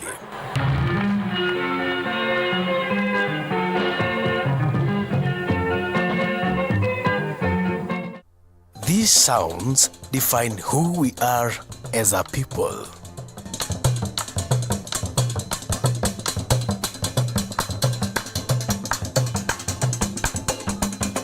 They are sounds that have their origin in centuries-old traditions and rituals. It means that it helps themselves call their spirits, that's why. Sounds that have now overcome all sorts of geographical barriers, uniting each and every one of us that has African blood in their veins. And it's not just the Africans that it is impacting. These are the sounds of Africa.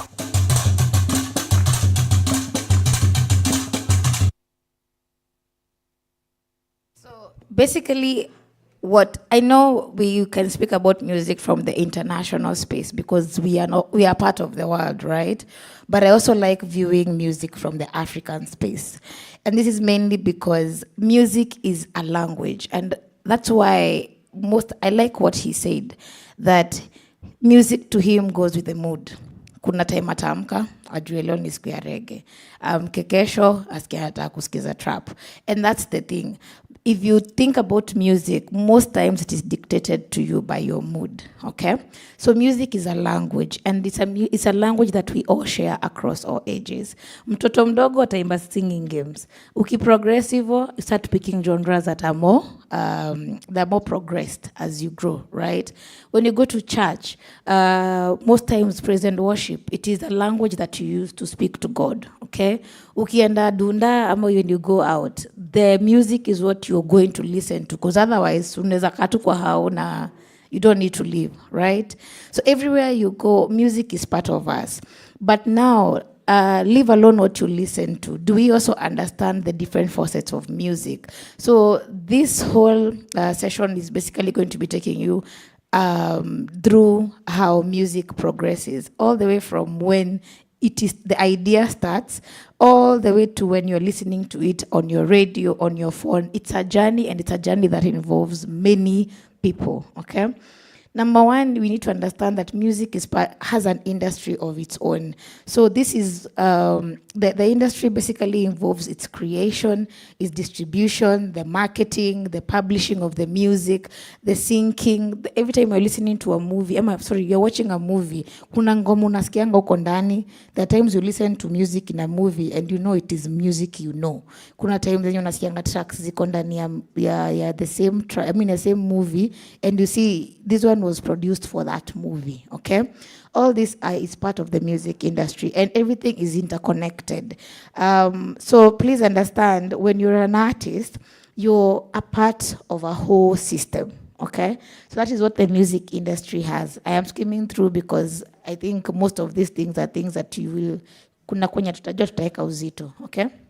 Now, the music industry has a structure. So please understand, unaweza kuwa unapenda kuimba, lakini talent yako si lazima ishie hapo, okay? You may not be able to sing, but you have a good ear for a beat, all right? You may not be able to sing, but you can be able to actualize a beat in your head, all right? Ushaisikia mtu mwenye anakudescribe ya beat anakuambia dudu dudu. Wewe unashindwa unasema, but that person, they actually have a proper beat in their head. The only thing this person needs to do is actually be able to learn about production and engineering, and they will actually give an artist a whole beat, all right? So don't underestimate any talent or vision that you may think you have, and you see like there's no avenue for it to grow into something that you can actually do, all right? So there are different facets in the music industry. There are artists, there are the managers. So if you are a good manager, if you think you can actually create a business, you can actually make someone your business and become their manager. You can also become a songwriter. If you have that talent, you can put words into a poem. Imagine you can also become a lyricist for someone. And trust me, you don't have to always sing what you write. There are those artists, I don't know whether you know someone, the artist called Bensol. Do you know Bensol? Bensol is one of the best writers, and he does not write everything. He doesn't sing everything he writes. There are artists he also writes for. And that's the thing that I think the African culture haijazoea, where you actually employ someone to write music lyrics for you. So unapata mse, badala tu atumie hiyo pesa aende alipe songwriter, chorus iko na word mbili. Uko zile za... Sorry? Oh. Okay, there's a list which is here, which will be going around. So please continue write. You can write your name and your details. Muku umesign kuko, unaweza sign. Sign in, you never know tunapeleka wapi so much. Maybe ni raffle.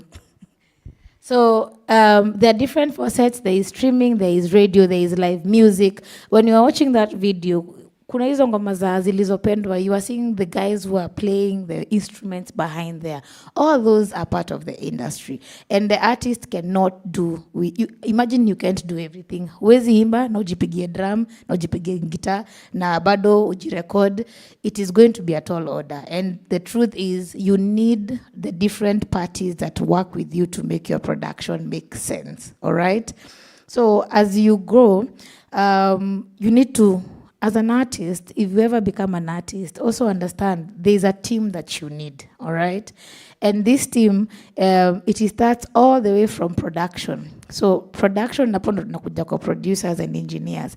There's Motif, I don't know whether he's still here, but he's one of the biggest, Chuka mnasianga Motif the Dawn in some productions. He's a brainchild behind Abanton.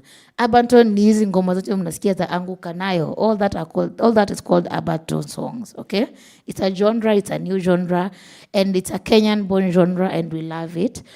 Just like the way there's a mapiano from South Africa, there's Afrobeats from the West Africa, we also have our Abanton, all right? But the tune, hiyo yenye saa muna dancing, wacha sana maneno. hiyo the thing that makes you ukishasikia nawe kianza kuimba kuna yenye nafanyanga kila mtu aanze kusimama immediately. That is what we credit to engineers and producers. These are the people who are behind the beats, all right? They're the ones who share that with the artist, and then the artist now goes ahead to engage either a songwriter, but if they're also good at their job, they continue writing the lyrics for themselves, all right? So that is where akina Musioka, so umesikia Musioka when in some of the tracks that he's normally mentioned in. This is another one of the biggest producers, not only in Africa but in the world. This is someone who has even produced for Netflix. So do you see how big you can become in the music industry? Because to be very honest, ningeambia mama yangu nikiwa campus that nitafanyia music company, ningeulizwa kama ninapoteza school fees. Why are we wasting school fees, right? Because that is a thought process that most parents have had. They do not see beyond the singing part of being an artist, all right?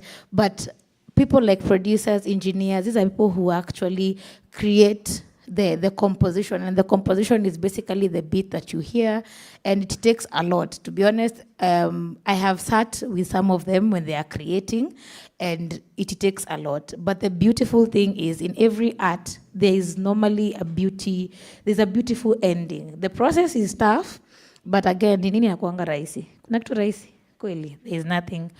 There is a personal manager. Now, personal manager, huyu ni the link between the artist and the business. Please understand, there is singing as a hobby and there is singing as a business, all right?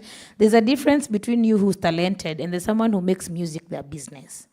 The artists who you would think by your standards, they're not as talented as others. Kuna mwenye utasikia useme hiyo sauti inanipatia goosebumps, all right? But you don't see them, they don't look like they're progressing. Unashindwa mbona huyu msanii anaendesha Vitz. Sisema Vitz ni gari mbaya, hata labda yangu ni Vitz. But kwa akili yako, you expect a star, all right? But most times, it's the team behind the artist that creates a star out of an artist. And one of the most important people is a personal manager. I, as part of a distribution company, we have dealt with very many managers, all right, that come with the artist. So it is important to understand that this is someone who creates a business out of someone. They take the artist and make them their product. Ikikuja ni kunegotiate contracts za kuja kuperform, huyu ni mtu mwenye anaenda, si msanii. Ikikuja ni kutafuta endorsement, aonekane kwa billboard ya Safaricom, huyu ndio anafaa kwenda kunegotiate hiyo deal. But now you have to have studied enough business to be able to know how a contract should look like, how at least the draft should, at least kitu kama hiyo, venye at least kipewa karatasi hivi unaweza jua hii ni contract ama ni barua mtu anaandika, all right? Kuna hiyo kujua where do I knock, which doors do I knock, who should I know, but all that now needs a business mind. So yes, you can complete your BCom 4 years, but you actually become a very successful artist manager, because now that is where your passion is. Again, it is important to learn how to combine what you learn in class and also your passion, because you can merge them together and you can create a beautiful, beautiful experience out of your life, all right? Surprisingly, I have done psychology, but here I am talking to you about music, all right? You don't have to do it on paper, right? As long as unajua story ya streets, please usiingie kwa uhalifu, but become street smart. Go to the business manager. Now, this is a different person from the personal manager, but they can also be the same, because again, in Africa, we don't yet have the big structures for you to have two of them at the same time, all right? But the business manager is the one now who takes care of the business. Now, when I say the business, ni huyu si mwenye atakimbia na msanii kila mahali. Huyu ndio mwenye ana file taxes, huyu ndio wana make sure tunalipwa, huyu ndio wana make sure kama kuna staff wenye wanafanyia msanii kazi kama ni makeup and all these things, they are also part of that experience. So this is the person now who signs on the check. And it's also a very, very important person, and they typically also get 5% of every deal that comes in. Personal manager can get between 15 to 30%, depending on the actual agreement you have with the artist or whatever the artist is making. So assume the artist gets a deal that is worth 1 million Kenya shillings. Most times the manager will be paid between 20% to 30% of that. So you as a manager, you can earn your clean 300,000 out of that, right? If you're doing the two, business manager and the personal manager, you can say you're giving them 30%, wajue venye watagawana. But most time the business manager, because kazi yake ni it's more formal, they get like 5% by the market standards. It can be higher, it can be lower, depending on what you agree with the artist. Then we come to the entertainment lawyer. Lawyers in the house. Do you have lawyers? Anybody who's doing law in this space? Yeah? Now, let me tell you, there is a section of law that people are not getting into, but it has money. It is called IP law. IP law has not been exploited properly in the African market. In fact, in Kenya alone, I think we have 5 IP lawyers. And please understand, an IP lawyer is someone who can take you to court, tumeenda na wimbo, na hiyo wimbo itanipatia pesa yangu 5 million. All right? It is not the same argument that you would have with someone who amezoea kupelekana makesi za shamba, na kupeleka watu ende wa divorce courts. No. IP law, there are 5 lawyers. You know, everybody knows Nonini. Hamuko wayang hivo. Hamujui Nonini? Munamjua, si ndio? Nonini is one of the artists who has understood that IP is basically intellectual property. Anything that you cannot tangibly touch, but it is owned by you, it's intellectual property. Creatives, art, singing, it's under IP. IP that is intellectual property. Most artists forget to file and to claim their IP when they're releasing content, right? But now what IP lawyers are doing, they're ensuring that your papers are in order. Now, I, as Boomplay, decide that we want to use someone's song for an advertisement on TV, bila kuwa tumemlipa huyo msanii, because for anything that you use, you have to pay, right? Jua ni shamba ya mtu unachukua, okay? Huwezi enda kwa shamba ya mtu uanze kujenga nyumba na useme nimechukua sahani yangu. No. You have to ask for permission. The person has to quote how much they want to charge you, and they have to tell you how long will you use that song, all right? So mimi kama Liz nimechukua wimbo, nimefanya advertisement na ngoma ya Nonini. Nonini amekuja akasikia akarealize Liz hatujaongea na wewe, lakini naona ngoma yangu ndio inakusukumia product. What do? They engage the entertainment lawyer. This particular docket in law has not been exploited because, again, our laws have not really been structured enough to protect the artist, but it is something that the bodies are working with the government to change, all right? IP lawyers can make you a good money. Kuna artists who are making a career out of suing people, and they're getting paid very well, all right?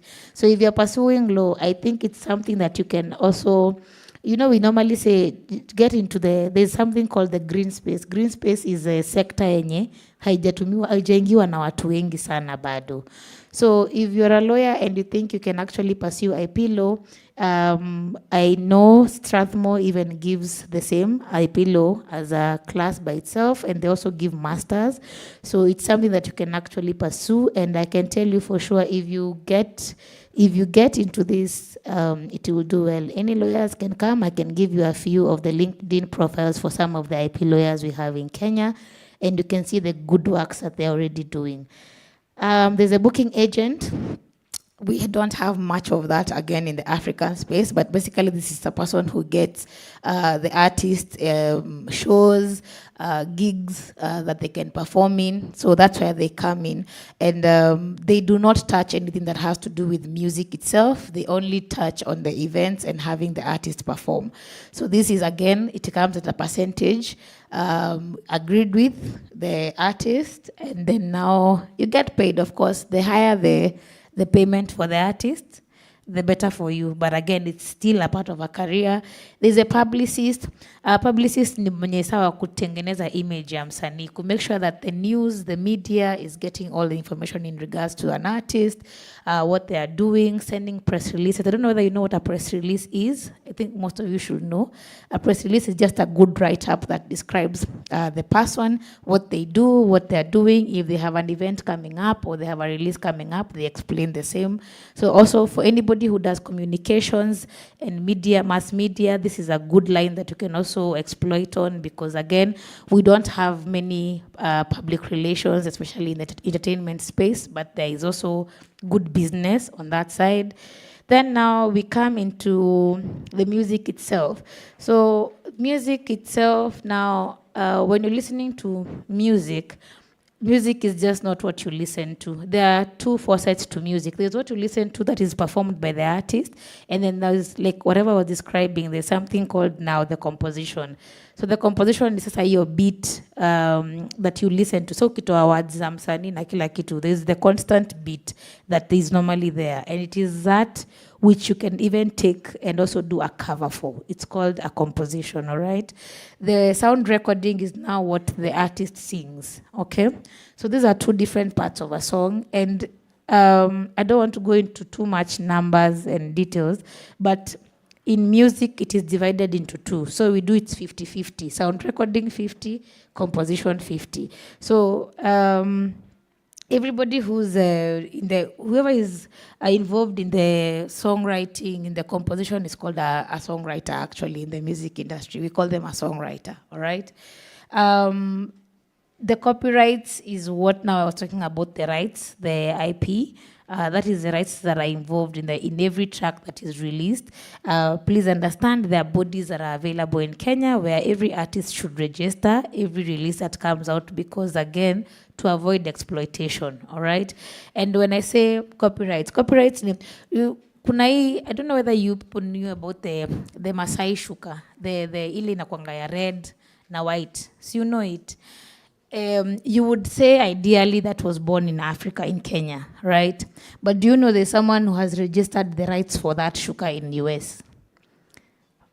So akakuja amwe siku moja anaingia Toi ama anaingia pale Masai Market na aseme, in fact mnauza design yangu illegally. Do you know he can be paid? Right? It's about registering. There are different bodies for registering different things. When you have an idea, there's something called patenting an idea, okay? When you are discovering something, you have to patent it so that you can avoid a situation where utanyang'anywa na mtu, all right? Naweza kuja leo tunasema, uko na kitu unataka kunionyesha because you think it's a good invention na ita hit market in the next 1 year. Nikwambia, okay, that looks nice. Wacha nione venye iko, nipatie sample niende nayo. If I go there and patent it, or basically I register the rights to my name, even if in the life of you go and do it in US, ama you get someone who will invest and then it blows, I can come and sue you and say that you're actually using my product. All right. So it's the same for music. For every track that you release, there is something called copywriting it. And there are different bodies that take care of that in Kenya. Anybody who is also interested in that, you can see me after this and I will give you the bodies themselves so that you can ensure that your music is registered. Also, this is important because it is through these bodies that any place where there is radio play, TV play for your music, they're the ones who collect royalties for you. So you go and withdraw for them, okay? So these are the bodies that are part of it. So I'll skim through that because it has more of the bodies, what they do, mpake, and the people who are normally covered under these bodies. Again, anybody who's interested, please see me after this and I will give you more information. Prisk, the same thing. Please understand these bodies ensure that, because when you get out and you get into the organizations, you will learn when you're doing adverts and all these things. We just don't use music randomly on TV, be it on radio. It has to be paid for. There's a license that we pay for you to be able. Even if I was to do a concert today here, I still have to pay a license even for the DJ because we are going to be using the music that belongs to other people, all right? So we have to pay a license for that so that the artist who is in charge of that music can also earn from that. So an artist, even in their sleep, unaonanga kwa Biblia kwenye nasemanga God provides for those he loves even in their sleep. I think artists are the ones who are being mentioned because anytime that they are anywhere, their music is earning for them, all right? But remember, you have to do it correctly for you to be among those that God loves, all right? So We shall go to distribution and marketing, which is going to be handled by my colleague Ian, who's the marketing manager at Boomplay. But so far, kuna mtu ako na swali? Kuna mtu ako na swali? Hakuna mtu ako na swali? Okay. Wacha ni. Oh, you have one. Oh, okay. Shoot.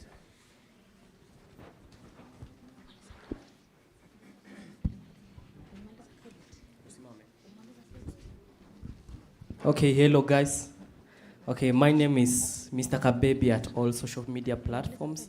Yeah, I'm asking, like, maybe you have the psych or the passion, you want to join the advert team. Like, what's the procedure? Like as you said that they came to Kenya and they saw you, that you can be part of them. And now you have come to Chuka. Can you see somebody part of you. who can be part of you? Like also, I myself, like I am a social media influencer. Okay. So like I could feel much honored if maybe I can be part of the advert team. That is, thank you. Hata ujui mimi ni wa kampuni gani mpaka saa hii. Boomplay. Yes, so surprisingly, you're the right person. You see this marketing manager of ours, he has even modeled for Safaricom. So this one should even be the best person for you to follow. Hivi mfuate hivi. Unaona uzuri akai different sana. Yeah. So ukimuona hivi tafadhali mfuate. Because what I know is there are agencies and there are also bodies that take you in, even as an intern, all right? As you have said, the fact that you are an influencer, I don't know whether you have engaged with Twiva. With? Twiva. It is one of the brands that we are with here today, and it's a platform where they host influencers. You can sign up as an influencer and then build your numbers, because again, I will ask you, what are you doing as an influencer to ensure that you're being seen? Okay, how are your numbers looking like? How is your engagement looking like? Because you can be having 1 million followers, but post yako moja iko na tu like moja. That tells me those are not genuine followers. Okay, so those are the things we see when we are also trying to engage influencers. Those you may think because uko na 1 million followers, we will follow you. But the truth is, we don't know whether, if they're not organic and you're not seeing engagement, like nikikuitisha report, because you see, as an influencer, and I'm pushing you to push Safaricom, it means we are paying you to do a job, meaning at the end of the campaign, we need a report. Will your report indicate the numbers that are indicated on your screen, on your profile, sorry, all right? So before you even get to the place where you're registering as an influencer, please understand there are different things that are very important for someone to be termed as an influencer. Your numbers should make sense. Your professionalism should make sense. How you've packaged yourself should make sense. Like, what kind of an influencer are you? Are you a dancing influencer? Are you an artist influencer? Because there are those who sing into all this. So you have to also categorize yourself into what kind of an influencer are you, okay? And then after you package yourself to that level, now understand which organizations would you like to target. All right. Are you dealing cloth line? Are you looking at because even artists use influencers. That's why sometimes you see some tracks really zinapanda juu TikTok, because they have also engaged influencers, because it's part of marketing, which he's going to speak on. Napata naenda huko pia mimi. But basically, as an influencer, before anything else, remember that you have to actually have a profile which fits to be called an influential profile, all right? Then after that, it takes time, but also there's something that I can't remember her name, but she said it takes time, but when it starts working, it works. And also she said that you have to take a lot of in-kind gigs. And when I say in-kind, ni ile haulipwi pesa, but probably you're reviewing a product, you're doing it to the best of your capability. And then as you go, you continue now building a brand profile. When you've built a brand profile now, even when you're looking for, because even you don't have to be the macro are the big ones, like in Anjugush, only macro influencers, but the other ones we call micro influencers. They don't have a very big following, but they have very high engagement. So you can actually target to be that kind of an influencer. And the beautiful thing about the internet nowadays is you can be discovered from anywhere. You don't even need to knock doors anymore. So build yourself in that space, become someone who can actually sell a product for me, and then start pitching. Check out Twitter.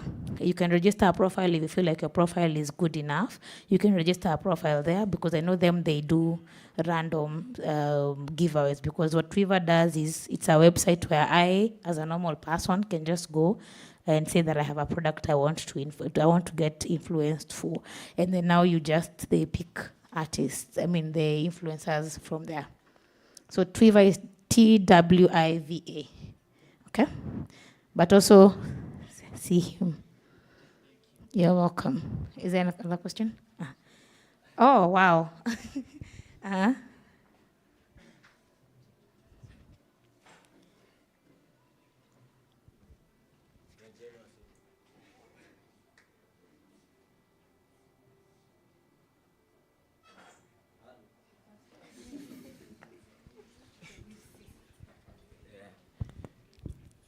Hello guys.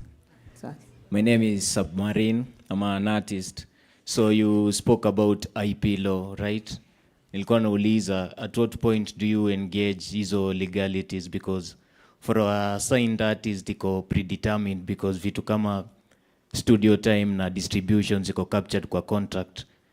Ama lazima ukue mainstream because kuna up and coming artist. Tunatry ku build hizo teams na nini. So at what point do you engage wo IP lawyer for that reason, copyrights? Yeah. So you don't have to engage an IP lawyer to register your rights. There are those bodies like Mpake, MCSK, where you go and register your rights, all right? The important thing is basically to have it on record that it was already registered, okay? On record, you're talking about an affidavit? No. The bodies themselves. Okay. They even have links. I can share with you the links that you do online, right? Now, about royalties? Royalties now, they are the ones who are going to, MCSK is the one who's in charge of paying you royalties for your collections. Only? Right? Yes. When it comes to radio, TV, now royalties differ, okay? There are different types of royalties. There's the royalties we get on demand. On demand is where, like now you're distributing your music with Boomplay. Okay. Again, he was coming to talk about distribution, which I think is going to expound on about distribution. But now there's the on-demand companies like Boomplay, Spotify, Apple Music, which you distribute your music to for guys to stream. All right. That is one part of royalties. There's other royalties where if you are the one who also wrote and composed your music, you go to Camprisk and register there. Okay. So there's no barrier whether the distributor is local or international? No. All these it doesn't bodies, matter? No. All these bodies protect you. Now, when you're distributing your music with the Boomplay and you came through a content provider, which I will talk to you after, I think the best thing is we meet after, where they'll distribute your music for you to Apple Music, to Spotify. Those ones collect your royalties from you, for you, everywhere where the streaming was happening. Okay? You can even register with them for YouTube if you want, and they'll collect the YouTube royalties for you as well.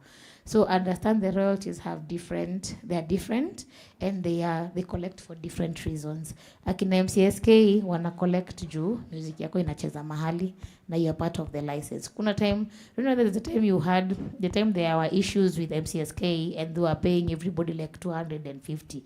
Akina Calligraph walikuwa wameleta shida and all this. It's because they are in charge of collecting everywhere, on TV, from radio stations, from bars, from matatus, because that music has to be paid for, okay? So when they collect now, they're the ones who are in charge of paying you. But now remember, you have to be in their database for you to be paid. So you have to visit all these offices. But I will share with you that. Yes, okay. I will do a quick exercise so that tuchangamke. Kuna swali ingine? Hakuna swali. Hiyo swali zingine sizingoje tu. It is... we shall do a last one. So I want to do a very quick Santa Claus thing before I leave this stage. I'm going to read you. Toeni simu. Simtoe simu. Mwenye ameasha siaashe. Mezima. Mkorada. Amkorada.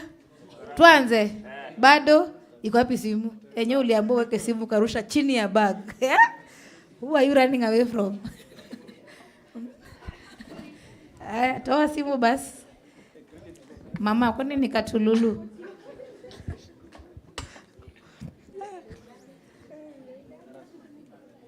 Kwa nini unafinyia ndani ya bag? Tuko sawa, tuendelee. Haya, ninasoma credit ya 250. Ndio hii. Kwa hivyo msikize vizuri na kwenye nitakohoa mniambie nirudie. Alright? Haya. Tuko ready? Haya, 3 2 1. Okay, hiyo si namba ya time. Simu relax. Nini kimbelembele? Sijasema naanza. Haya, nao naanza ya ukweli. 7226 3299 2850 4414. Hakuna? Ai. Umeingia? Shapata. Watu wako chap ni complain nioneni. So, karibu mpatie t-shirt. Anang'ang'ana vizuri, ameenda tunaenda tu vizuri. Hiyo si fair. Tebo acha nikae chini nijifikirie nione kama narudi tena hapa na ya time nyingine. Mniombe niguzwe. Mwanze kuomba. Haya. Ian is going to take it up from here. Makofi tafadhali. Waza. As she said, my name is Ian, the marketing manager Boomplay. Hivyo tu venye meshikilia simu hata mimi niko na Santa Claus kivyangu. *544 *66#. Meona kitu? Yes. So we are here in charge of we've partnered with Safaricom S-Hook. So nilikuwa tatu kuonyesha you can buy bundles through Safaricom. Na ukibuy hizo bundles, now you get to enjoy music for free for a whole day. Haya, niliwaambia mimi in charge of marketing, nimefanya kazi yangu. So I will be taking you through distribution and marketing as an artist. Quick question, how many people knew of Boomplay before you came? With a show of hands. Clearly I'm very well. Nafanya kazi vizuri kwetu. My boss should be here. This is a bonus. Anyway, how many people are interested or are passionate about music? And we've learned that music is a whole industry as itself, not just about singing, rapping, also ni story na beats, na vitu kaizo. So how many people have a passion to that? That's good to know. At least we have the perfect crowd for this. So we'll be discussing together about how to distribute music, how to engage fans, and eventually to have a successful career. So before we go there, these are the numbers of Boomplay. Boomplay is a music distribution platform, just like Spotify, Apple Music, and the rest, or the audio version of YouTube, you can say that. So we have 120 million plus songs from global, si Kenyan music peke yake, si African music peke yake, ni globally. Unaweza enda utafute ngoma ya Chris Brown, na utafute ngoma ya Joyce wa Mama, na mtapata zote. We have more than 10 million artists, so every single artist that you wish to listen to, depending on your mood or day, wote wako hapo. And Lizard mentioned something. This is mostly for the artists or people who want to start into the music industry. They are called content providers. Content provider, an example is somebody called DistroKid. They take your music and distribute to all the platforms as a whole, and they collect royalties for you. So we have more than 7,000 content providers. Kuwapata and rahisi, just search to Google music content providers in Kenya. Utaletewa list. Alright, the importance of music distribution. Global reach. Again, the market has opened to a global perspective. So now, ngoma ya Anguka Nayo, you can find it's also trending in Qatar. Ngoma ya Willy Paul, apparently ili trend huko Europe before even we got to make it trend here in Kenya. So global reach. 2, revenues, money at the end of the day. And 3, brand building. Leveraging digital platforms. What we've seen also, you can make money from platforms like TikTok. TikTok is just content provision. So even you as an artist, ngoma yako ikienda itumike huko, the platform is supposed to pay you. So kuna music streaming platforms like us, Boomplay, and also social media platforms like Instagram, TikTok, and the rest. All right, moving on to building and engaging a fan base. You as an artist, you as a content provider who's starting up, how do you build your fan base? Live performances. At the end of this forum, surprisingly, nimewapatia hint, maybe tunaweza kuwa na entertainment. So unaweza jituma, uende useme, let me just perform one song or something. That's how you can get to build like a fan base. Nimeambiwa pia, Chuka, you guys have a campus radio. So make sure you leverage such opportunities. Si lazima ulipo, enda tu pale ufanye interview yako ya 20 minutes and your name will be out there. And then now there's online engagement. So pale Instagram, unaweza ingia live, TikTok, unaweza ingia live, kifanya tap, unaweza engage wase, ask me any questions and I'll answer you. And that's how people get to know you. Aside from your content provision or brand, now people get to relate with you. I personally nimeona jezi mbili za Arsenali leo.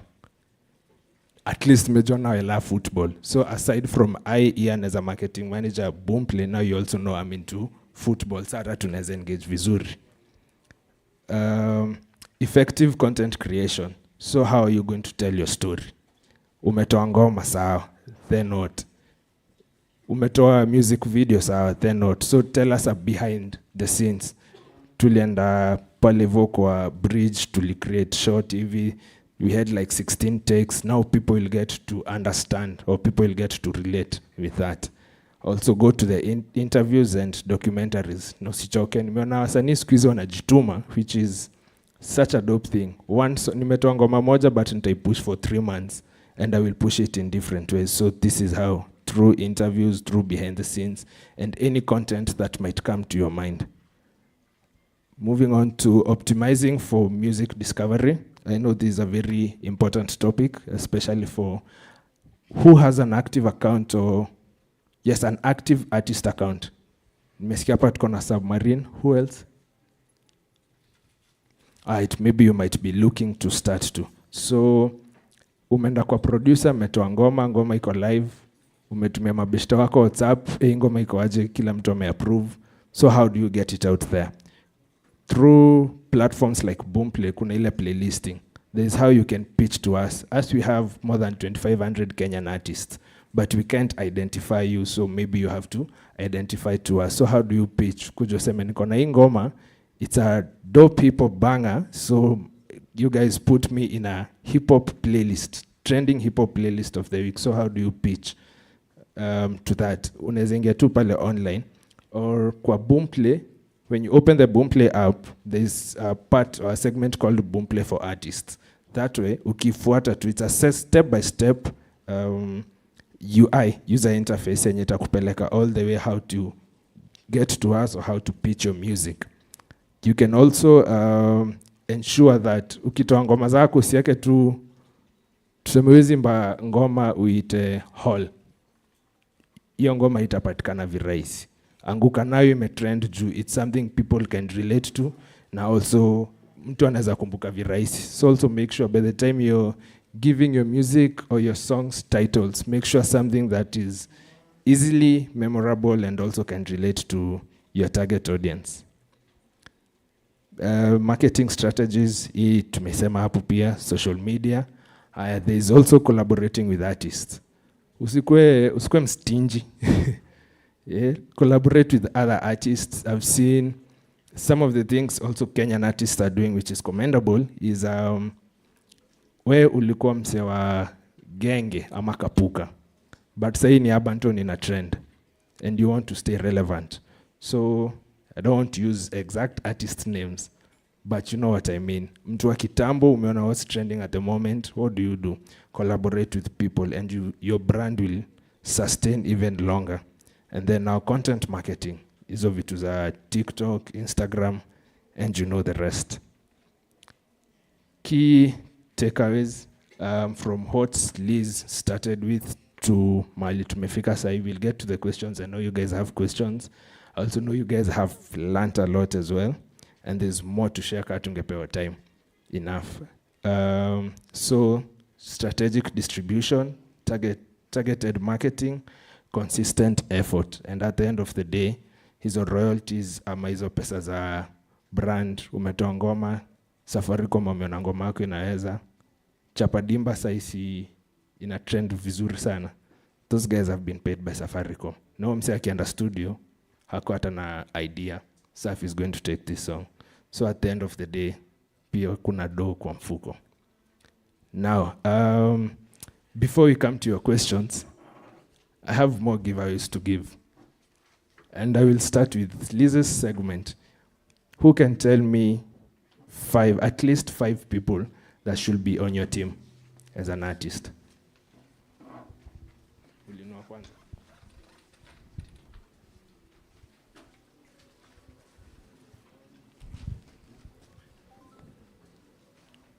At least five. At least five. Ukiongeza nitakuongezea kitu. Kuna producer. Kuna personal manager. Correct. Kuna business manager. Kuna lawyer. Uyo lawyer. Uyo. Entertainment lawyer ama IP lawyer, intellectual property, but pia entertainment lawyer. Entertainment lawyer. Yes.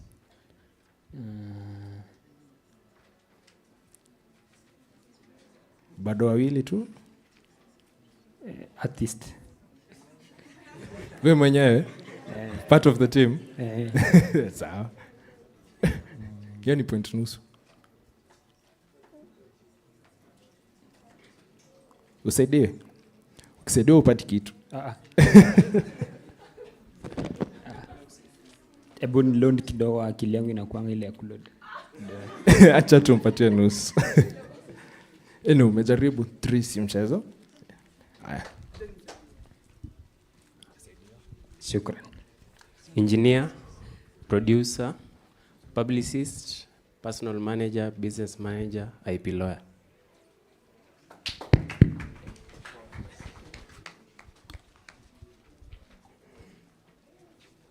Sasa, now before we take your questions, tusisahau *544 *66#. You get to buy bundles from as little as 30 bob. You get 120 MB and music to stream for offline play a whole day bila coach ads. So ukiingia tu size umebuy bundles, utaenda tu download hiyo ngoma, uzime bundles zako na utarudi hiyo ngoma as many times as you want. Now to your questions. And make them short because also we have to give our next segment also time to present. Habari yenu, kwa majina naitwa Kate na nilikuwa nauliza, let's say I'm an upcoming artist, nataka kufanya collabo, nimekuja like we had freshers night, kulikuwa na major.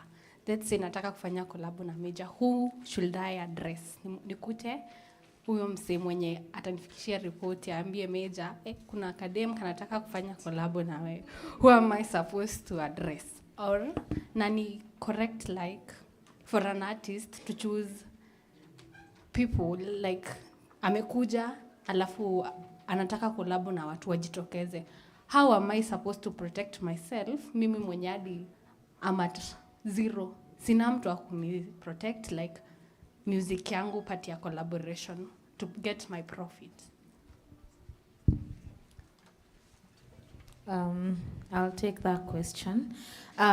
For the longest time, to be very, very honest, akujai kuwa na a direct channel where you can reach out to this artist, okay? Mara mingi nakuanga ni historia unajua nani, okay? But how it works when you want to seek for a collaboration is, in most times you have to send the artist that you want to collaborate with your songs, like a link to your past projects, okay?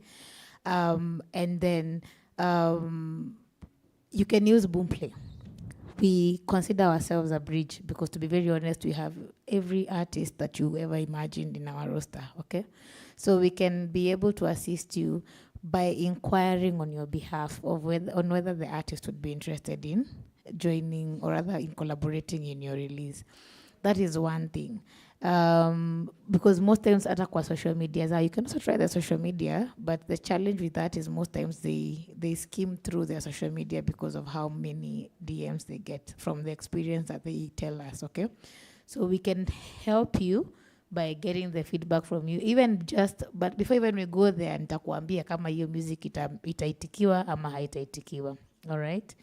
Now, when I say that, it's from a place of love, because we need a bit more refining before a big artist comes on board. Now, number 2, protecting yourself. Never ever. There's something called split sheets. Even if you Google sample split sheets, okay?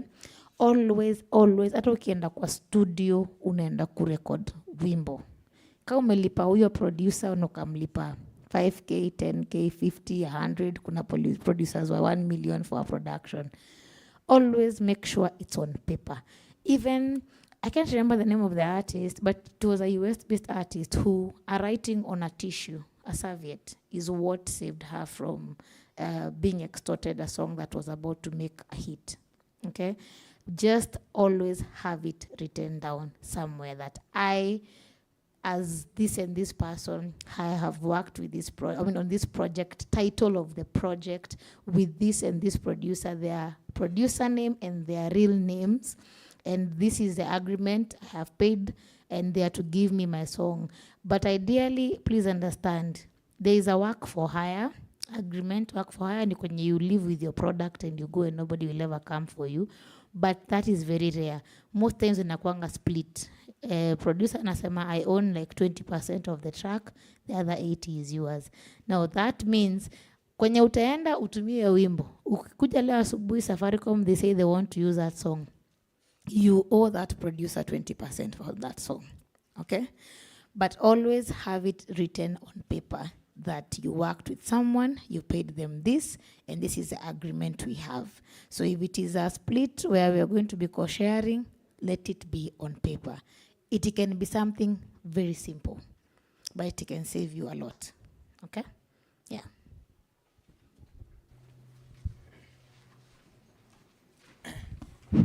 Okay, thank you.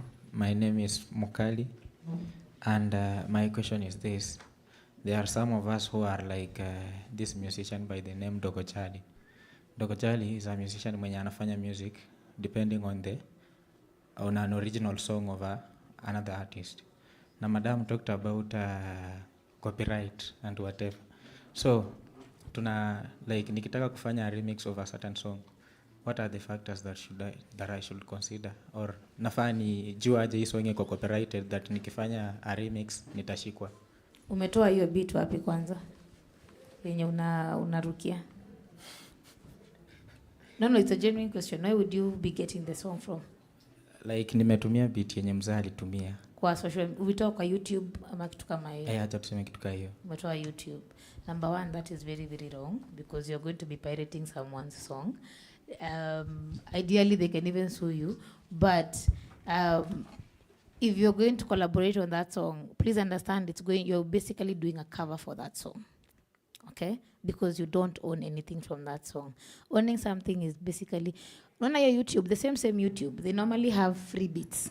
For people who want to start on music, by the way, you can actually go to YouTube and search for free beats. YouTube gives you like a period licensing that you can use it for a period of time, okay? But you have to make sure kwa description umeangalia hiyo beat unaitumia for how long. Juu kama imesema 2 years, in 2 years time, it is no longer your production, okay? Kuna zenye wanakupeanga for a lifetime. But sasa shida ya beat kama hiyo is it does not define you as an artist. Ni beat ishaifanywa. Okay, ishafanywa already. But you can use it to practice. But now when you take a song that is already produced, rip it from social media and do a track off of it, you cannot make money from it. Legally, you're not supposed to make money from it. You can do it for fun. You can do it to grow your experience. But hata YouTube kuna zinasemanga ni covers. You see those covers, okay, that people normally do. They are not supposed to be paid for them because it is not your composition. You have not invested anything into it. When you umechukua kazi ya mtu, kaanza kufanya nayo. Okay, and if you use it for anything that will make money, you can even be sued by the person if anaweza jua. So in future, avoid as much as possible. And if you really want to do a bit of that, you can probably see, kwa description, there's normally producer name, beat owner, if you check. You can reach out to them and tell them you'd like that beat. So if it is an open beat, the producer can be even the one who will send it to you. So always just make sure you do your research. Information in most times inakuanga kwa description. They describe everything. All right? Yeah. Woza. Mi naitwa Roland na nilikuwa na maswali 3 lakini moja nishauliziwa. So nimebaki na 2. Ya kwanza tuseme niko na beat. Na hiyo beat imenibamba. Naweza pea msee atoe ngoma tamu lakini sasa sijui nitamfikia aje. Sasa hiyo beat nikae nayo ama kuna vile mnaweza nini?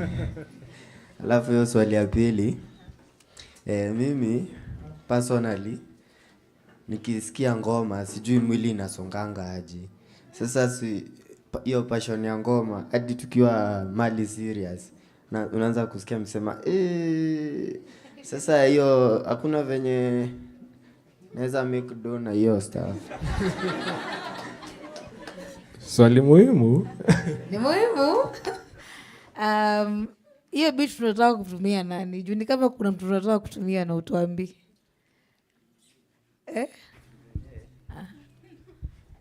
Unasikia ngoma na beat yake lakini unaona hii ingeenda na hii beat nyingine ingekuwa ngori. Ninauliza hiyo beat uko nayo hiyo utaki ipotelee, unataka kutumia nani?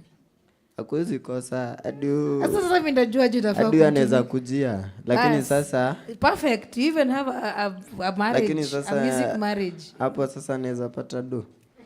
Sasa unataka kuwork. You see now, wewe unataka kuwa, acha nikuulize, wewe unataka kuwa kuimba ama unataka kuwa kuproduce beats? Kuproduce beat na kudance. Motive. Motive. Aha. Unaona ule? Tabuenda umchotee hiyo beat akwambie kama inaweza ama ni kujidanganya na jidanganya. Inaweza. Lakini unajua kuna ile talent tunamonga na mamako, unaweza imba lakini ukitoka kunja anakuambia boss unadu. What you do, test it in fire, okay? Go to the people who can tell you whether there is something, because atakwambia kuna kitu hapo, okay? And then now when you get to a place of that nature, you can upload these beats on YouTube and actually give people to start testing them. Kitu ya kwanza mimi husema ni ukitaka kuanza, hata kutoka hapa my friend, utoke hapa uende upate mshahara ya 100,000. Lazima uanze mahali. Unaanza kaa intern, atachi. Unaona? That's how you grow. Yeah? And then now it gets to a place where something starts bringing you money. All right? Him, unafaa kumtafuta. Usikie yeye music yake ni gani. Ukiona kama you can merge styles zenyu, you can start working together. Mfanye split sheet 50-50. Unamletea beat free, yeye na yeye anaimba, alafu mtafuta pesa through kuuza hiyo ngoma. Hiyo si ina make sense. Alafu mwilete boomplay. Unaona? Nimekupa majibu. You had the answers in you. Ni venye utaki kufunguka. That is what you do. You have to hit the ground running. Okay? Hakuna kitu inapeanangwa free. But pia venye watu wako huku wako na experience, use them. Hiyo ya kudance. Sasa hiyo sasa nataka nikwambia aje, uendelee kudance. Sasa mimi nikupeleke wapi baba? Actually, maybe what we can do is the dancers who are dancing as part of the whole forum, maybe we can find out who their leader is and then you can audition for them. Does that make sense? Okay. So we will find them. Tutamtafuta. So we'll only take 2 more questions because of time. Mimi nilikuwa nauliza kama social influencer anaweza collaborate na musician ili apromote vitu zake na bado asaidie musician. Hiyo inaweza kabisa. We all know ingoma ya Meja ilikuitwa Utawezana. that song was a hit because of Aziad. So yes, social influencer. Actually, right now, artists are using social influencers to promote their songs. Simeona kuna hizi ma TikTok dance challenge na nini?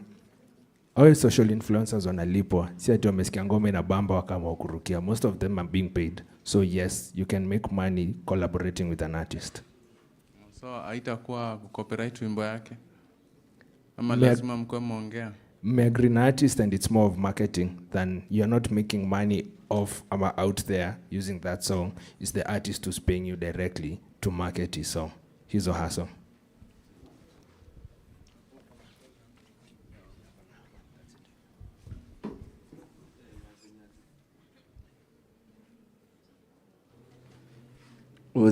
Waza. Mimi nauliza like for example ndio mimi ni msanii alafu wewe ni msanii, inafaa tupige nawe shughuli alafu uko level ya juu kiasi kuniliko ile design mimi nadai collab. Nikikuja kwako unaniitisha collaboration fee, let's say for example mimi nichapia hiyo scale, hii shughuli ndio ifanyike na dai 15 Gs. Nikikupatia hiyo do alafu tungie na studio, pia mimi nafaa nikupatie demand zangu like mkiproduce na mse doba sana nafaa kusaidia kwa nini yake like the marketing of the song. So nafaa kupatia conditions juu pia mimi nimekulipa, unacheki. Nimekulipa, nimeshughulikia video, nimeshughulikia audio, hadi wengine bana hadi lunch unapata. So pia mimi after hapo hiyo shughuli isipofikisha namba fulani pia mimi nafaa kuuliza like saa baba unaniweka aje. Ni kweli, she mentioned something called a split sheet, and a split sheet is not something cast on stone. Kuna templates out there, but you can agree on percentage na nini. So tumekuwa umelipa hiyo 15k, alafu ngoma ni yako 100%. That's how you've agreed. What she said is, make sure everything that you agree on, you put it on paper. Kwa agree mnaweza agree, hata tuseme for example, you'll take 90% of the song, ama 10% of the song. Hiyo ni nyinyi kuelewana. Si hakuna mali ati outside forces wataingililia, but just make sure umeiweka on paper, however it is. So there are templates out there, and they are not cast on stone. You can edit where both of you feel comfortable. Bora tu umeiweka on paper. Other than that, huwezi mpeleka mahali, huwezi mpeleka kotini alafu hamjaandikiana. So make sure tu umeandika mahali na umeweka records pia. Hope nimejibu swali. Mazi. Ni aje? Woza. Mimi naitwa Jimmy. So nilikuwa nauliza swali hapo kwa nini? Kwa Boomplay, for example, mimi niko na hit song. Okay, tuseme niko na song. But okay, naweza come up, naweza ipackage aje design mse hata kiitafuta anaweza ipata, and then at the same time nilikuwa nauliza in terms of streaming, kuna specific threshold ya place unafai kufikisha ndo uanze kulipwa, ama streaming yani ufikishe maybe streams 1,000 or maybe Boomplay uanze kukua okay we can pay you from there. Yeah, and also tumeambiwa tujitume. I would also love a Boomplay t-shirt. Hiyo ni a kind request. Nimependa hiyo ya mwisho. So to start with the first one, it was about sorry, remind me the first one. Ilikuwa the first one. Ilikuwa what unaweza fanyaje ndio ngoma ipatikane ama ijulikane. Yeah, hapo kuna presentation, kuna place ilikuwa imeonyesha keywords. So venye nilikuwa nasema ukiita ngoma tuseme for example unaimba kuhusu maandamano, huwezi ita hiyo ngoma tear gas. Unaweza ita tear gas because tear gas is something that's outstanding. So by the time you're giving a title, make sure ni kitu one easy on the tongue. Easy on the tongue ni nikisema ina sound tu virahisi. 2 ni kitu memorable, na 3 ni kitu ina relate na watu. Siwezi anza kuimba kuhusu this is called a banner, but nikita banner wase wengi hawata relate. So make sure umetumia keywords. Alafu 2, you had mentioned about threshold.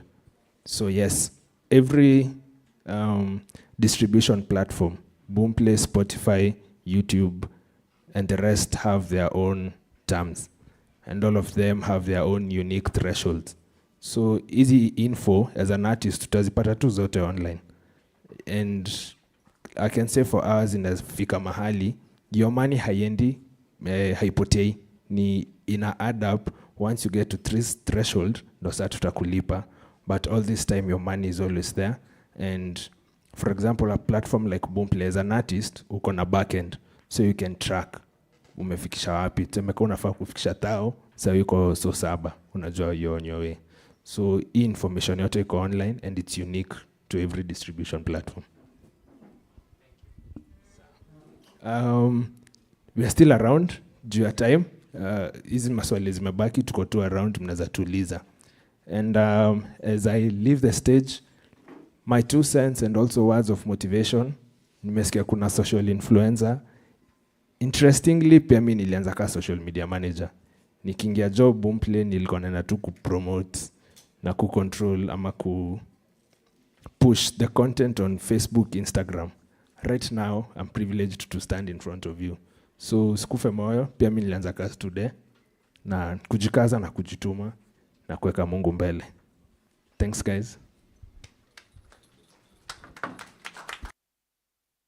Kofi, tumsapie makofi kila mtu. Haya.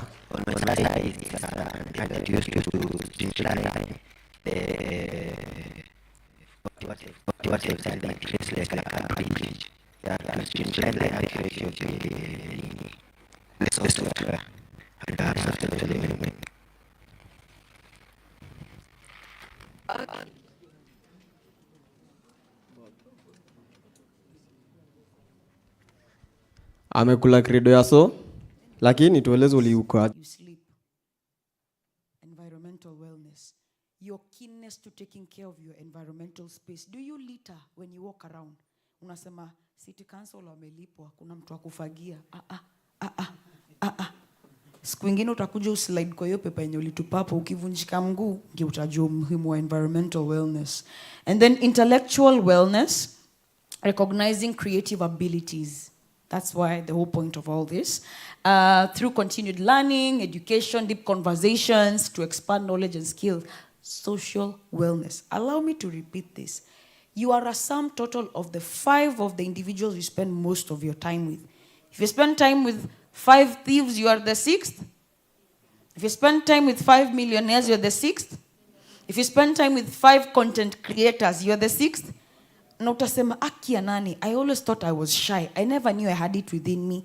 Yani ulijipata ukibuy ring light. All of a sudden umebuy ring light. All of a sudden umebuy kale ka microphone. Kanitangwaje? Timia. Oh my gosh. Anyway, unapata, you buy your whole setup and you start doing a podcast, but you never have been such a person. That is the influence, the impact your social wellness has. Yeah? Spiritual wellness. We can spend 1 year hapa hivi. But it basically means, in a nutshell, religion is part of spiritual wellness, but it is not everything. Constantly reviewing your values and your virtues in the place of a stressor. For example, with the introduction of something maybe very stressful, what do you think about it? What are your values and your virtues regarding this particular thing? How do you handle it? That is about spiritual wellness. Do you first of all pray? And then you go through it. What are the, like unajua kuna limit siezi pita. Haikukuja tu hivyo. You constantly need to evaluate your values and your virtues because, get this, they change after every 3 months. I can't tell you the number of people when wamesema kuna kitu siezi fanya. And through the people you spend time with, you end up crossing the line and building a mansion there. You not only did it, but you are a pro. Emotional wellness, coping effectively. How do you cope with stress? I'll give you 4 A's of stress management. 4 A's of stress management. Very simple. 4 A's of stress management. Number 1, it's very basic. Avoid unnecessary stress. Get to know your confines. Get to know, isi yangu hii inahitaji specialist. Mzee anakuja, anatapika, anakwambia kuna vinya skipo, anataka tu kukaa na wewe, mpeleke usi. Avoid that unnecessary stress. If it's not within your realm of actions, you're doing maybe an economic course, unajipeleka kwa group discussion, watu wanafanya law. Avoid unnecessary stress. Hata kama you have snippets, you listen to a lot of podcasts. Avoid unnecessary stress. Number 2, there are stresses that we cannot avoid. For example, you can't maybe change the people you live with, or the people who are maybe paying your fees, or something like that. You can't avoid them, yet they're causing you stress. Accept. The way stress, distress, interacts with your brain is, your brain will either read 2 things. Is it a threat? Is it a demand? Demand, I will supply. A threat, it will initiate fight, flight, freeze, or fawn. 4 things. It's either we fight, it's either I run away from you, mpaka uneka simu flight mode, when ni mteja unakuanga umedunga tu simu. Fight, flight, freeze. I'm not doing anything. That is a status of depression. Or fawning is an adaptive feature. Fawning ni people please. You bootlick, for lack of a better word. You're going with yes. Unaambiwa utafanya yes. It's a defense mechanism as well. So, when you're looking at your life, who are the people who make you want to fight? What are the things that make you want to go into fight mode? Because they threaten your existence. Who are the people? What are the things that put you into flight mode? You want to run away. Like, I just want to run away. Freeze. You don't want to do anything at all. Nothing. And it angers you, because depression means with anger. You are in a state of so much anger, it has overwhelmed you and kept you frozen in time. And then fawn. People who make you feel like you have to abide by them, it is a form of fear. Abide by them, go over your spiritual wellness, your way. Unakuwa mtu wenye we never thought you would be, for lack of a better word. You may change, but it's survival. So avoid, if it's not, you're not able, accept. This is where I'm at. And it's eliciting negative feelings. I'm not passing in my exam. Nilikam kufanya hii course, nilichaguliwa na, the school or whatnot. So how do I manage? Because I cannot avoid time ya kuchange classes na course imepita. How do I go about it? If I'm unable to avoid, I accept, so that through accepting, your mind is able to come up with solutions. The hormones that are produced when you're in a state of stress, they block the part of the brain that is responsible for executive functions, critical analysis, decision making, judgment, concentration, learning, memory retrieval. Ndio maana ukifika kwa exam uogope unasahau kitu ulikuwa umesoma 10 minutes ago. That's the science behind it. It blocks that part. I wish you guys could see it. Literally, there is no access. Blocked kabisa. Mithili yenye unatumia simu yako na flashlight ya simu yako kutafuta simu yako. I don't know whether that has ever happened to you. Yeah, bairo iko hapa lakini umeitafuta. You're like, okay, but anyway. So avoid, accept. When you're able to accept, you are able to adapt. Sorry, you're able to alter. Adaptation is the final one. You alter through solution. You onboard a specialist. Nani mwingine na waipitia such a challenge? Is there a friend who can assist? And then last but not least, you now adapt. When we had Rona, we were all scared, right? It triggered fight, flight, freeze, fawn responses in all of us. We had something called mass hysteria. But after some point, we realized it's unavoidable. It's in the air. After accepting our new reality, that is when we are able to alter the situation. Masking, sanitizer, and whatnot. And then last but not least, your adaptation. We are able to adapt. Sasa ukasikia msia kona Rona nikaa homa. Anaenda treatment, anarudi mtatu unaweza jitreat kwa hao, but oneni daktari. So basically, my question to you is, if we were to do a graphical representation on a scale of 1 to 5, what would you score physical wellness? What would you score occupational, financial, environmental, what happens intellectual? Is because now using tools such as Jenkins, we can be able to have a visual representation of all the stages in the pipeline. This is code that we write to create these pipelines that will that a developer's code will go through before it is able to be released to production. So the first thing that happens is code linting, where we check for syntax and all those types of errors to ensure clean code.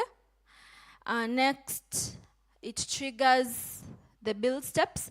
In build steps, we are able to build. Have you ever heard of jar? Jar? I'm hoping I'm not losing anyone. I'm not speaking in jargon. There we are able to build now the application to produce artifacts such as the jars that are stored somewhere for us. So if all goes well, it triggers the unit tests and performance testing. Now this is where the work of the QEs come in play, because they have written their quality tests in this instance. Also, our developers, we foster writing tests for our code. So you can't push code without writing unit tests for your code. So if the tests pass successfully, now it goes to quality check. This is where now it checks for the quality of your code.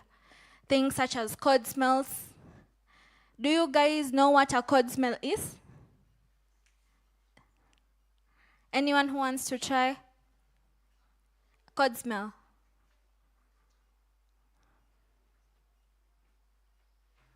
Mm-hmm.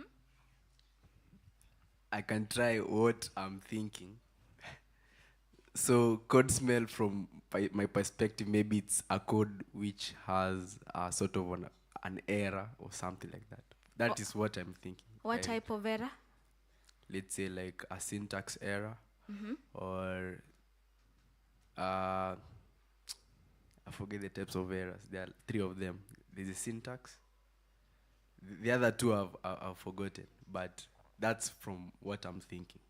Good try, good try. That can lead to a code smell. Someone else? Yes?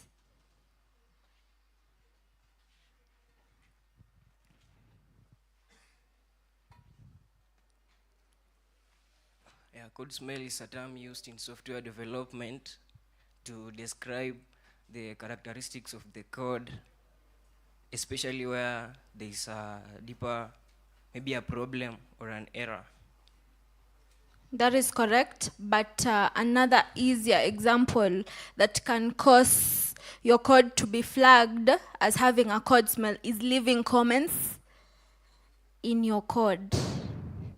Okay? Yes, and also, let's say if you're working with Java and in your POM file, that dependency that your application is working with, it has some sort of vulnerability that can lead to a code smell. Yes, so in this instance, in quality check, we use SonarQube for code quality. So if it passes the thing, code scanning, we do Docker image scanning, and we also check for secrets in your code. You're not supposed to push code that has sensitive information, such as passwords or ports, that when an attacker gets access to, they can be able to gain access to our systems. And finally, infrastructure scanning. All the infrastructure that your system is leveraging has to be scanned for any sorts of vulnerabilities. And finally, after everything is approved, now your code can be released to production. Now this is the pipeline. Mmelewa, ama nimeacha mtu nyuma? Mmelewa? Nitawauliza maswali. Aya. So there are very many tools that we use in Safaricom, in DevSecOps team, and all the way from CI, CD, infrastructure as code tools. So for the CI tool, as I mentioned, we use Jenkins and Tekton. And for the CD, we use Flax. So Flax uses GitOps, where GitOps is a paradigm that uses Git as a single source of truth, because Flax will always watch for changes in your Git repository. Any commit that you make, it will watch for those changes before it does anything, be it managing your clusters and all those sorts of things. And then we have infrastructure as code. For infrastructure as code, we use Terraform and Crossplane. So Terraform is used for provisioning infrastructure, such as virtual private networks or subnets or security groups. So we use Terraform for infrastructure provisioning and Crossplane. For versioning, we use GitLab. GitLab helps in keeping track of those changes, because sometimes you want to roll back your code, you can just use those Git commands, because Git is intelligent enough to keep track of your commits, changes in your commits. And then for containerization, we use OpenShift, EKS. EKS stands for Elastic Kubernetes. Elastic Kubernetes what? I've forgotten, but I'll tell you. And then we have Docker for containerization, and OpenShift is used in place of it's used as on-prem instead of working with cloud. We use OpenShift, and OpenShift is used. It works hand in hand with Kubernetes, because the commands in Kubernetes are similar. So instead of using kubectl, you may use OC in this instance. So they work hand in hand. It also works the same way as Kubernetes. And cloud, now for cloud you have AWS or Google Cloud Platform or Azure. And then for security, we use Veracode. For monitoring, we use Dynatrace, Grafana. For alerting, we use PagerDuty. In case things in your microservices are not working well, we use PagerDuty for alerting, so that for that feedback. Yes, and the rest of the technologies, web servers, there is Tomcat, Apache, Kafka for streaming, and so on and so forth. I don't want to go too deep. Maybe next time we can have a session so that we can tackle all these tools one by one. So the core themes now, this is where security comes in place. But before we continue with security, I want us to jog our memories. Okay? Backbenchers, hi. Hi, backbenchers. Are you following? Okay. So what tool can be used for monitoring? What are some of the tools that can be used for monitoring? Yes. DevOps tools. Yes? Thank you. We can use, for monitoring, we can use Grafana. Yeah. Give him a clap. He's paying attention, yes. Who else wants to try? There are other tools that I haven't mentioned, so I want to get those people who research. What other tool that you may know of or have gone through that can be used for monitoring in DevOps? Yes?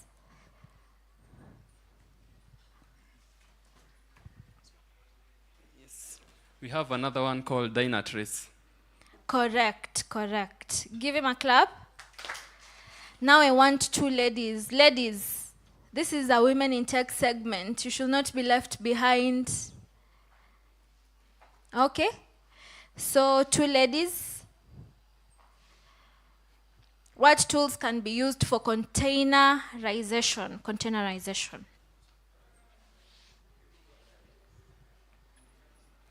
I want ladies to try, but you can also try.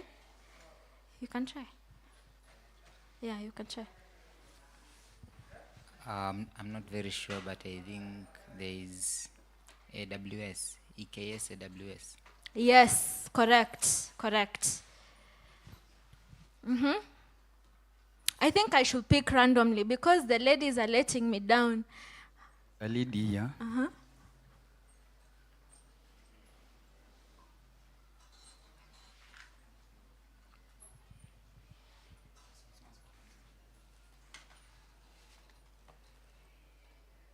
Hi. I think Doka. Correct. That is true. Give her a clap. Both of them. Yeah, that is true. The last lady. For container orchestration, what tool can be used for container orchestration?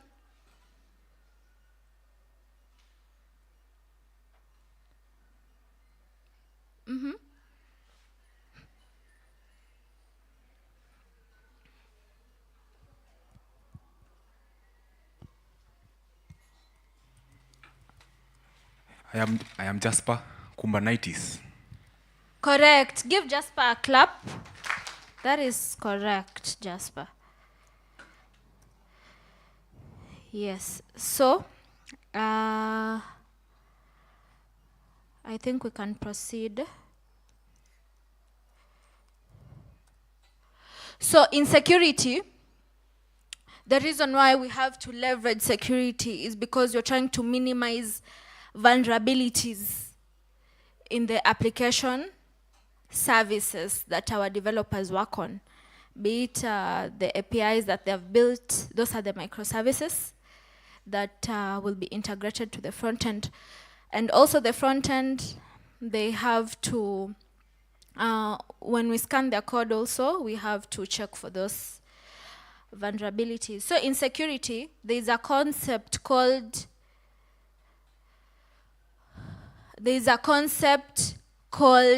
shifting security left. This concept means that we are able to integrate security measures early on in the software development process rather than leaving it as an afterthought. So putting security first. And the importance of this concept is it helps to identify and address vulnerabilities in the early stages of development.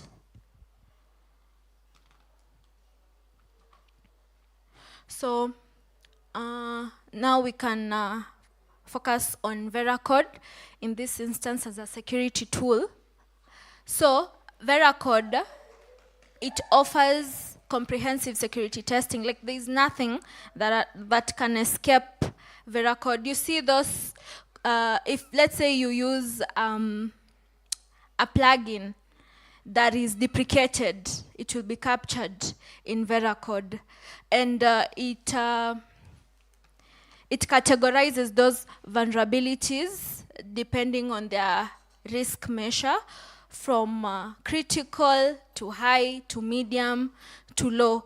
So for your code to be released in Safaricom, if you have any critical vulnerabilities, high, even medium, your code cannot be released to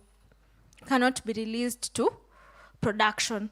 Even sometimes low. The security guys in Safaricom are very tough. So it has to go through scanning by Veracode. And some of the key features, like I mentioned, it gives those security assessments, like I've said, categorizing from low all the way to critical. And it includes both static and dynamic analysis by providing detailed insights into the causes of those vulnerabilities. So, Veracode is integrated into our CI/CD pipeline, and it allows for continuous security, monitoring, and remediation. I'm hoping you're all following. So, in security scans, some of the security scans that are done, there is 3. There is SCA, SAST, and DAST. There are 3, SCA, SAST, and DAST. Kuna ile form ilikuwa inapita road watu wakisign. Naweza ipata. Nani ako nayo? Kama hujasign tafadhali unaweza sign.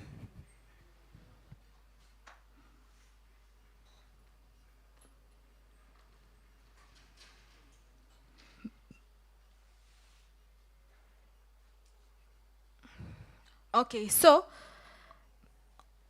hata kama mmesoma, nani anajua SCA ni nini? Msome, nimewapea Mwakenya na mnashindwa kujibu. No, this one hasn't answered. Can you try?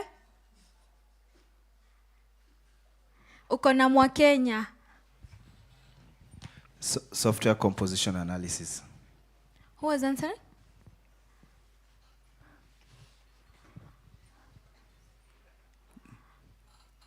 John. Oh. Hi, John.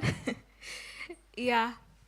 So just to add on that, it's just we use a lot of open source software. So the SCA scans are supposed to be able to scan for any vulnerabilities in those libraries or the frameworks that we normally use.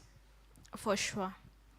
And like John mentioned, one of the things that we strive for, even when working with when doing any sorts of development, we are championing for cost leadership, where we, if you can use an open source library instead of one where you have to get a license, that is encouraged, because it saves us a lot of money.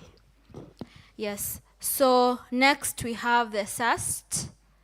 What is SAST? Yes.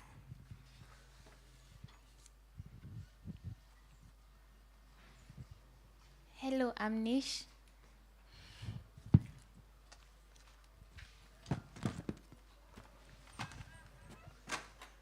SAST is Static Application Security Testing. And what is it? If you can dive deeper.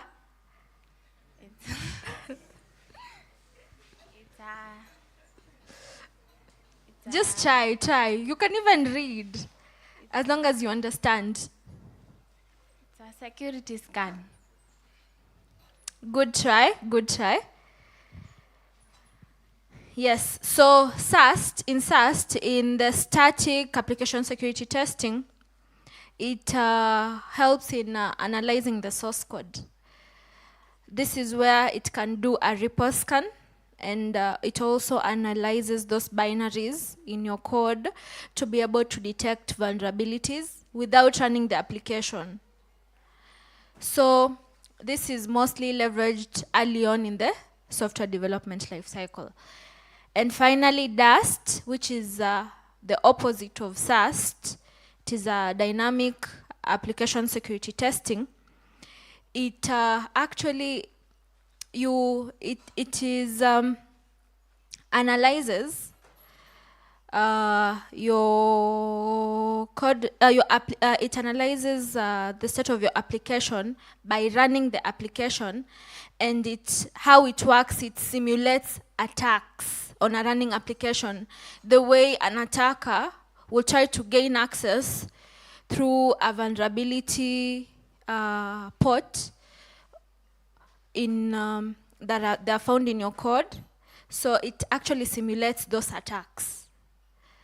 and it focuses on real world attacks, because in a day we get up to even thousands of attempts in terms of attacks. So next on we go to virtualization. So in virtualization, this process is just trying to digitize and virtualizing our applications through the use of containers and containerized applications. Now this is where we use things such as Docker and Kubernetes and EKS. It's Amazon Elastic Kubernetes Service. That is the meaning of EKS. Automation. We talked on automation. So automation, we try to get rid of repetitive tasks by removing human intervention as much as possible. As a tech core company, that is the goal, to automate. And this helps also in reducing human errors, because human we are to error, so automation comes into play in that aspect. So means in the ways that we might use automation is scripting. So you have to have terminal knowledge, understanding Bash, and terminals in also your IDEs. And also another part of automation is through the infrastructure as code, such as Terraform. Okay. So we are through with the jargon. So then how can you embrace your DevOps journey? By learning the basics, exploring popular tools that have taken you through, gaining practical experience through contributing to open source projects, and staying updated. DevOps is ever changing. New tools are coming out every day. So you have to be on your toes, learning those tools, because you will be left behind if you are not up to date with the technology. So where can you learn DevOps? I'm sure most of you are now curious. And tonight, all of you will be found in this tools listed here. You can take an online course in either Coursera, Udemy. Have you also heard of IDTP? It's a Safaricom product that you can also go through some of these facets, such as DevOps. You can read books on DevOps, the DevOps Handbook, and Jenkins, the Definitive Guide, and so much more. You can join communities. Reddit is a very good, Reddit has a very good community in terms of DevOps queries and questions, and Stack Overflow. Madevs, si mnajua Stack Overflow? Ama nyie am interacting with Stack Overflow? Developers in the house? Have you ever asked Stack Overflow hizo mashida za coding? Yes. And finally, for you to be certified, you have to do AWS Certified DevOps Engineer and Kubernetes Certified Professional Certification. So, and much more certifications that you can be certified in DevOps. Let's pause for a bit as I re-jog your memory.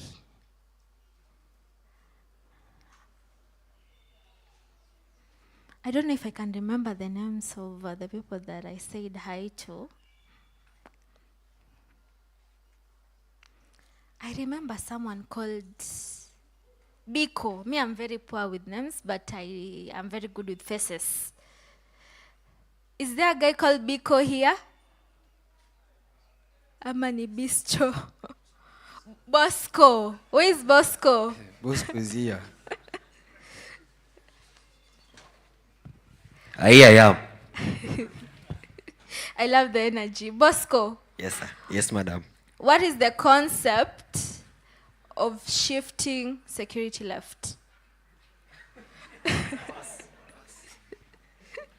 Pass. We talked about it just a few minutes ago.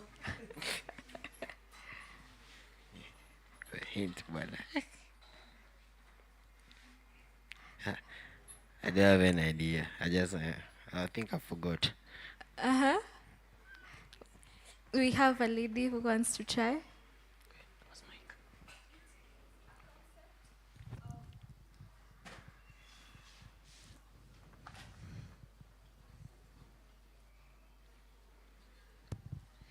It's a concept of integrating security at the early stages of SDLC. That is so correct. Give her a big hearty clap.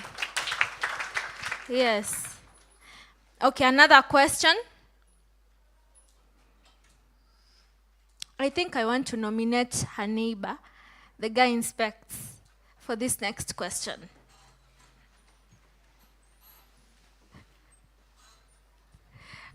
What tool do we use for sorry, I've even said the answer. What does Veracode do as a security tool?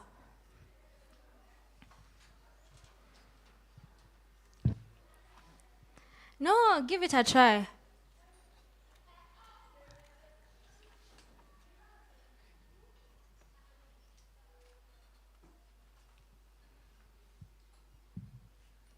We have a volunteer in front here.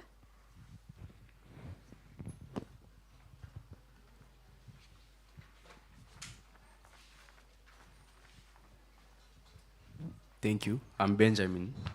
So Veracode scans for the vulnerability of an application without running the application.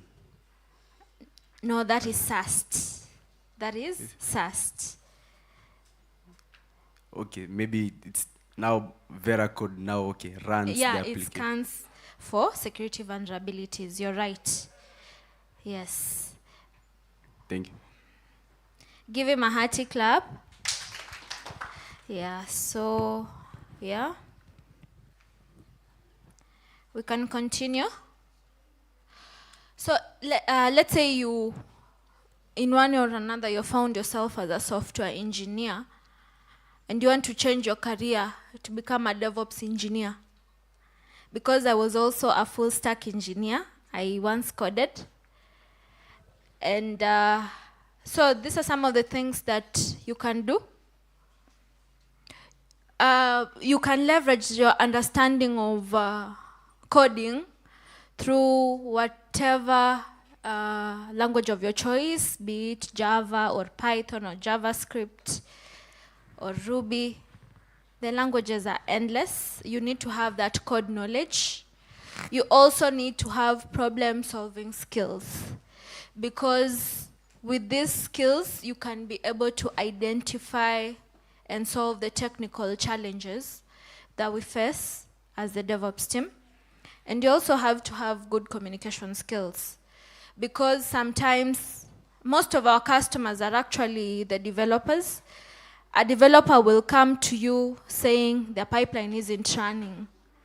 So with proper communication, you can be able to understand exactly where the pipeline failed, and you can try to unblock them so that their code may be released in production.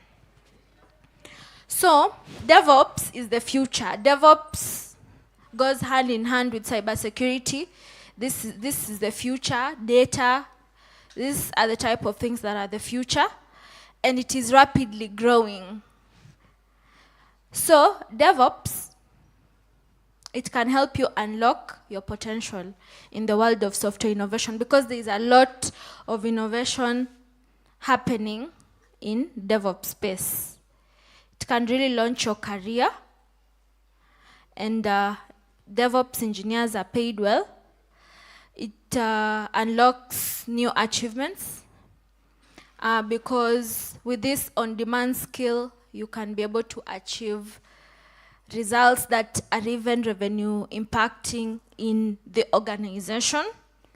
It helps you to expand your horizons because of the global opportunities, because DevOps is globally recognized. You can work anywhere with the big tech firms such as Amazon, Google, Microsoft, IBM, even those international organizations.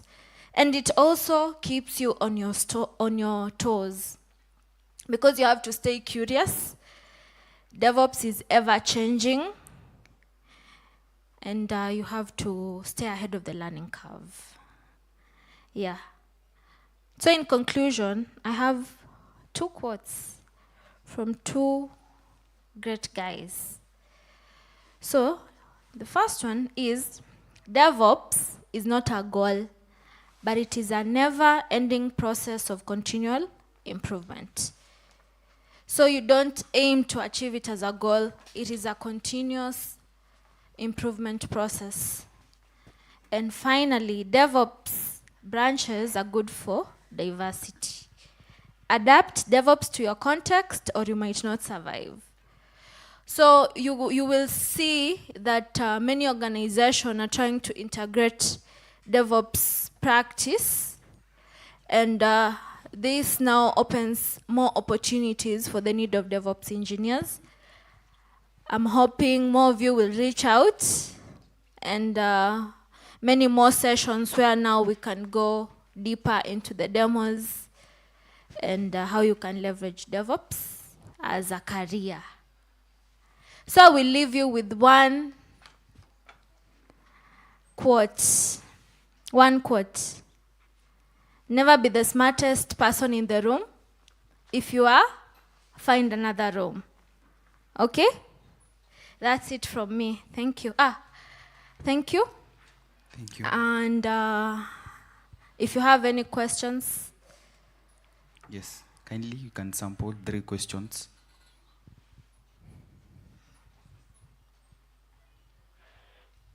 Thank you so much. I actually appreciate for giving us an opportunity, teaching us more about DevOps. So my question is this. We all know that the human brain is... Sorry for that. Good evening. Oh, sorry. So my name is Benjamin Mshindi. I'm pursuing computer science. So my question is this. We have stated that there's tools that the DevOps people use to scan for vulnerabilities, right? And you know that the human mind is way more, I can call it magnificent, and it can be able to process things in a larger perspective compared to applications. And you cannot compare how a hacker may think, how a hacker thinks and how an application thinks, because it was actually coded by another human being, right? So do you guys have, let's say, like a person who is, I can call him or her a white hat, that is an ethical hacker who actually does the testing themselves and approves an application for now wider use of the people? We actually, thank you for your question. We actually do have an extensive security team who are in charge of writing those security rules. So before we even proceed us as the DevOps team to use those security tools such as Veracode, they have to be pre-approved by our security team. Yes. And it is also customized to us as Safaricom. Yeah.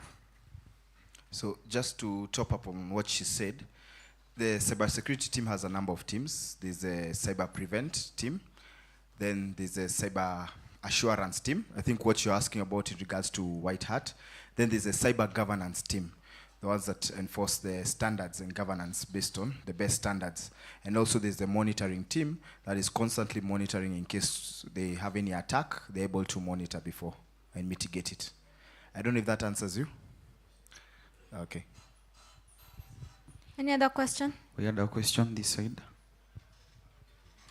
And the guys who are asking questions can be given t-shirts, because I realized I still have t-shirts. Okay, good evening. Mhm. So my question is, does Safaricom have open source projects that developers can contribute to? I'm not sure about that. John, do we?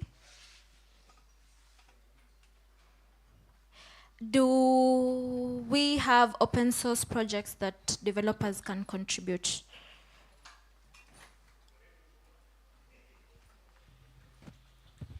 Yes, I think we have a lot of communities.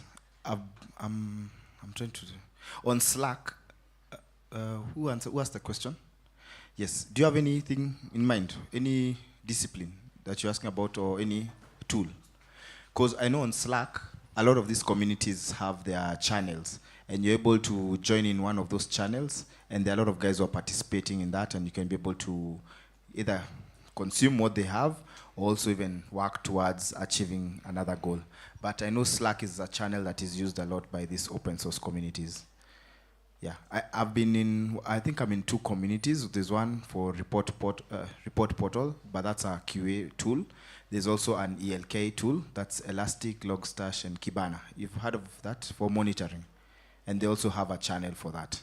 So you can check on Slack whether either the tool you're looking for is onboarded there, or the open source community, and just start chatting people. Because in the different channels, I think you'll be able to get what you're looking for. Yeah. Okay, So I think it depends on now the tool you're looking for. I hope I've answered you well. Yes. We have another question at the front. There's a lady here. Oh, okay. Hi. Hi.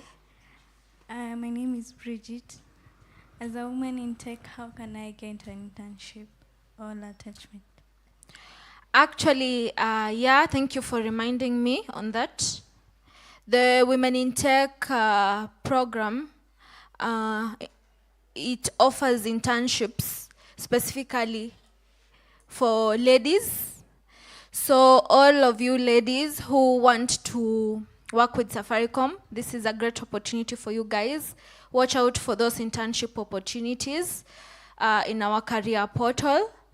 We really advise the ladies to apply so that we can bridge that gap in terms of equality, gender equality in Safaricom, so that you can see more smiles, right?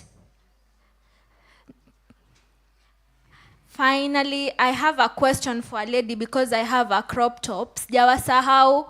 Sinyi ni wasi wa crop top? Mnapenda crop top? Nani? Okay. Okay, can ask. Okay, my question was, for example, you have created a website, maybe a website that is used to perform a certain task, like for example, I personally, I am looking forward to create an application that can compete WhatsApp.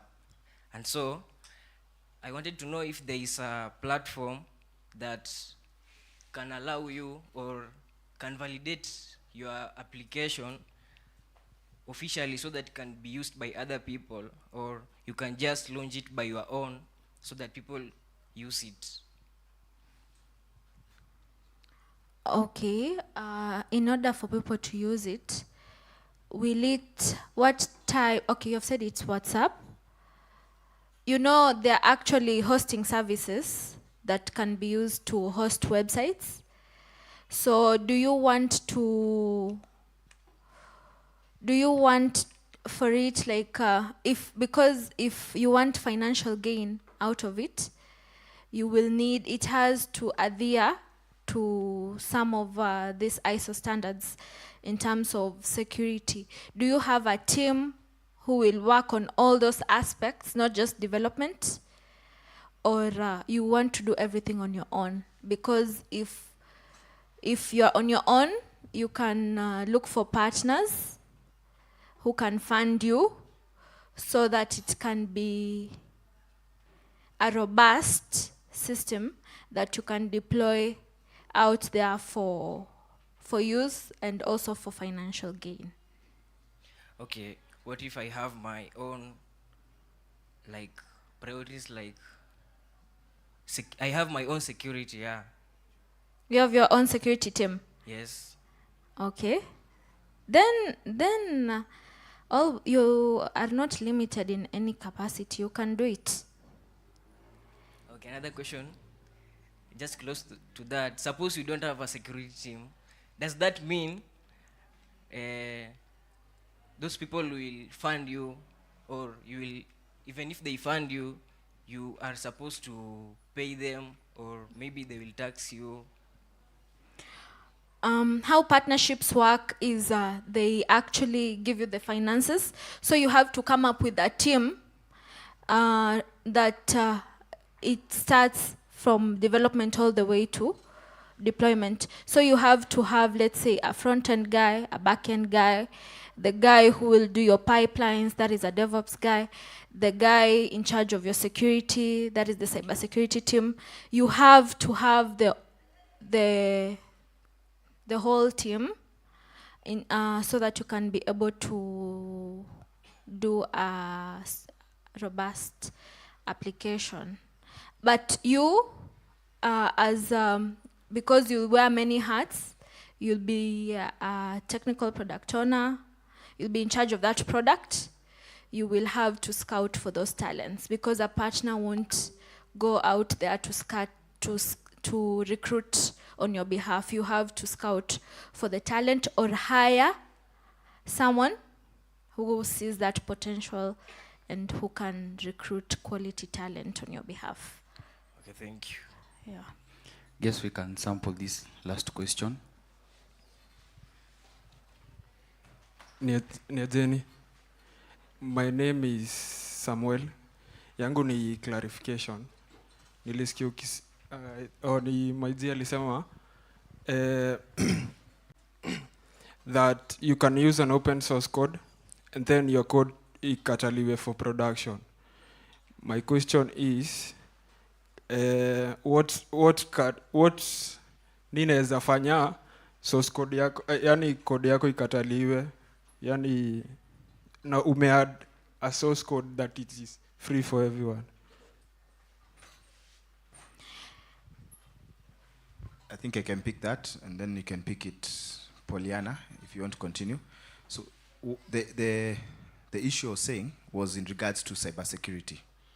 So she talked about software composition analysis. So software composition is you pick that source code, and then you're able to use a tool like OWASP to check for vulnerabilities. And if it meets vulnerabilities, you remember we always have criterias. We call them exit criteria. Maybe if it's a high vulnerability, you don't want to risk your customers, because when you risk such things, you can have data leakage or any other issues from cyber. So the vulnerabilities are now what determines, do you guys want to continue with that or not? And cyber now have their own controls. They'll say if it has a high vulnerability or a certain number of vulnerabilities, it can't go. So that's where now it comes from. Those are the controls now that are set from cyber. So they can do SAST, DAST, or in this instance, they now do for the open source tool or code, they can do software composition analysis, or even a static, they can also do static, right? Poliana? Yes, they can. SAST, yes. Yes. Yeah. Yeah, I believe John has covered that. Do you feel you've been answered? Okay. Yeah, so I want to give away this crop top to a lady. So I'll just ask the most simple question, because they are baby girls. So what is DevOps? What is DevOps?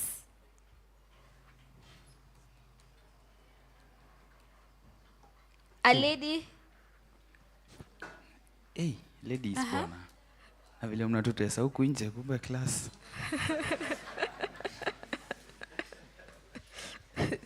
DevOps, it's a methodology in software development and IT industry that results to a faster and more reliable software delivery.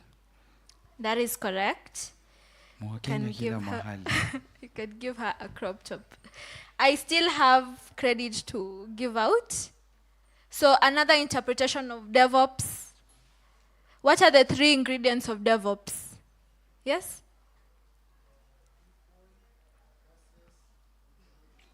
Correct. I'll give you 200 shillings in credit. We'll give him. Another question. Simple questions. I'm not going into the technicals.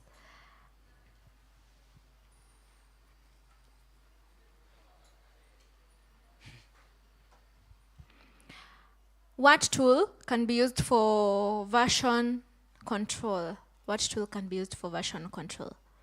Yes? For version control of versioning, you can use GitLab. Exactly. Thank you. That is true. You'll also take 200 with you. I have 100 left. The final credit up for grabs for the day. Yes? Okay, so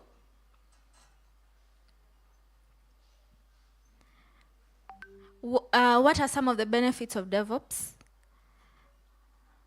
Ulikuwa umeinua mkono.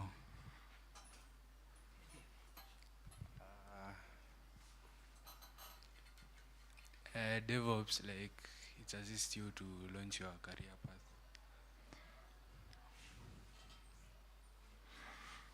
No, I talked about some benefits. Yes? Yes, yes.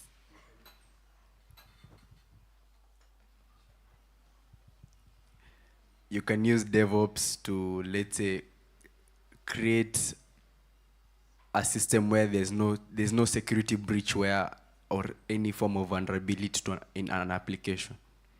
True, that is correct. Someone else?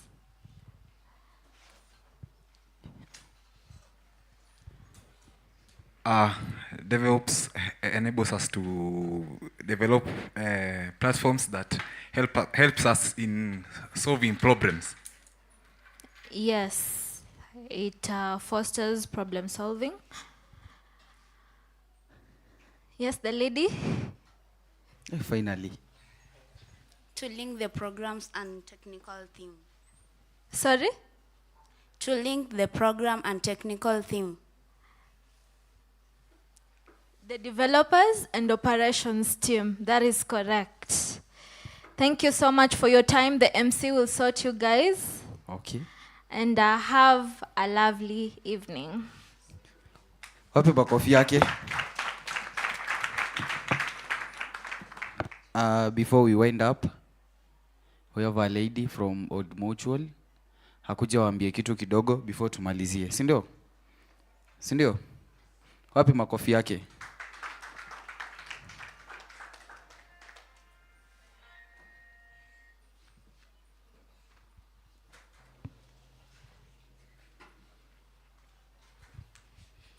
Good evening, everyone. Yeah, my name is Nancy Muna. I work with Old Mutual. Old Mutual is a financial institution. It's an institution that offers investments, both in the capital and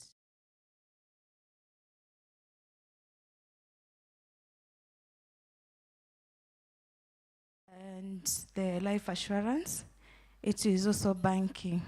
I want to sensitize more on our short-term investment, money market fund. Money market fund is a flexible. I am talking like that because I didn't have a forum either. I just came to learn with you guys. I pursued Bachelor of Information Technology like 7 years back. Na nimesikia ni kama hata sikuenda shule. Vile nyinyi mumeiva. So I want to talk about our money market fund. It's a flexible investment, not contractual. You can put money, you can also withdraw.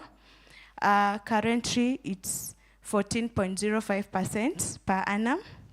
But the beauty of a money market fund is that it accrues interest on monthly basis. So you can be able to put either lump sum or build.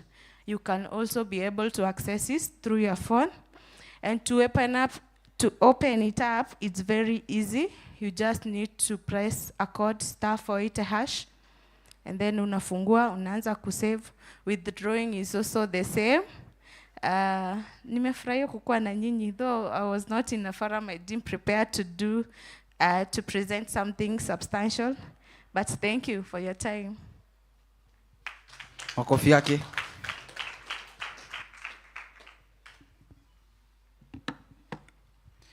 So right about now, we have come at the end of our session ya leo. Siku ya leo imekuwaje? Siku ya leo imekuwaje? Jeshi yangu ya online, I'm sorry, tujaweza kusample the questions, but tomorrow we will. Wherever you are watching from, feel much appreciated. Kesho ni sisi na nyinyi. Wenye wako hapa, guys, how do you feel? Maybe inaweza pata mtu aseme something siku ya leo. Anybody? A volunteer before tumalizie siku? Okay.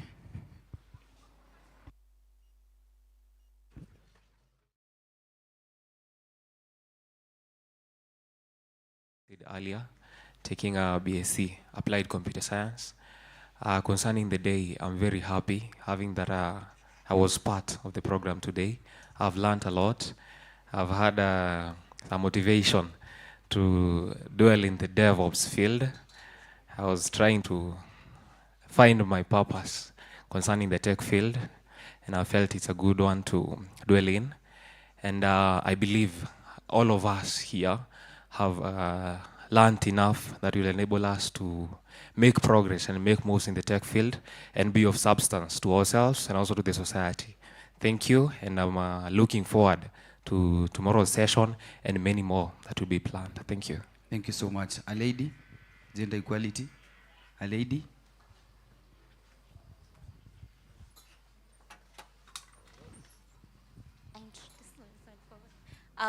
Rainis once again, and I'm very grateful for this opportunity.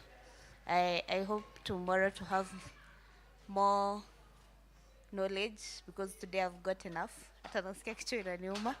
Yeah, it was a good platform, and we thank you for bringing this platform in the school. Yeah, you're welcome again. Thank you so much. So guys,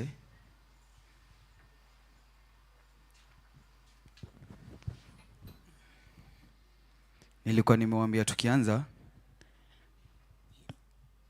kesho we will be gifting, tutakuwa pale hivi pavilion. So make sure ukitoka hapa you create content. Nilikuambia utumie #Safaricom hooked, #get hooked. Tafadhali usisahau, tomorrow tutakuwa tunaangalia mwenye atakuwa amenini content sana, mwenye atakuwa most followed, mwenye atakuwa na most likes. So make sure usisahau kutumia #Safaricom hooked, #get hooked. Sawa sawa? Kesho msisahau.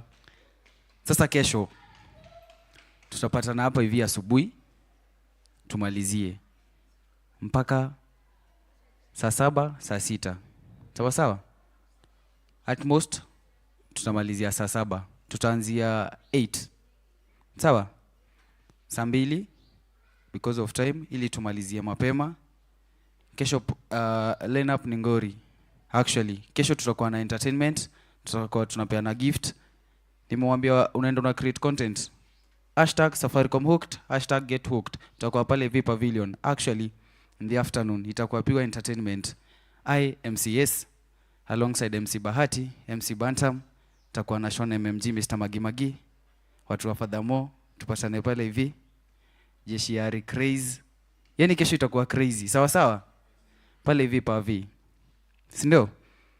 Alafu pia lunch na breakfast. Wale wa mayai tutagonga kesho pia. Si ndio? Manze kesho msikose. Sawa?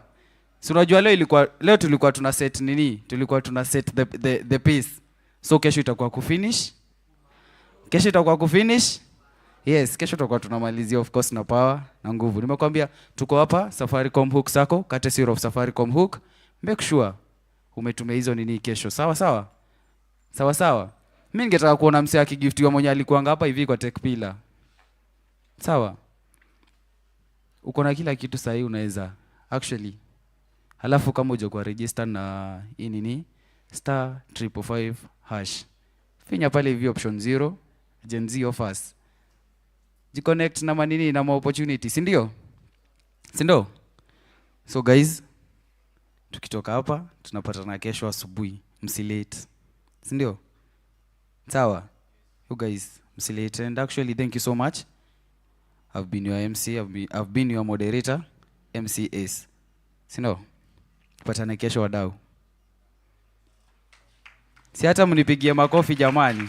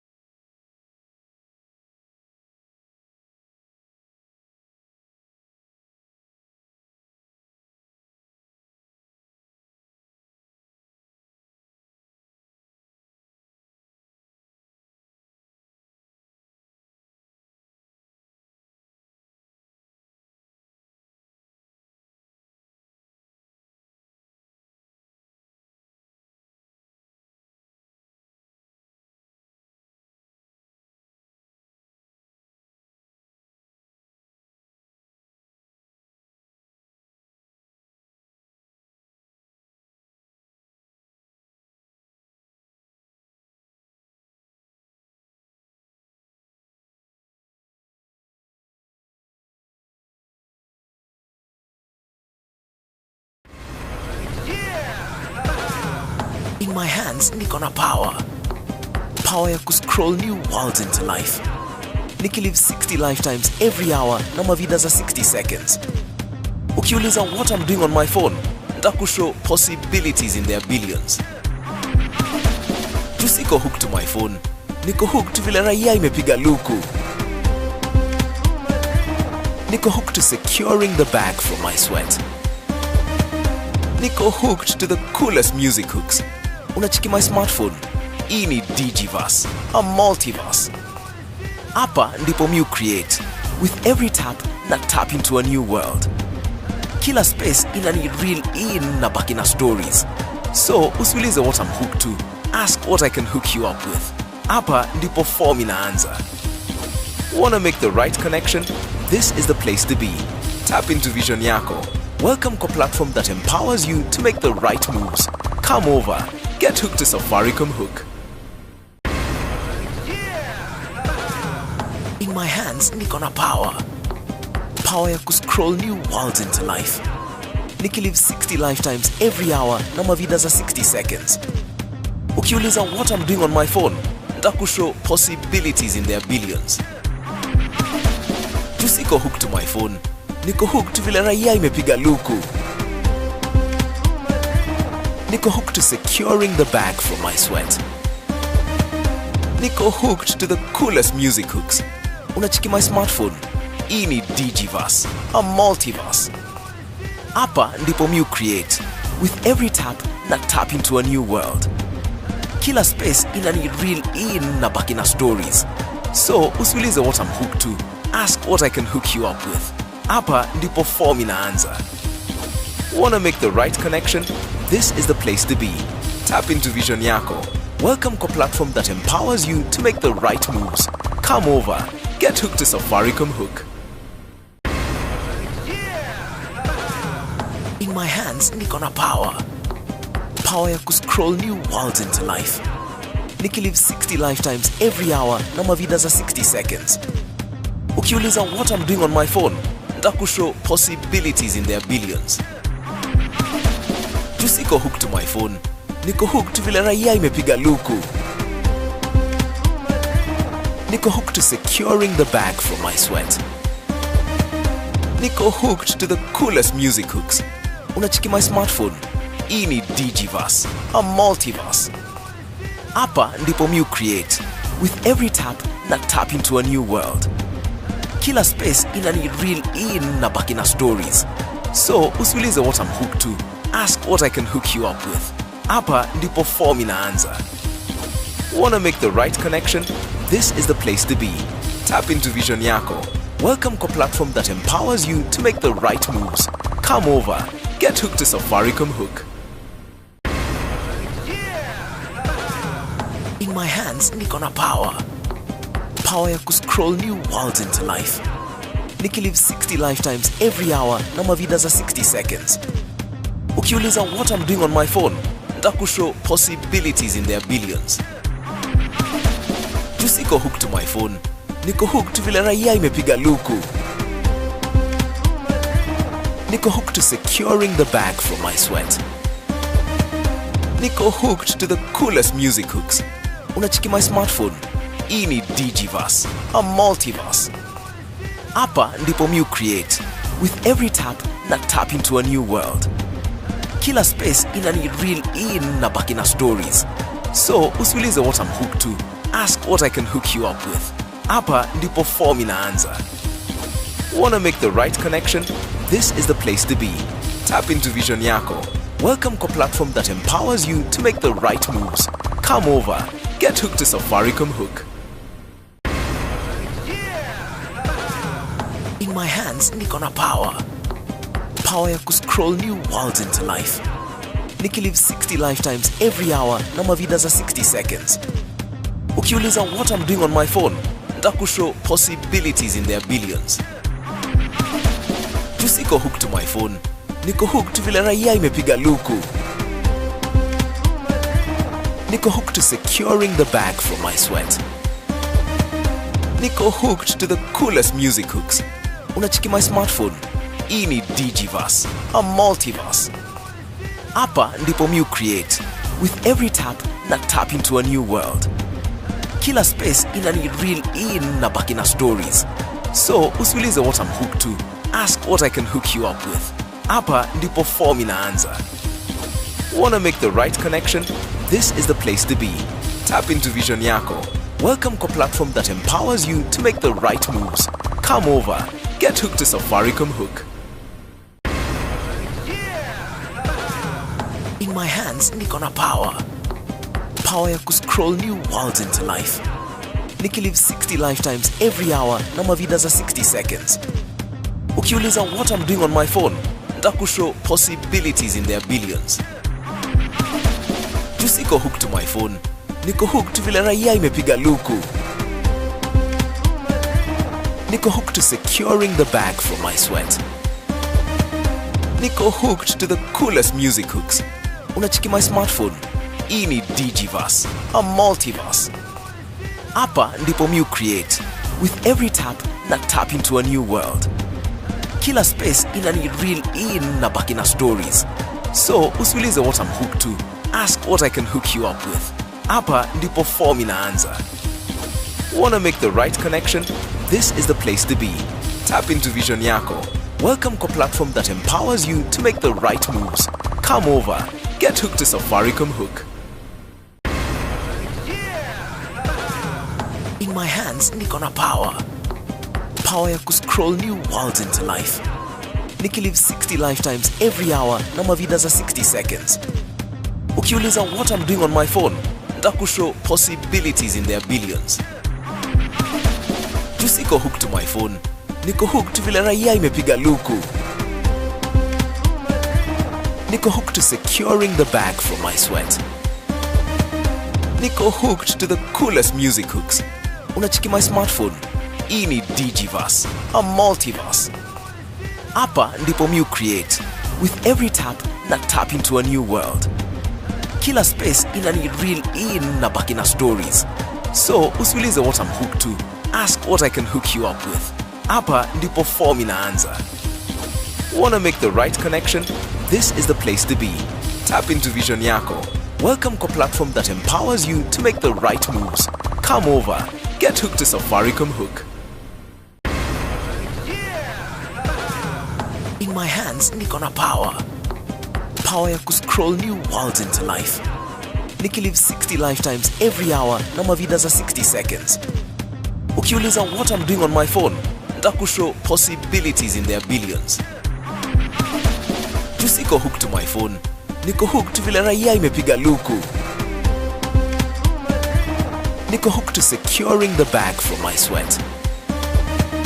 Niko hooked to the coolest music hooks. Unacheki my smartphone. Hii ni DigiVerse, a multiverse. Hapa ndipo mu create. With every tap, na tap into a new world. Kila space ina need real in na baki na stories. So, usiulize what I'm hooked to. Ask what I can hook you up with. Hapa ndipo form inaanza. Wanna make the right connection? This is the place to be. Tap into vision yako. Welcome to a platform that empowers you to make the right moves. Come over. Get hooked to Safaricom Hook. In my hands, niko na power. Power ya kuscroll new worlds into life. Nikilive 60 lifetimes every hour na mavida za 60 seconds. Ukiuliza what I'm doing on my phone, nitakushow possibilities in their billions. Tusiko hooked to my phone. Niko hooked vile raia imepiga luku. Niko hooked to securing the bag from my sweat. Niko hooked to the coolest music hooks. Unacheki my smartphone. Hii ni DigiVerse, a multiverse. Hapa ndipo mu create. With every tap, na tap into a new world. Kila space ina need real in na baki na stories. So, usiulize what I'm hooked to. Ask what I can hook you up with. Hapa ndipo form inaanza. Wanna make the right connection?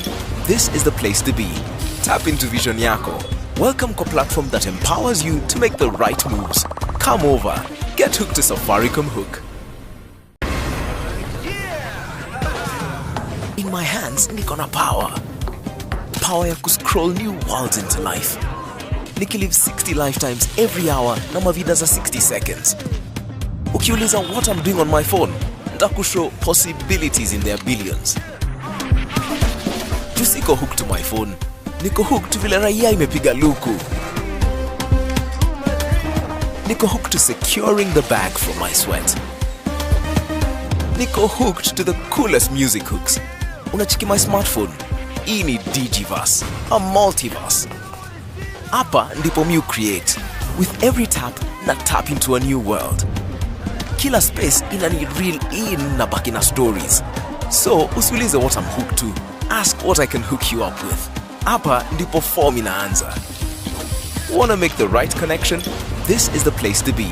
Tap into vision yako. Welcome to a platform that empowers you to make the right moves. Come over. Get hooked to Safaricom Hook. In my hands, niko na power. Power ya kuscroll new worlds into life. Nikilive 60 lifetimes every hour na mavida za 60 seconds. Ukiuliza what I'm doing on my phone, nitakushow possibilities in their billions.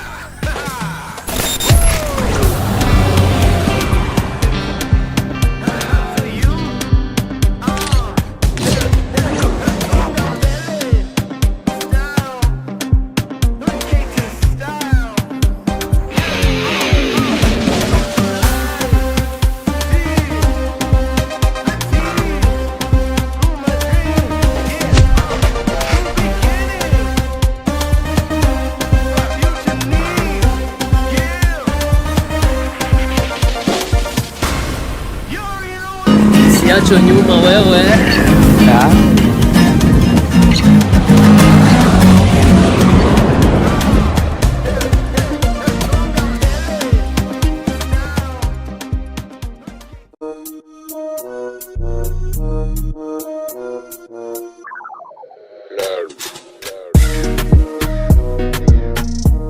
Safaricom Hook has enabled me to cater for my basic needs and to provide something little that I can manage to sort out my own things without relying on my parents. Niliweza kuinteract na watu mbalimbali kuonyesha ya kwamba pia sisi kama walemavu ama disability tunaweza tukafanya kazi tofauti yenye pia wale wa able wanaweza wakafanya. So nimework na Safaricom Hook all that time na nika-emerge kwa among the top brand ambassadors, na after emerging obvious najua baada ya kazi unazawadiwa.